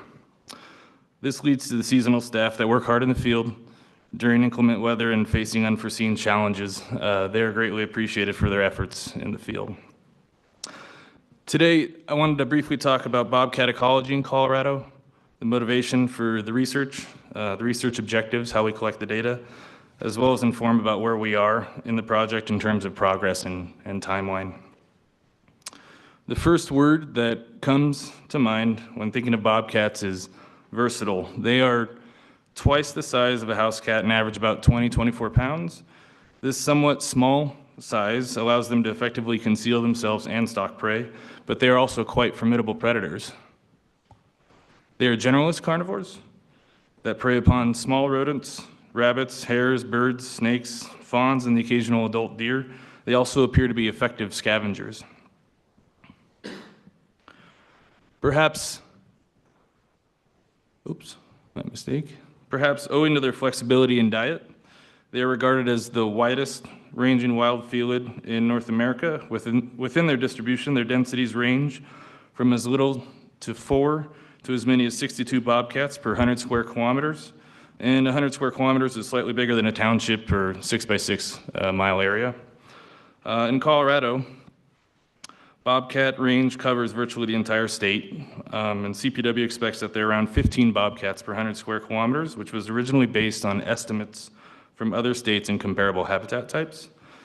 That said, in 2009, 2011, a PhD student out of CSU estimated bobcat densities for several study areas in Colorado, which ranged from around 15 to 24 bobcats per 100 square kilometers. The expected bobcat density of 15 per 100 square kilometers, combined with research findings from another state on the effect of legal harvest on bobcat populations, has helped set the mortality density monitoring guideline for harvest in Colorado. This is one of the 5 bobcat monitoring guidelines CPW evaluates each year. Bobcat harvest should not exceed 17% or 17% of bobcat density, or 2.55 bobcats per 100 square kilometers in any of the bobcat management areas, which are color-coded here on the bottom left. To date, this harvest threshold has not been exceeded. So why is CPW conducting bobcat research? Like many of the species that CPW manages, particularly elusive species like bobcats that are difficult to gather data on, we are forced to make assumptions as part of our management strategies. However, we recognize opportunities to gather additional information that can be used to possibly refine bobcat management. CPW has committed to 5 years of funding towards bobcat research. The research began in fall of 2023, the status of which I will touch on in a little bit. The goal of the research is to better understand bobcat density and habitat relationships, in addition to the role of harvest legacy and prey density. A high harvest legacy is referring to areas where bobcats have been consistently harvested for 3 years or more, whereas low harvest legacy is where bobcats are harvested very little or not at all. Despite dietary flexibility, bobcats are suggested to have a preference for rabbits or hares, and when I refer to hares, I'm really meaning jackrabbits that are part of the hare family. And bobcat population density might respond to the changing availability of such prey. Although habitat type, for example, pinyon juniper community, might correspond well to higher bobcat densities compared to other habitat types, prey density and harvest legacy can further influence their numbers. Moreover, legal harvest is not the only mortality source for bobcats. Other mortality sources include roadkill, disease, predators, or competitors, including bobcats themselves. Elucidating the relative influence of these mortality types in conjunction with legal harvest can help us understand how bobcat population densities can fluctuate over space and time. In addition, better understanding bobcat density-habitat relationships can help us derive refined estimates, density estimates, in areas where we have not collected data. Our research objectives are to estimate bobcat density across several habitat types and harvest legacies, estimate cause-specific bobcat mortality, estimate sex ratio and age composition of the bobcat study population, determine bobcat diet, and estimate primary prey, rabbit and hare density. This information can be potentially applied for management purposes, as the overarching aim is to draw associations from harvest demographics and rabbit hare density with bobcat density to identify potential indicators of bobcat population change. Such associations could be used to refine harvest thresholds. In addition, bobcat density habitat associations would allow us to extrapolate reasonable bobcat densities to other areas of the state where similar habitat composition occurs. Although this research is geared toward potential management application, it also provides information on basic bobcat ecology. in Colorado, such as home range size, movement, resource selection, and as already mentioned, diet. So how are we collecting these data? We already have mandatory seal checks during which CPW collects information on harvested bobcats, sex, age class, and the location time of harvest. But the sex ratio and age structure of the underlying population might be different than those harvested. Therefore, we selected a focal habitat type in 2 study areas of similar topography and habitat composition, one with high and the other with low harvest legacy, within which to sample a bobcat study population. We sample the bobcat population in each study area using capture mark techniques via live captures. We also apply so-called marks to the bobcats, principally by fitting them with GPS collars and ear tags, which are recognizable on camera. Within each study area, we set up 100 cameras that take pictures of both marked and unmarked bobcats. The resulting data and camera recapture rates of each marked and unmarked bobcats allow us to estimate population density for each study area. During captures, we collect sex and age class information as well as take biological samples, such as guard hairs that can be analyzed for dietary composition using stable isotopes. We also conduct line transects, walking several straight lines across the study areas and record direct observation of rabbits' hairs, which allow us to estimate their density. In fall of 2022, we started the first year of the project. We selected 2 study areas, each 20 by 20 kilometers, one with high and another with low harvest legacy in northwest Colorado near Meeker and Dinosaur National Monument, respectively. The focal habitat, bobcat predominating habitat type was pinyon juniper, but this often co-occurs with sagebrush communities, meaning these 2 habitat types act together as one or a habitat mosaic. These communities are regarded as preferred habitat for the species in Colorado. We captured 39 bobcats, including recaptures, and fitted 21 unique individuals with GPS collars and collected several 100,000 images from the cameras. The severe winter precluded access to most of the low harvest legacy study area for captures and for camera setup.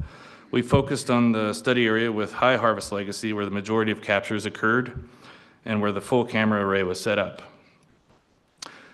Density estimation models are functioning for the better sampled study area, but estimates are preliminary due to a lack of complete sampling coverage from severe winter conditions. The most recent field season started in fall 2023, just this last year. We have completed the camera grid setup for both study areas and will continue with captures through April this year. Rabbit hair transects are being conducted for the first time in each study area this winter. Bobcat and prey data from these study areas will be collected through the year 2025, at which point in the fall, we will switch to another predominating habitat type, or 2 other study areas with high and low harvest legacies, where bobcat densities, mortality, diet, and rabbit hair density will be annually estimated for 2 more years. As a result, we will have bobcat densities for at least 2 predominating habitat types, or habitat mosaics, at 2 harvest levels and each for at least 2 years. The second habitat type is yet to be determined, but will be selected based on land cover representation in Colorado and the ability to contrast high and low harvest legacies. And to explain this picture on the left, this whole project is somewhat of a learning curve. So this was the first pilot year, and this was before I actually bought side panels for the side-by-sides, much to the chagrin of my techs, but we got better. They're a little bit warmer. But yeah, if you have any questions, please ask, and I'll do my best to field them. Commissioner Touchton. Thanks. Oh, I'm sorry. Let's go to Commissioner Haskett. Thank you, Chairman May. Thank you for the presentation. Great. I do have a couple comments and questions. It's great to see this research because people always say we don't know anything about bobcats, and it's really nice to see that this is being done.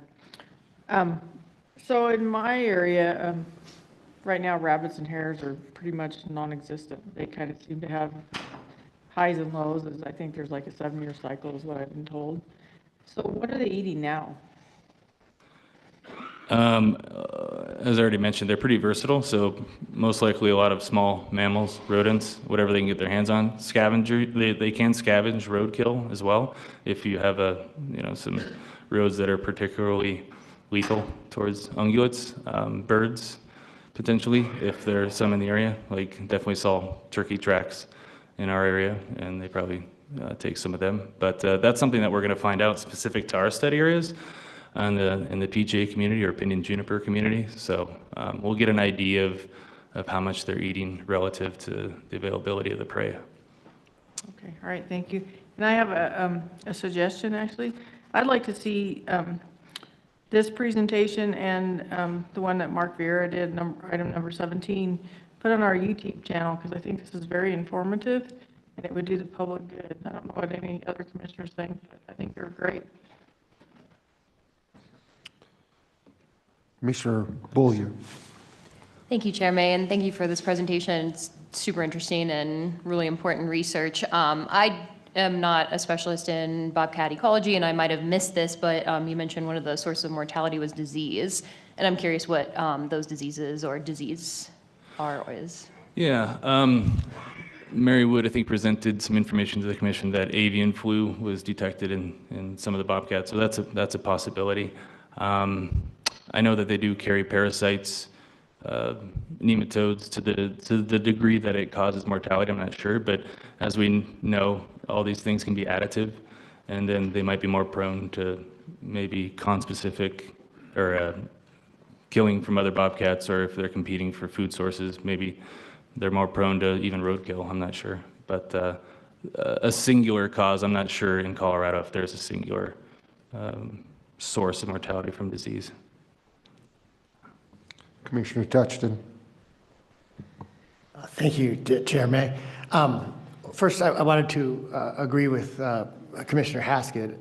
I think it would be good to have the information that we've received today widely available, however we can distribute it. I'm trying to figure out how to express this concern, but so I guess a concern I have is I worked on endangered species for years, and yesterday we took a tour of what I call the Room of Death at the National Repository. I'm unaware of any cats with spots globally. There's probably an outlier that I haven't thought of, but all of your big spotted species are, with the exception of bobcats, are imperiled.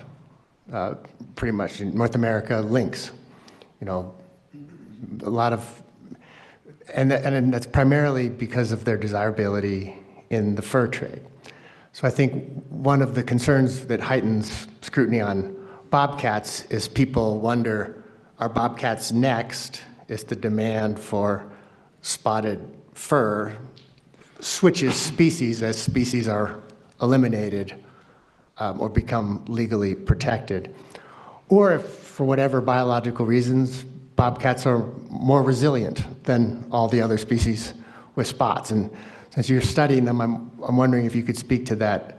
Are they more resilient than the other spotted cats, or just hasn't commercial interest turned to them to the same extent yet? Well, I don't want to get boxed into either or in terms of the answer, but I think it's partially it's a question of scale. Locally, I think that bobcats have been labeled as possibly decreasing. Like in Florida, there's a paper from, I believe his name was Nathan Roberts, 2010, and surveyed the various states, and then of those that were respondents, I think Florida was decreasing, but then most of the rest of the states were either labeled as stable or increasing across North America, and that's presumably because of previous possibly human persecution, I would imagine. I think they put that in the paper.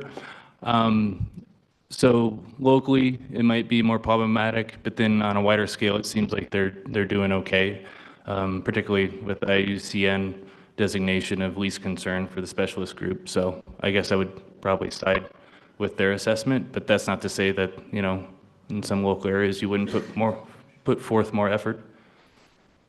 Yeah. Commissioner Skiba.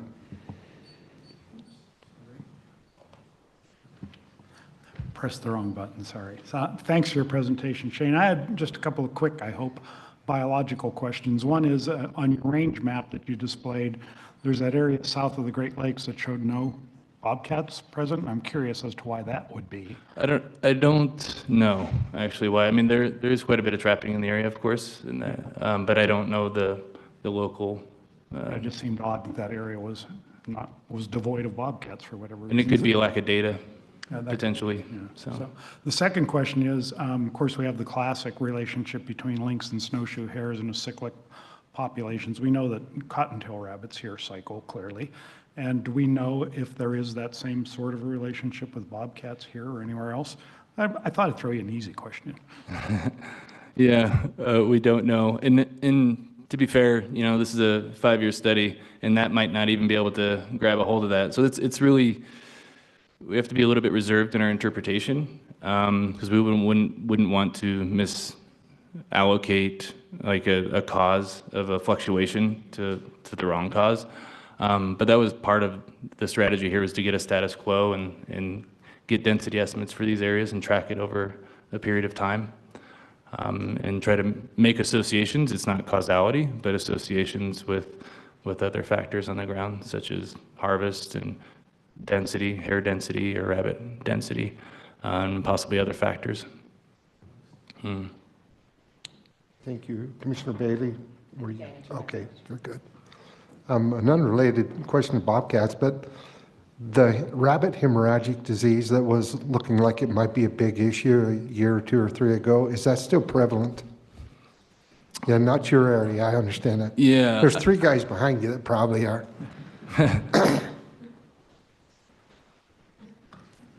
Thanks, Brian.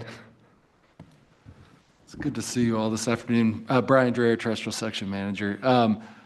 Honestly, Dallas, or Commissioner May, I think Mary Wood would be the right person to ask in terms of, you know, we've been getting a variety of reports. To my knowledge, it certainly hasn't been. I think when it first came on the scene, I think many of us were very, very concerned about where it's at. To my knowledge, it certainly hasn't been a huge major issue, but I know we continue to test for the disease. And Dr. Mary Wood would be the best person to really address that question better than I could. Thanks, Brian. Any other questions for Shane or comments? Seeing none, I'd say we move on. Thanks, Shane. Thank you. We're now to agenda item 30, our license suspension appeal.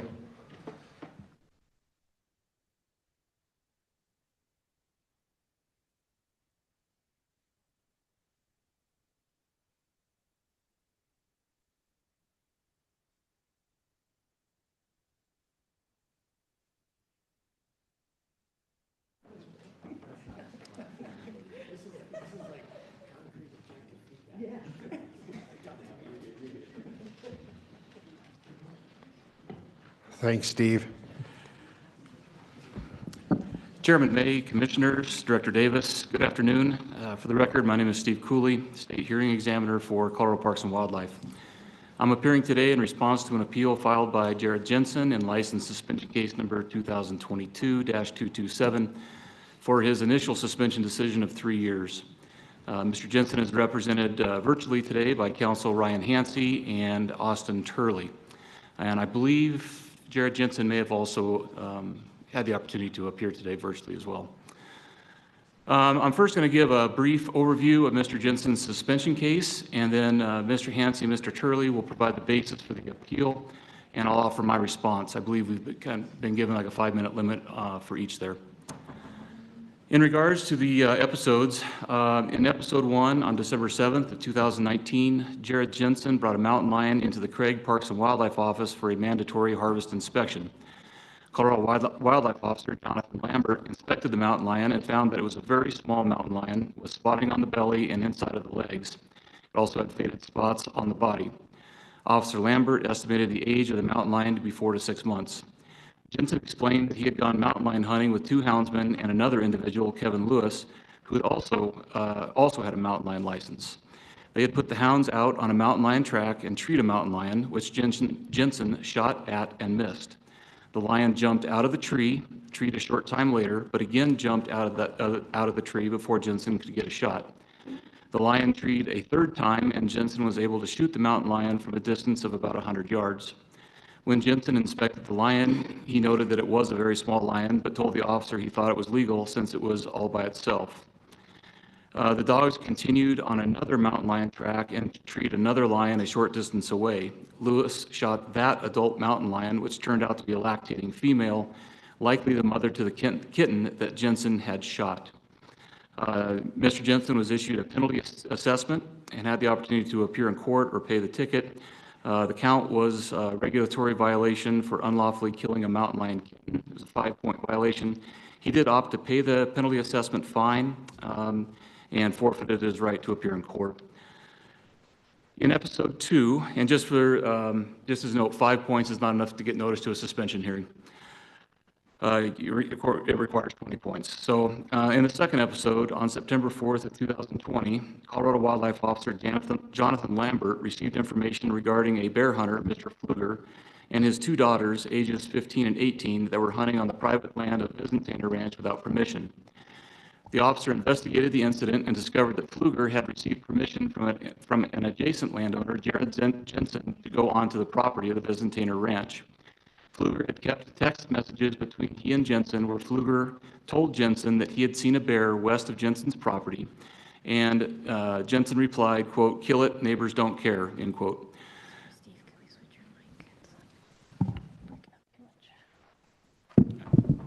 Thank you.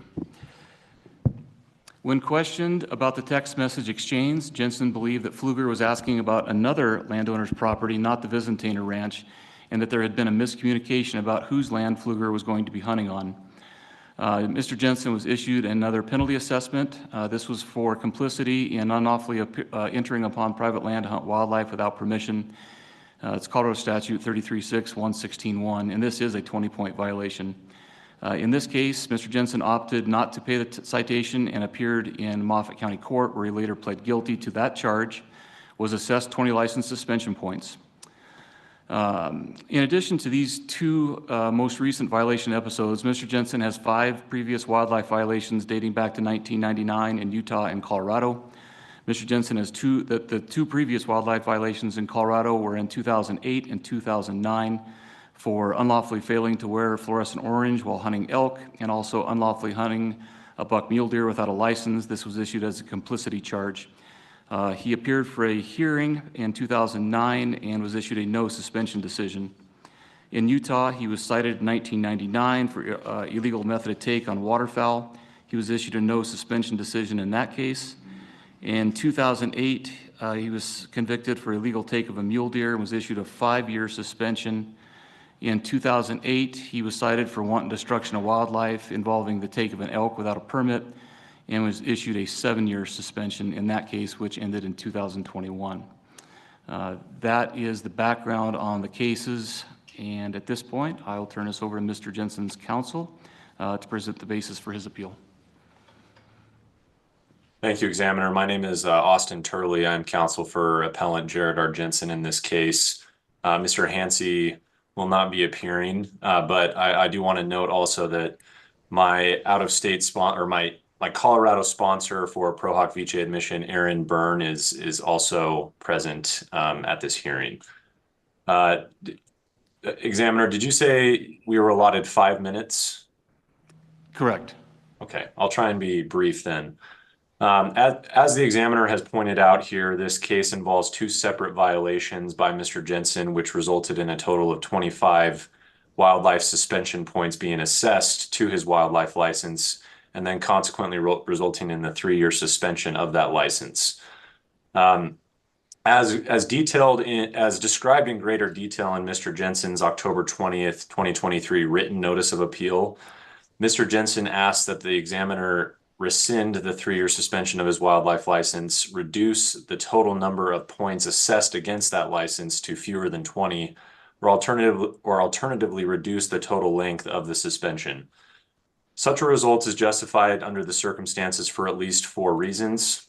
First, the District Court of Moffat County dismissed the same charge against Brandon Duarte, a houndsman who led Jensen's hunt for the mountain lion, for failure to prove the charges beyond a reasonable doubt. On July 6, 2020, the state of Colorado filed its amended complaint and information against Mr. Duarte, stating that Duarte violated a rule of the commission by unlawfully killing a mountain lion kitten in violation of the applicable statute.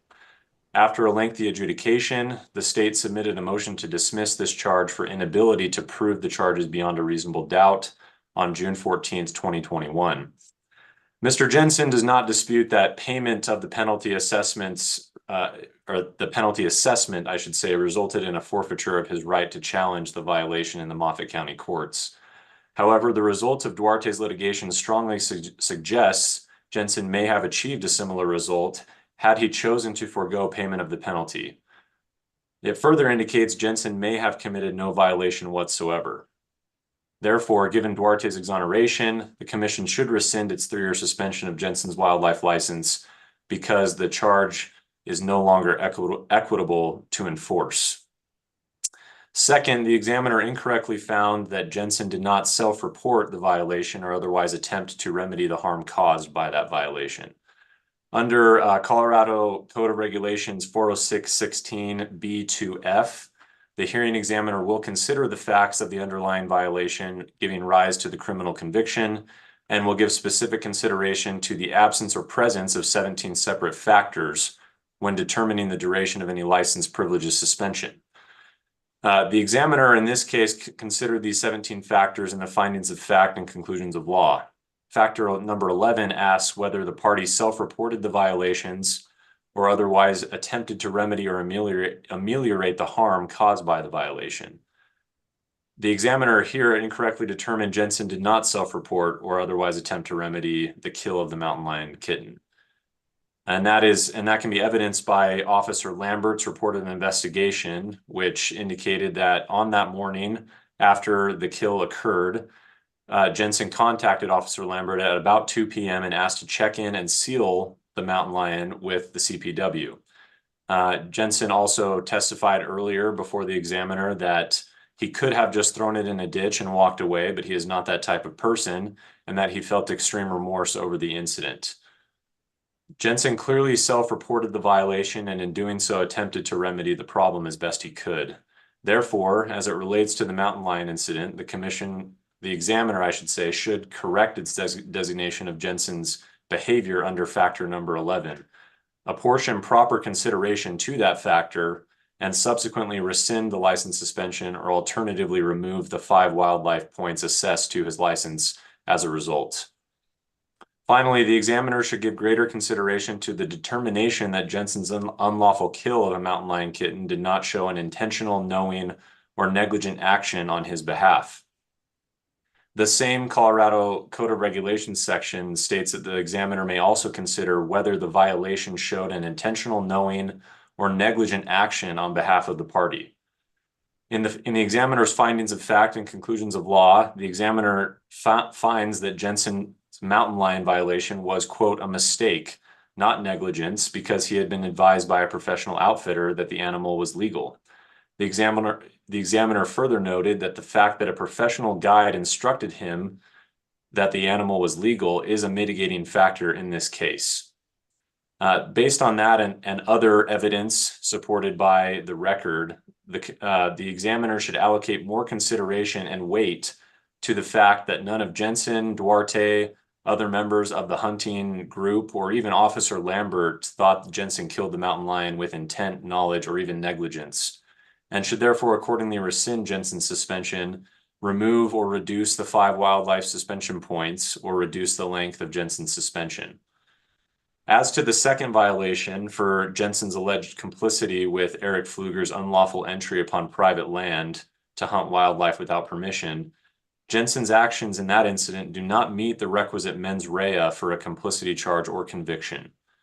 In Colorado, conviction as a complicitor requires that 1, the principal committed the crime, 2, the complicitor had knowledge that the principal intended to commit the crime, and 3, the complicitor aided or encouraged with specific intent to aid or encourage the principal's commission of the crime.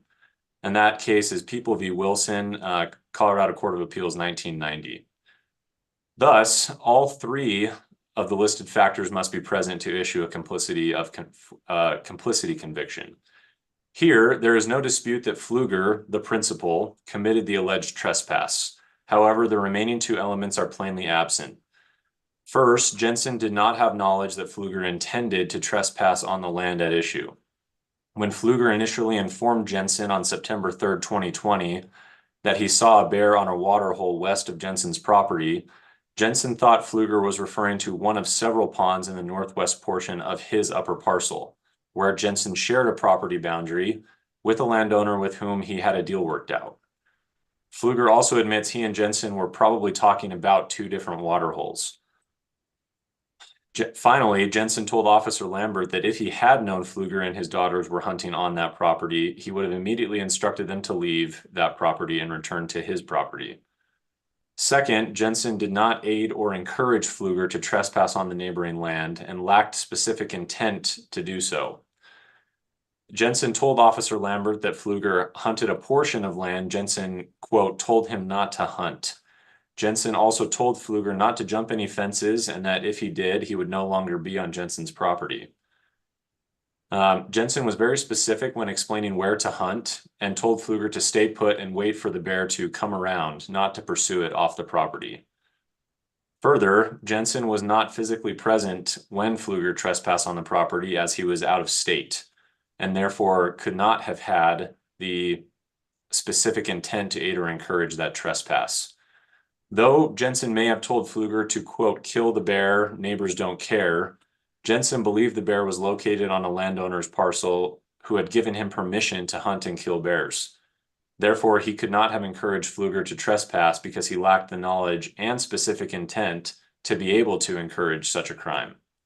Finally, Pfluger admitted this incident was 100% his fault in a statement that was submitted to the examiner. Therefore, because Jensen's actions do not meet the requisite mens rea for a conviction of complicity, the examiner should reassess Jensen's penalty assessment and rescind or reduce his license suspension. Alternatively, the commission should remove the 20 wildlife suspension points assessed against his license privileges as a result of that violation. For the foregoing reasons, the examiner should do, as I have said, rescind Jensen's 3-year wildlife suspension. Or alternatively, the examiner should remove some or all of the wildlife suspension points assessed to Jensen's license to fewer than 20, or at the very least, reduce the total term of his license suspension. Examiner, I'd also like to give just a few moments to my client, Mr. Jensen, to explain some of the efforts and service he has offered to various hunters in the state of Colorado, if that would be acceptable to you. I'll defer to Chairman May on that. I think it's within reason that we give him a minute or two, but not an extended period of time. So if you can do it in a minute or two, I would appreciate that. Thank you.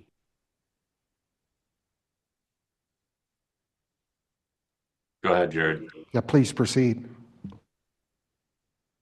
Okay, can you hear me now? Yes, Hello. we can hear you. We can hear you. So in my story that we have, I did commit other crimes back in the day. I paid for those. Ever since them dates, I've never had a charge again from that. I have took over 34 youth hunters for free on my property, 6 wounded war veterans and elderly, and 3 blind youth hunts to try and rectify and make things up for what I've done in the past. And we still continue to do this in our ranches in Moffat County. My intent with what happened with Mr. Pfluger, he had 2 daughters that wanted to hunt. I let him come up and hunt my property, which was free. We did not charge anything. And so that was a bad situation there. On the cat, I would also like just to say that I did everything right that I could have with who I was hunting with an outfitter, and I did the right thing with Mr. Lambert, as noted by my attorney. I've tried to do everything I can possible to keep everything straight with my life going forward and keep in good way with the CPW and all the hunting ethical rules and laws and regulations. And that's what I'd have to say about that. Thank you for your time. Mr. Cooley. Mr. Jensen's appeal raises several legal challenges that are beyond the scope of my role as the hearing examiner. Because of this, I asked Counsel David Cooperstein with the Attorney General's office to provide the Commission with a response to these specific legal issues. In short, these are arguments that largely needed to be addressed during the criminal proceedings and are not appropriate to be considered at an administrative hearing or by the Commission on appeal, where the suspension decision is based on a licensee's convictions. You've been provided with Mr. Cooperstein's complete response in the appeal file. After listening to Mr. Jensen's testimony and reviewing all the information provided in his case, I used the 17 factors listed in CPW regulation to provide the basis for Mr. Jensen's initial suspension decision. Mr. Jensen's violations are serious and demonstrate a continuing pattern for violating wildlife laws. I have viewed Mr. Jensen's prior wildlife violation history as an aggravating factor in his case, and this weighed heavily in his suspension decision. Over the course of 25 some odd years, Mr. Jensen has 5 separate wildlife violations, 2 in Colorado, 3 in Utah. Mr. Jensen has previously been given the benefit of 2 no suspension decisions, 1 in each Utah and Colorado, and 2 separate suspensions in Utah for very serious wildlife crimes. The most recent 7-year suspension ended in 2021. Mr. Jensen has failed to accept responsibility for his actions in both of his recent cases, pointing blame at others instead of reflecting on his own involvement in the violations. In episode 1, Mr. Jensen shot a mountain lion believing that it was an adult, but subsequently learned that it was a kitten. He did not self-report this as a mistaken kill, but rather brought the mountain lion in for a CPW mandated inspection. During this required inspection, the officer noted at that time the mountain lion was only 4 to 6 months old. While Mr. Jensen did take the opinion of a houndsman and others that the animal was an adult, he shot the mountain lion from a distance of approximately 100 yards and likely would not have had the opportunity to adequately view the animal to determine its age. Ultimately, Mr. Jensen pulled the trigger and is responsible for the consequences of that decision. In the second episode, Mr. Jensen allowed hunters on his property and later provided information by means of text that led these hunters to trespass on another landowner's property. Mr. Jensen had no authority to grant permission for these hunters to access any other landowner's property. Additionally, Mr. Jensen's appeal, although it was not brought up in the oral presentation today, the appeal brought up a new issue that involves officers' integrity. This information was not brought up during a suspension hearing and is offered without any supporting evidence, and this bothers me. Accusing the officer of coercing Mr. Jensen into paying the citation instead of going to court is not only baseless, but I find it shameful. Mr. Jensen did pay the ticket in episode 1, but there was no mention of this at his suspension hearing or any evidence offered now that he was coerced into doing so. In episode 2, Mr. Jensen opted not to pay the citation and instead appeared in court, where he voluntarily pled guilty in open court to trespassing. These are extremely serious allegations in my mind to be levied against any wildlife officer or any law enforcement officer, and are offered without any prior testimony, no evidence, and without allowing the officer an opportunity to even respond. Had this issue been raised at a suspension hearing, I would have taken steps to allow the officer to respond under sworn oath. Ultimately, a suspension of wildlife license privileges is meant to be remedial in nature, not punitive. Mr. Jensen's case represents the need for remedial action given his repeated violation history and the seriousness of the violations. Having reviewed the basis for Mr. Jensen's appeal, I do not see any information that would alter my initial decision. I would ask that the Commission uphold Mr. Jensen's initial suspension decision of 3 years. Thank you. Thank you, Mr. Cooley. Commissioner Haskett. Thank you, Chairman May. It's a hunter's responsibility. It was your responsibility to know if this was legal or not. And on the second count, you didn't have permission from the other landowner, even though you said that you did. My understanding after talking to some staff is that you didn't have permission from either one. Your list of wildlife violations, it's embarrassing to the sportsman's community. If it was up to me, I would give you more. Thank you, Commissioner. Commissioner Skiba. Yeah, thank you. And I'm not sure who can best answer this question, whether Mr. Cooley or possibly Council Matter, but my understanding is that in both cases, Mr. Jensen essentially admitted guilty, did clearly in the second situation in court. In the first one, by paying the penalty assessment, he also admitted guilt, correct? By paying a citation, you're acknowledging guilt to the charges, and in count 2, he pled guilty in open court, yes. Yeah. Okay, well, that's enough for me, enough information for me. Thank you. Commissioner Touchton. Thank you, Chair May. My thoughts run along the line of Commissioner Skiba's. I think the biggest problem for Mr. Jensen's counsel is his client has pled guilty, and he's trying to collaterally attack that guilty plea. But as we say in the trade, Mr. Jensen sort of lawyered up earlier. When he pled guilty, he foreclosed the right to subsequently challenge whether or not that violation occurred. So I think for this commission, we're sitting in a position where the violations did occur. That's the facts that we have. The only thing we could do is look at leniency in the suspension. And there, I think Mr. Jensen's track record essentially does him in. As you mentioned, Mr. Cooley, that twice different wildlife commissions have issued lenient decisions of no suspension. And again, Mr. Jensen reoffended. He's only made it since 2021 after coming off of, it sounds like 12 years of suspension. And he only made it a couple of years, and we're back in the same place. I don't see any grounds to exercise leniency. Thank you, Commissioner Touchton. One of the problems I have is we've spent a majority of our day today talking about morals and ethics and mountain lion hunting. And as we've discussed this over the years, we talked at length 2 or 3 years ago about the fact that every mountain lion license holder is required to go through the online testing program. And part of our evidence, Mr. Jensen on 12/24/09 passed that exam with 95% correct answers.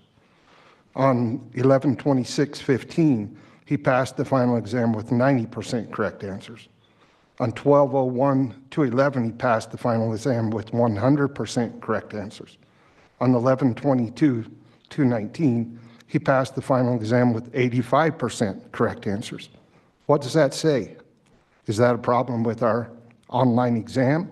Is that a problem with our licensing program? Obviously, it's a problem because Mr. Jensen spotted this kitten with a scope, and his houndsman spotted it with binoculars. They're both looking at it. They both chose to shoot it. So it's obviously intentional. Those are my comments, Commissioner Haskett. I fully support our wildlife officer and our hearing examiner, so I move that we uphold the hearing examiner's suspension. Commissioner Haskett, Commissioner Haskett has moved, and Commissioner Skiba has seconded. Any further discussion? Councilor Matter, are we ready to go to a vote? I'd like to ask for a roll call vote, please.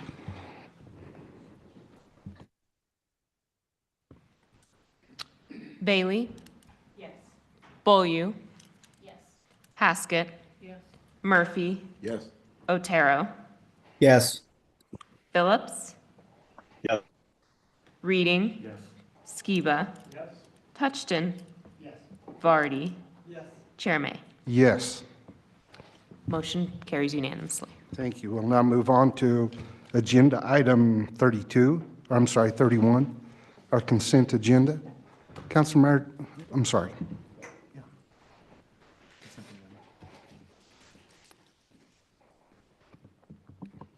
There you go. I believe the commission approved the consent agenda yesterday with the full vote. That was going to be my question. Did we have that motion approved yesterday? I don't think we voted. Yeah. The motion began, but then we had corrected that the vote needed to happen today. Oh, I'm sorry. So I would entertain a motion to approve the consent agenda, or Commissioner Reading. So moved. Commissioner Bailey, seconded. All those in favor of approving the consent agenda as presented signify by saying aye. Aye. Opposed, nay. Motion passes. Consent agenda is approved. Sorry. Do we have public comments, Katie? Okay, we'll move to public comments. Yes, thank you, Chair May. So for in-person comments, I'd like to call up Raymond Hawkins, followed by Dan Gates, and then Ten Bengi. We'll do in-person first and then virtual.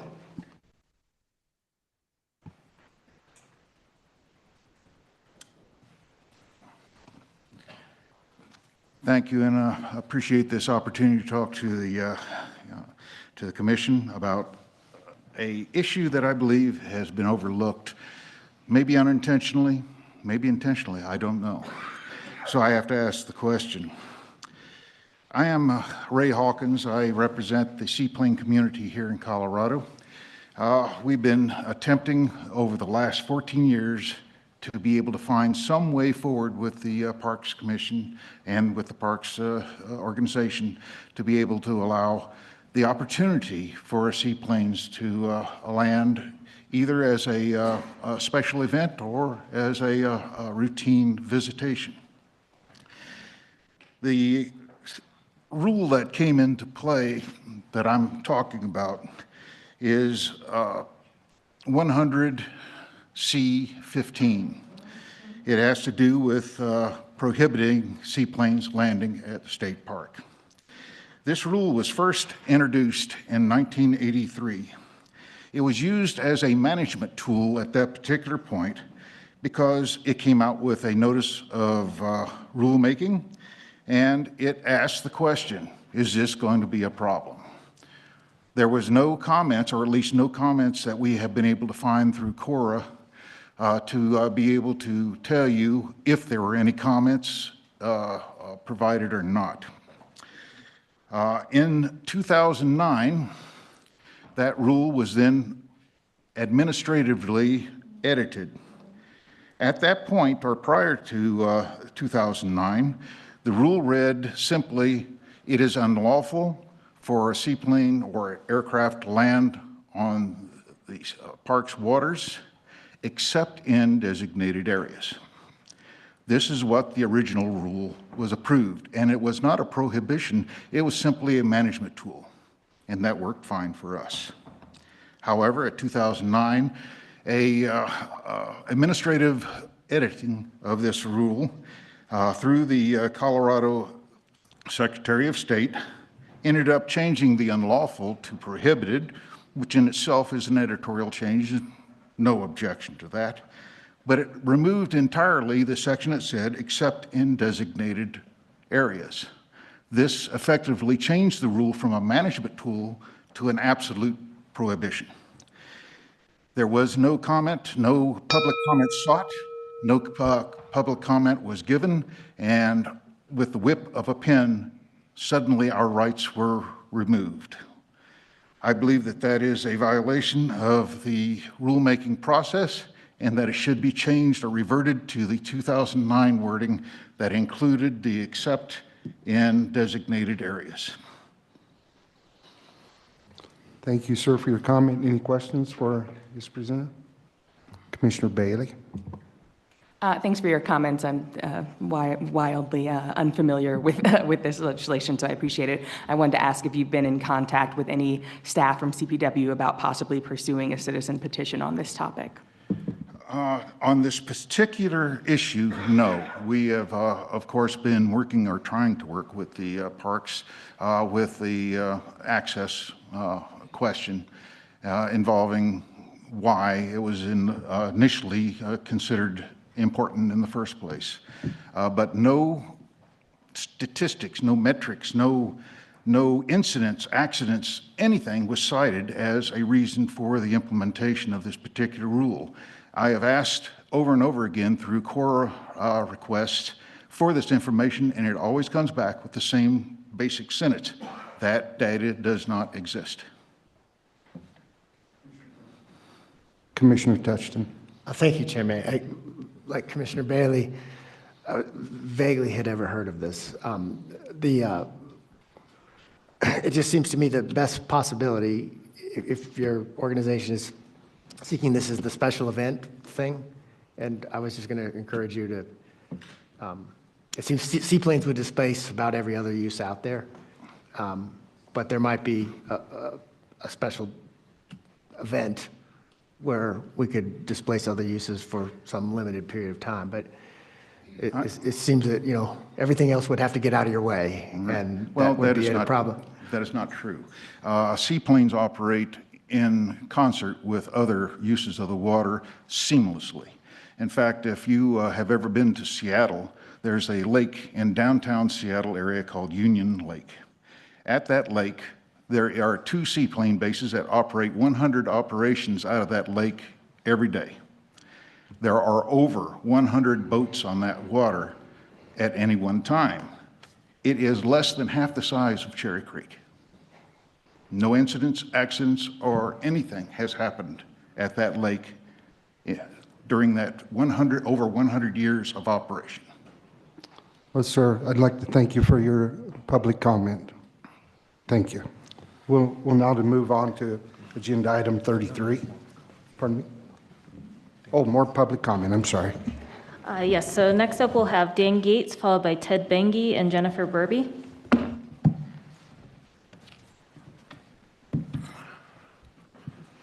Thank you, Chair May, Director Davis, Commissioners, Mr. Brass, Mr. Matter. Well, you guys had a full schedule. You had a lot of things on your boat. Hopefully it didn't capsize at some point in time. You know, there's so much to cover, and I could have taken a little bit of time to maybe put you farther back and talk individually, and I won't take too much of the time, but you know, from the wolves to the mountain lions and bison, you got so many different opinions and perspectives that are going to come to you guys over the course of the next year or two. And I'm sorry that you've had to deal with some of this stuff, because just coming off the wolf introduction and trying to figure out how to navigate that landscape and thread that needle, it creates more complexities and less simplicities on the landscape of what you're going to have to deal with. I think some of the comments about the fact and question sheet pertaining to bobcats is relevant, but I really like the suggestions from the commissioners about putting the distributed information on the website, or make it a little bit more decipherable to the general public, to where they don't have to turn around and try to look through, you know, 107 pages of documents to figure out something that would be relevant. A lot of that is not going to be relevant to the general public. The general public wants to know, do we have sustainable populations of wildlife, and are they appropriately managed? And you know, some of the opposition to actual game harvest, it doesn't matter what numbers there are. They don't really care, in my opinion. They want to make sure that we don't harvest anything. There's not a suitable number of offtake. There's not a 10 or a 20 or 100 or 1,000. It's 0. They don't have a suggestion on what they're going to turn around and do to make things right or make things better. This commission, fortunately, is going to have a lot to do with what is said and what is done over the course of the next 2 or 3 years. But when it really comes down to it, this fall in 2024, it's probably going to ultimately come up to the voters. The commission decided on 2 different occasions, and the proponents of that one incident, they decided to withdraw their petition to the commission. And then those individuals were forced to turn around and go what they thought to go to the legislature, and the legislature didn't see that eye to eye either. Those are the facts. I think the general public wants to see facts, and I think it's time and the right time to be able for the agency to be able to provide the facts. On a couple other things, and if you wouldn't mind, I would like to entertain a question that was given yesterday in reference to the habitat, or excuse me, because I've been on so many things in the past, the Wildlife Council, I apologize, and some of the things that are maybe within the council's purview and what we could or couldn't do. And I wanted to comment on something that, just to where I get it right, but last year there was a House Bill 23-1036 that required CPW to cooperate with NGOs to design and promote a 2-year program that provides vouchers to offset the cost of non-toxic ammo. It's a pilot program, and it got an appropriation of $31,200 from Wildlife Cash. That's not the council's job to turn around and message about that. That came directly from the legislature to the agency. The council's money is fairly well expended ever since 1998 to show the benefits of hunting and fishing. And we are very well structured, and we are bounded to be able to stay within those guidelines.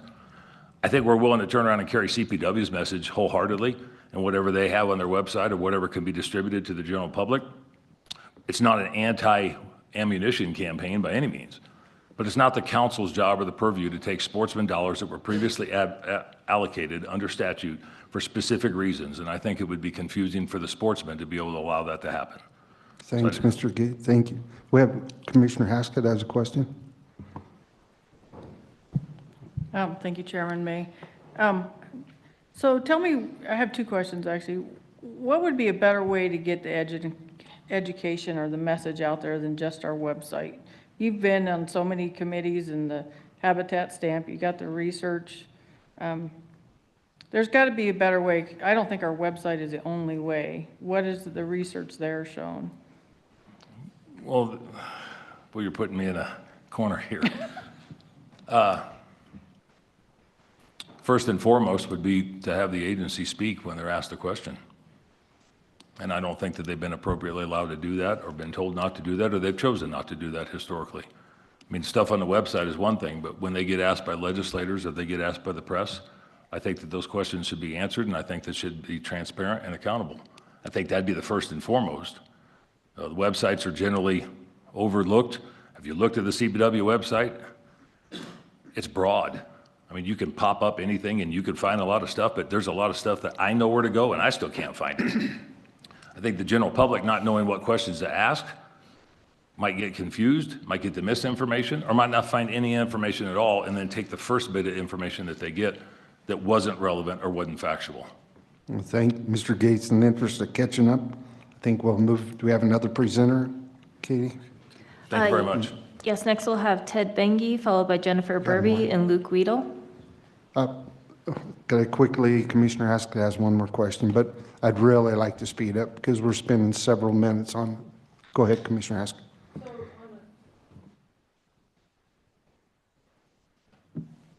Sorry. On the lead issue, I guess I missed that. I know I've been around for all this stuff, but I would like more information on that, of how that ended up at the Wildlife Council. I don't know who has that, but no, Habitat?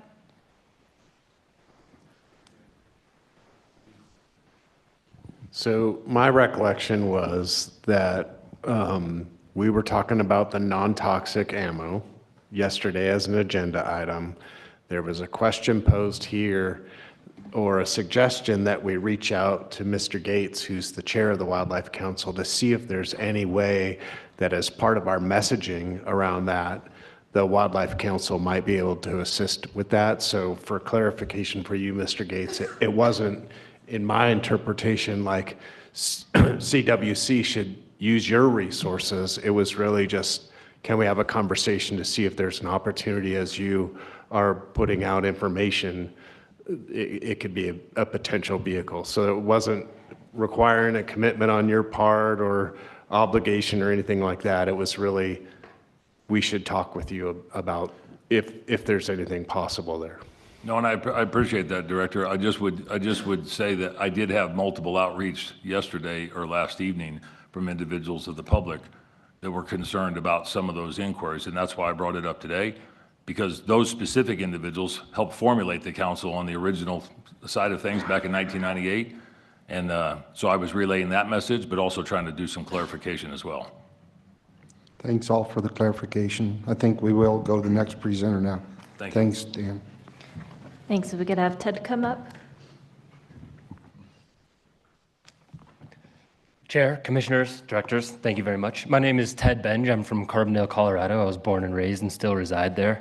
And I'm the president of Western Slope Wildlife Advocates. We are a local grassroots organization whose mission is to advocate through education and direct action for the preservation and protection of Colorado's big game wildlife populations and their habitat. Our group is still very much in its infancy, but we were born of a passion to protect the animals we love and revere and the places that they inhabit, and also to fight to preserve our heritage as hunters, though we have many non-hunters on our group, as Coloradans and ultimately as humans. We have a deep-seated belief in the merits of science-based management, and we hope that this commission and agency continue to adhere to the tenets of the North American model and science-based management. Some of the other issues that consistently animate our conversations revolve around development and recreation. Many of us are recreationalists ourselves. We're bikers, hikers, skiers, runners, kayakers, you name it. But we also recognize the impact that unfettered expansion of recreation infrastructure can have on big game habitat and big game populations. And so we hope that this commission, in cooperation with other state and federal agencies, can continue to work to implement thoughtful policies that will allow for the coexistence of recreation, which we acknowledge is a very important part of our economy, but also for habitat, because our view is that ultimately trails are an amenity and habitat isn't a necessity. And at the end of the day, we all know how hard it is to get it back once it's gone. So thank you very much. Thank you very much for your comments. Next, we'll have Jennifer Burby, followed by Luke Weedle, and then virtually Shamoy Anderson.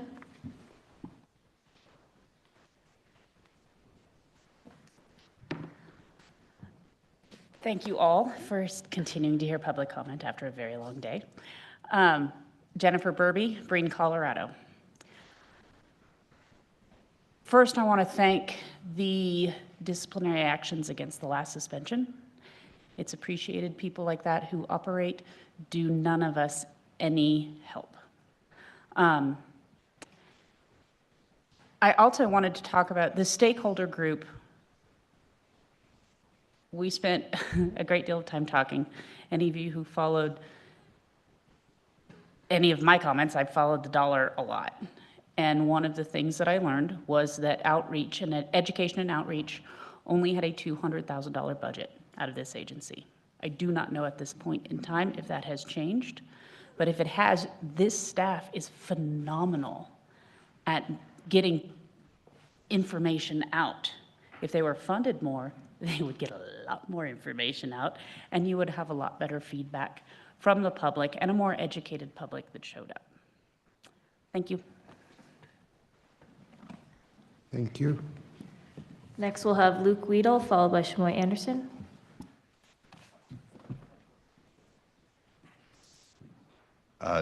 Director Davis, Chairman, Commissioners. As a hunter, I just want to make 2 quick points that I feel compelled to respond to. Number one, unethical and particularly illegal hunting, definitely not representative of the larger hunting community. You know, I mean, that may go without saying, but it's important for me to say that. I know hundreds of hunters, my brothers, my family, my kids, my cousins, association members and volunteers, you know, who all engage in ethical hunting and harvest practice. So, and number two, it's very clearly up to each hunter to know rules and regulations, what he or she is doing, where they are and what they're harvesting, and everything in between. And so, you know, hunters who engage in illegal or unethical behaviors should be prosecuted to the full extent of the law. So, thank you. Thank you, Luke. And next up, we'll have Shamoy Anderson. We get her unmuted. And would you like your camera on? No, thank you. Okay, just a moment. I'm in the field. All right, go ahead. Oh, thank you so much. Commission Chair May and members of the commission, I'm Shammy Anderson, Senior Field Representative for Defenders of Wildlife with the Rockies and Plains. We're headquartered in Denver. By the way, I'm from Estes Park, and I lived in Vail for a number of years, so I'm a native Coloradoan. I last testified on this matter. I'm talking about the bison update.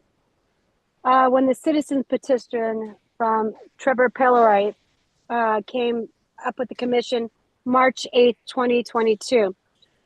First off, hats off to CPW and Travis Black for convening the local group to address the issue with the Henry Mountains herd, and for CPW's Reed DeWalt for considering the larger opportunity for the agency and the commission to consider a wildlife designation for bison in the future.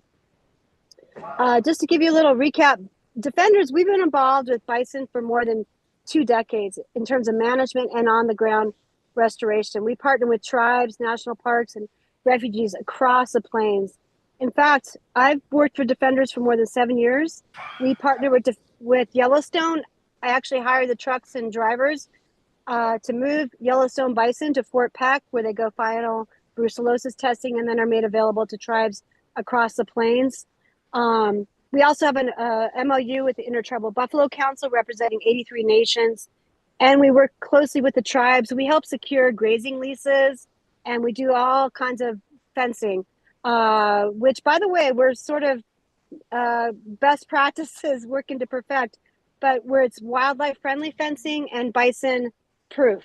So I've been in the field. I know this animal.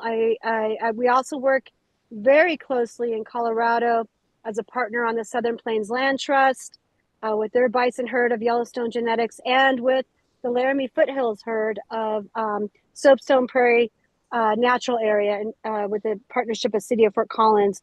And of course, the Rocky Mountain Arsenal is another important conservation herd. In summary, we support the continuation of the group formed with the Henry Mountains, thanks to Travis Black. We're hopeful this effort can inform the department and commission in consideration of a statewide designation, a dual listing of bison as wildlife. Okay, I'm moving on.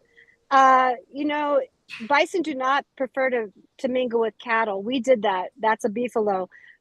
We've got about 500,000, about 20,000 in tribal herds, 20,000 in public herds. We're not here to say that we need bison everywhere. But some return to Colorado is being done, and Colorado Parks and Wildlife needs to come up to contemporary management as Wyoming and Montana and other states have. I mean, the trophy opportunity for hunting, where hunters and environmentalists can come together, is really, really opportunistic. The disease implications, honestly, I need to talk with you, Reed. It's not an issue. It's a non-starter. Fencing, we got that. Just really appreciate the opportunity to sort of flag this issue for the commission. Hope the department can look at this for a dual classification of bison as wildlife and livestock. And really hats off to Travis Black for convening that group with the Henry Mountains herd of really important conservation benefit to overall recovery of our national mammal. It's our national mammal, folks. Anyway, appreciated Touchins and reading comments on this. And Chair Dallas may really appreciate the opportunity to provide this testimony. Thank you, folks. Appreciate it. Thank you, Shami. Do we have more, Katie? No, that concludes public comment. Thank you. Okay. Concluding that, we'll move to agenda item 33, which is our future topics discussion. And I would like to really speed through this because it's pretty much spelled out for us. I will just quickly read because I don't think the commissioners have access to all of this. What we have submitted so far is oversight of efforts to improve the license draw process. And a note on that is there are already plans for this in March. Another one, resident and non-resident allocations, which is being worked on. Bighorn management, which we talked about at length. Beaver management, which is coming in the future. I think we'll have a chance to discuss that.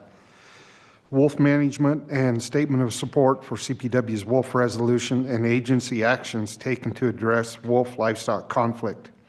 A note of that is wolves are expected to be in a standing agenda item for nearly every meeting. Additional topics mentioned: species fact sheets, adding invertebrates to CPW's portfolio, what would it mean, expanding tribal engagement, underutilization of outreach licenses, and environmental justice task force recommendations. Those are the things that were submitted and that staff now has in front of them. So unless commissioners have something else, I guess, our idea with that is to get a consensus of what is really important in front of the commission, like what we want on the upcoming meetings. My suggestion would be something such as bighorn and beaver management. I think those are going to be things that we can continue to talk about. I don't think we have enough information to ask for an agenda item on something like that. The the resident allocation, resident, non-resident allocation is in front of us already. So I'll defer to any other commissioners that have a comment on any of these topics. Commissioner Haskett. Thank you, Chairman May. I don't have a particular comment on every one of those, but I guess what I would say is I feel like our staff is just coming off of overload with the wolf. We're asking about we're looking at wolverines and other things. We're doing the big game season structure. We're doing the draw process. Don't overload our staff. I'm worried already of how much stuff they have. So if they're an issue that they're interested in, I think we should let them decide when they come up and how to proceed forward. Very good. Commissioner Touchton. I would like to add, we can't change this process. It was Commissioner Bailey's great idea that, as you all got in your packets, we would like to have these topic ideas submitted prior to the meeting so that we can have discussion. We're so far behind now, I don't think we'll have an in-depth discussion, but look forward to that in the future, that we'll try to facilitate that. Commissioner Bailey. I'm sorry, Commissioner Touchton. Oh, thank you, Chairman. Mindful of what Commissioner Haskett just said, I do know some staff are working extremely hard on Lesser Prairie chicken. When they are ready, I feel that issue could use some elevation to the commission, but I would defer to staff when elevating that issue to see what we could actually do to save that species is helpful to their efforts. So not to give them new efforts, but when they're ready, increase the visibility. I agree with that, because that is quickly moving, and it might be something just as simple, reads like, I know Jonathan is doing a lot of work on it. Julie is here, I think. There are a lot of things going on. So maybe we can just insert a 5-minute presentation on a future meeting. Does that sound reasonable? Reed. Yeah, thank you, Commissioner May. Yeah, I think the timing of that meeting would be important. Just a reminder, all our field biologists are in the middle of license setting right now. So the next meeting might not be a possibility, but a future one after that maybe. That's your suggestion, Reed. Okay, thank you. Let's just have it on our radar. I think we're all happy with that. Director Davis. Yeah, thank you, Mr. Chair, and thanks, Commissioner Haskett. I don't know how to say this. We got a lot of people with a lot of priorities flying at a lot of CPW staff, and it's this project on this project on this project on this project, and you're absolutely right. Like, we've got wolves out on the ground, and you got people, getting stuff, slung at them. And session started yesterday. So for me, if there's any way, I'll work with you, Chair May, and staff to think about how we can really appropriately pace this, because I'll just say, I've never seen a pace of workload like this in a long time of my career working for a state agency like this, and it's not sustainable. So we'll be diligent. We want to make sure that we're helping you all learn what you need to learn, want to learn, but boy howdy, we got to breathe for a second.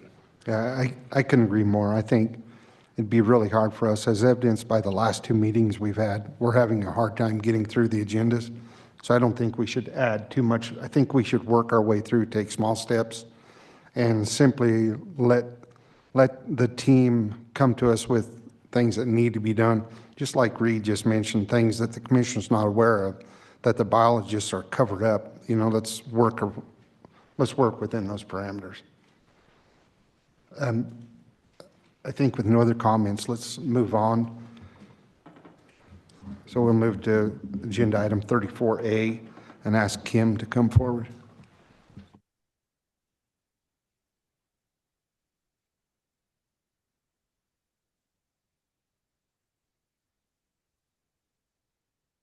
Welcome, Kim. Thank you.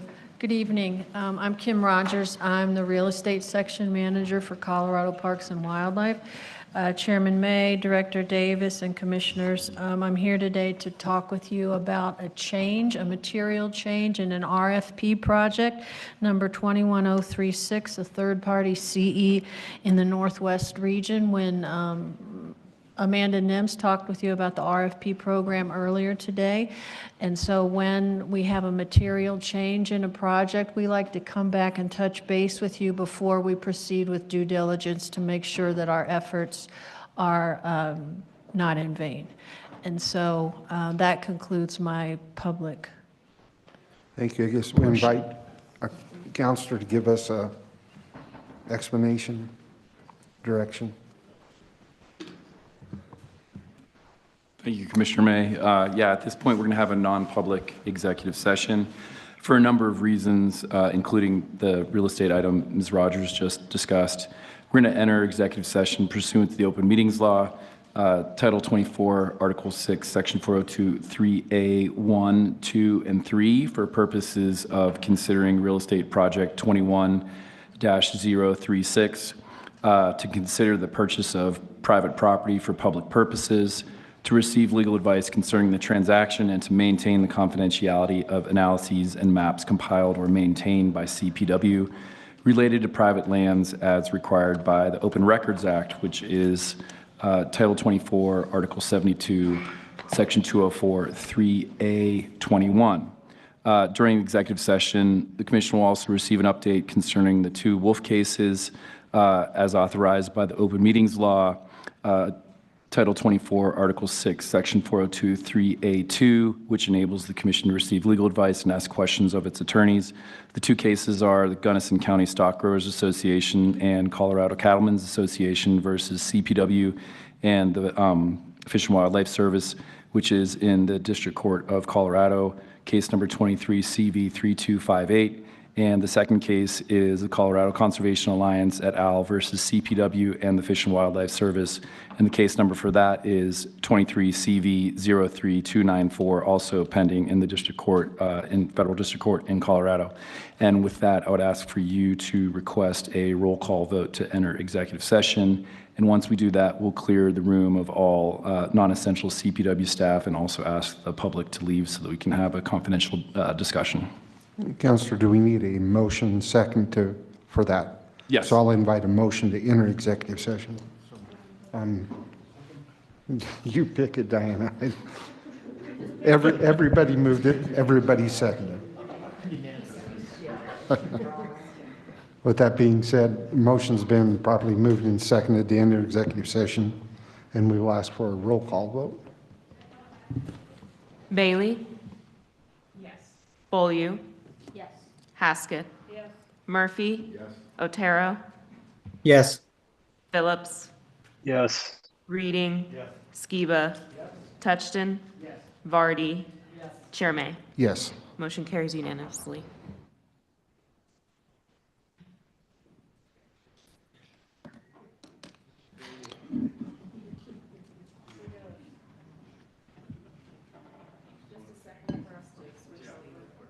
Hey, Justin, are you in the room?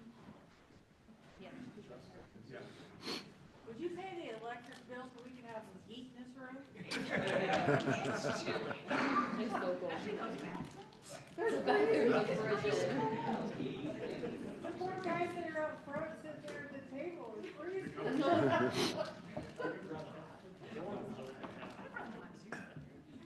It still always freezes out.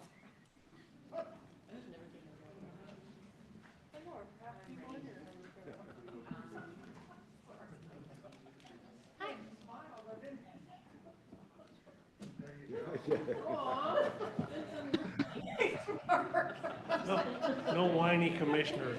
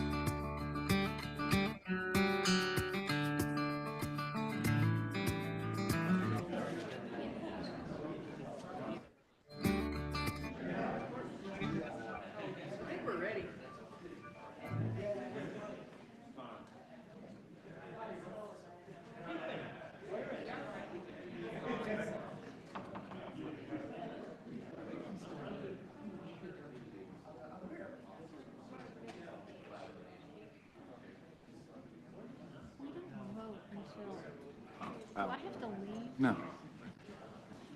It's cold and I'm tired. My snacks are complete.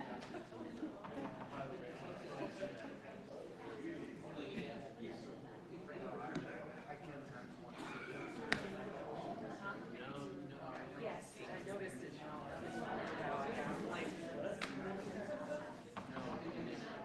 Oh, man. And it's terrible because it's like, there's like nothing you can do about it too.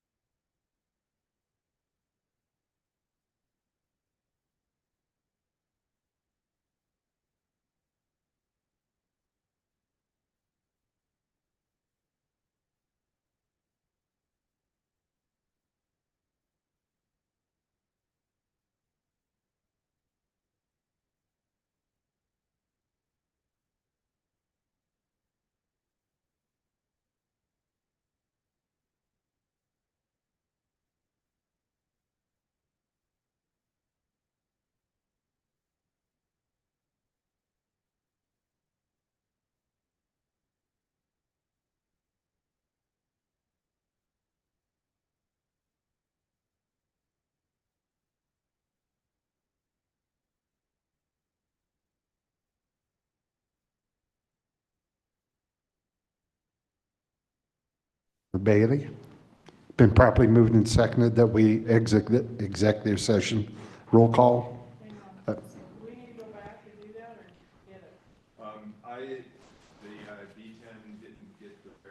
Okay. Well, I'll invite a motion to exit executive session. Commissioner Reading moves that we exit the executive session. That's a tongue twister. Commissioner Bailey seconded. Been properly moved and seconded. All those in favor signify by saying aye.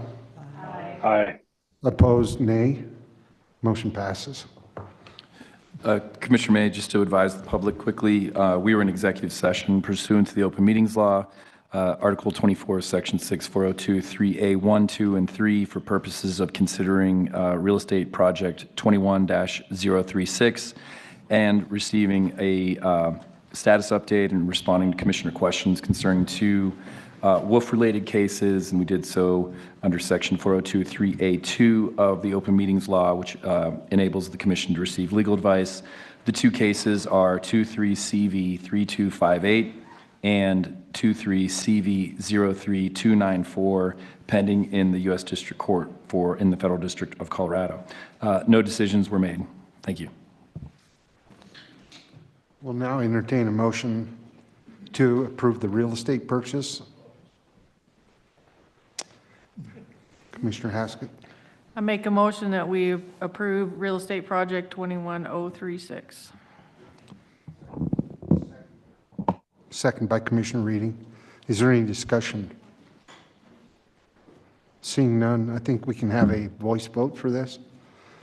Been properly moved and seconded that we approve the real estate project 21-036 as presented by staff. All those in favor signify by saying aye. Aye. Aye. Opposed, nay. Motion passes. Any other business should come before this meeting? If not, we'll adjourn.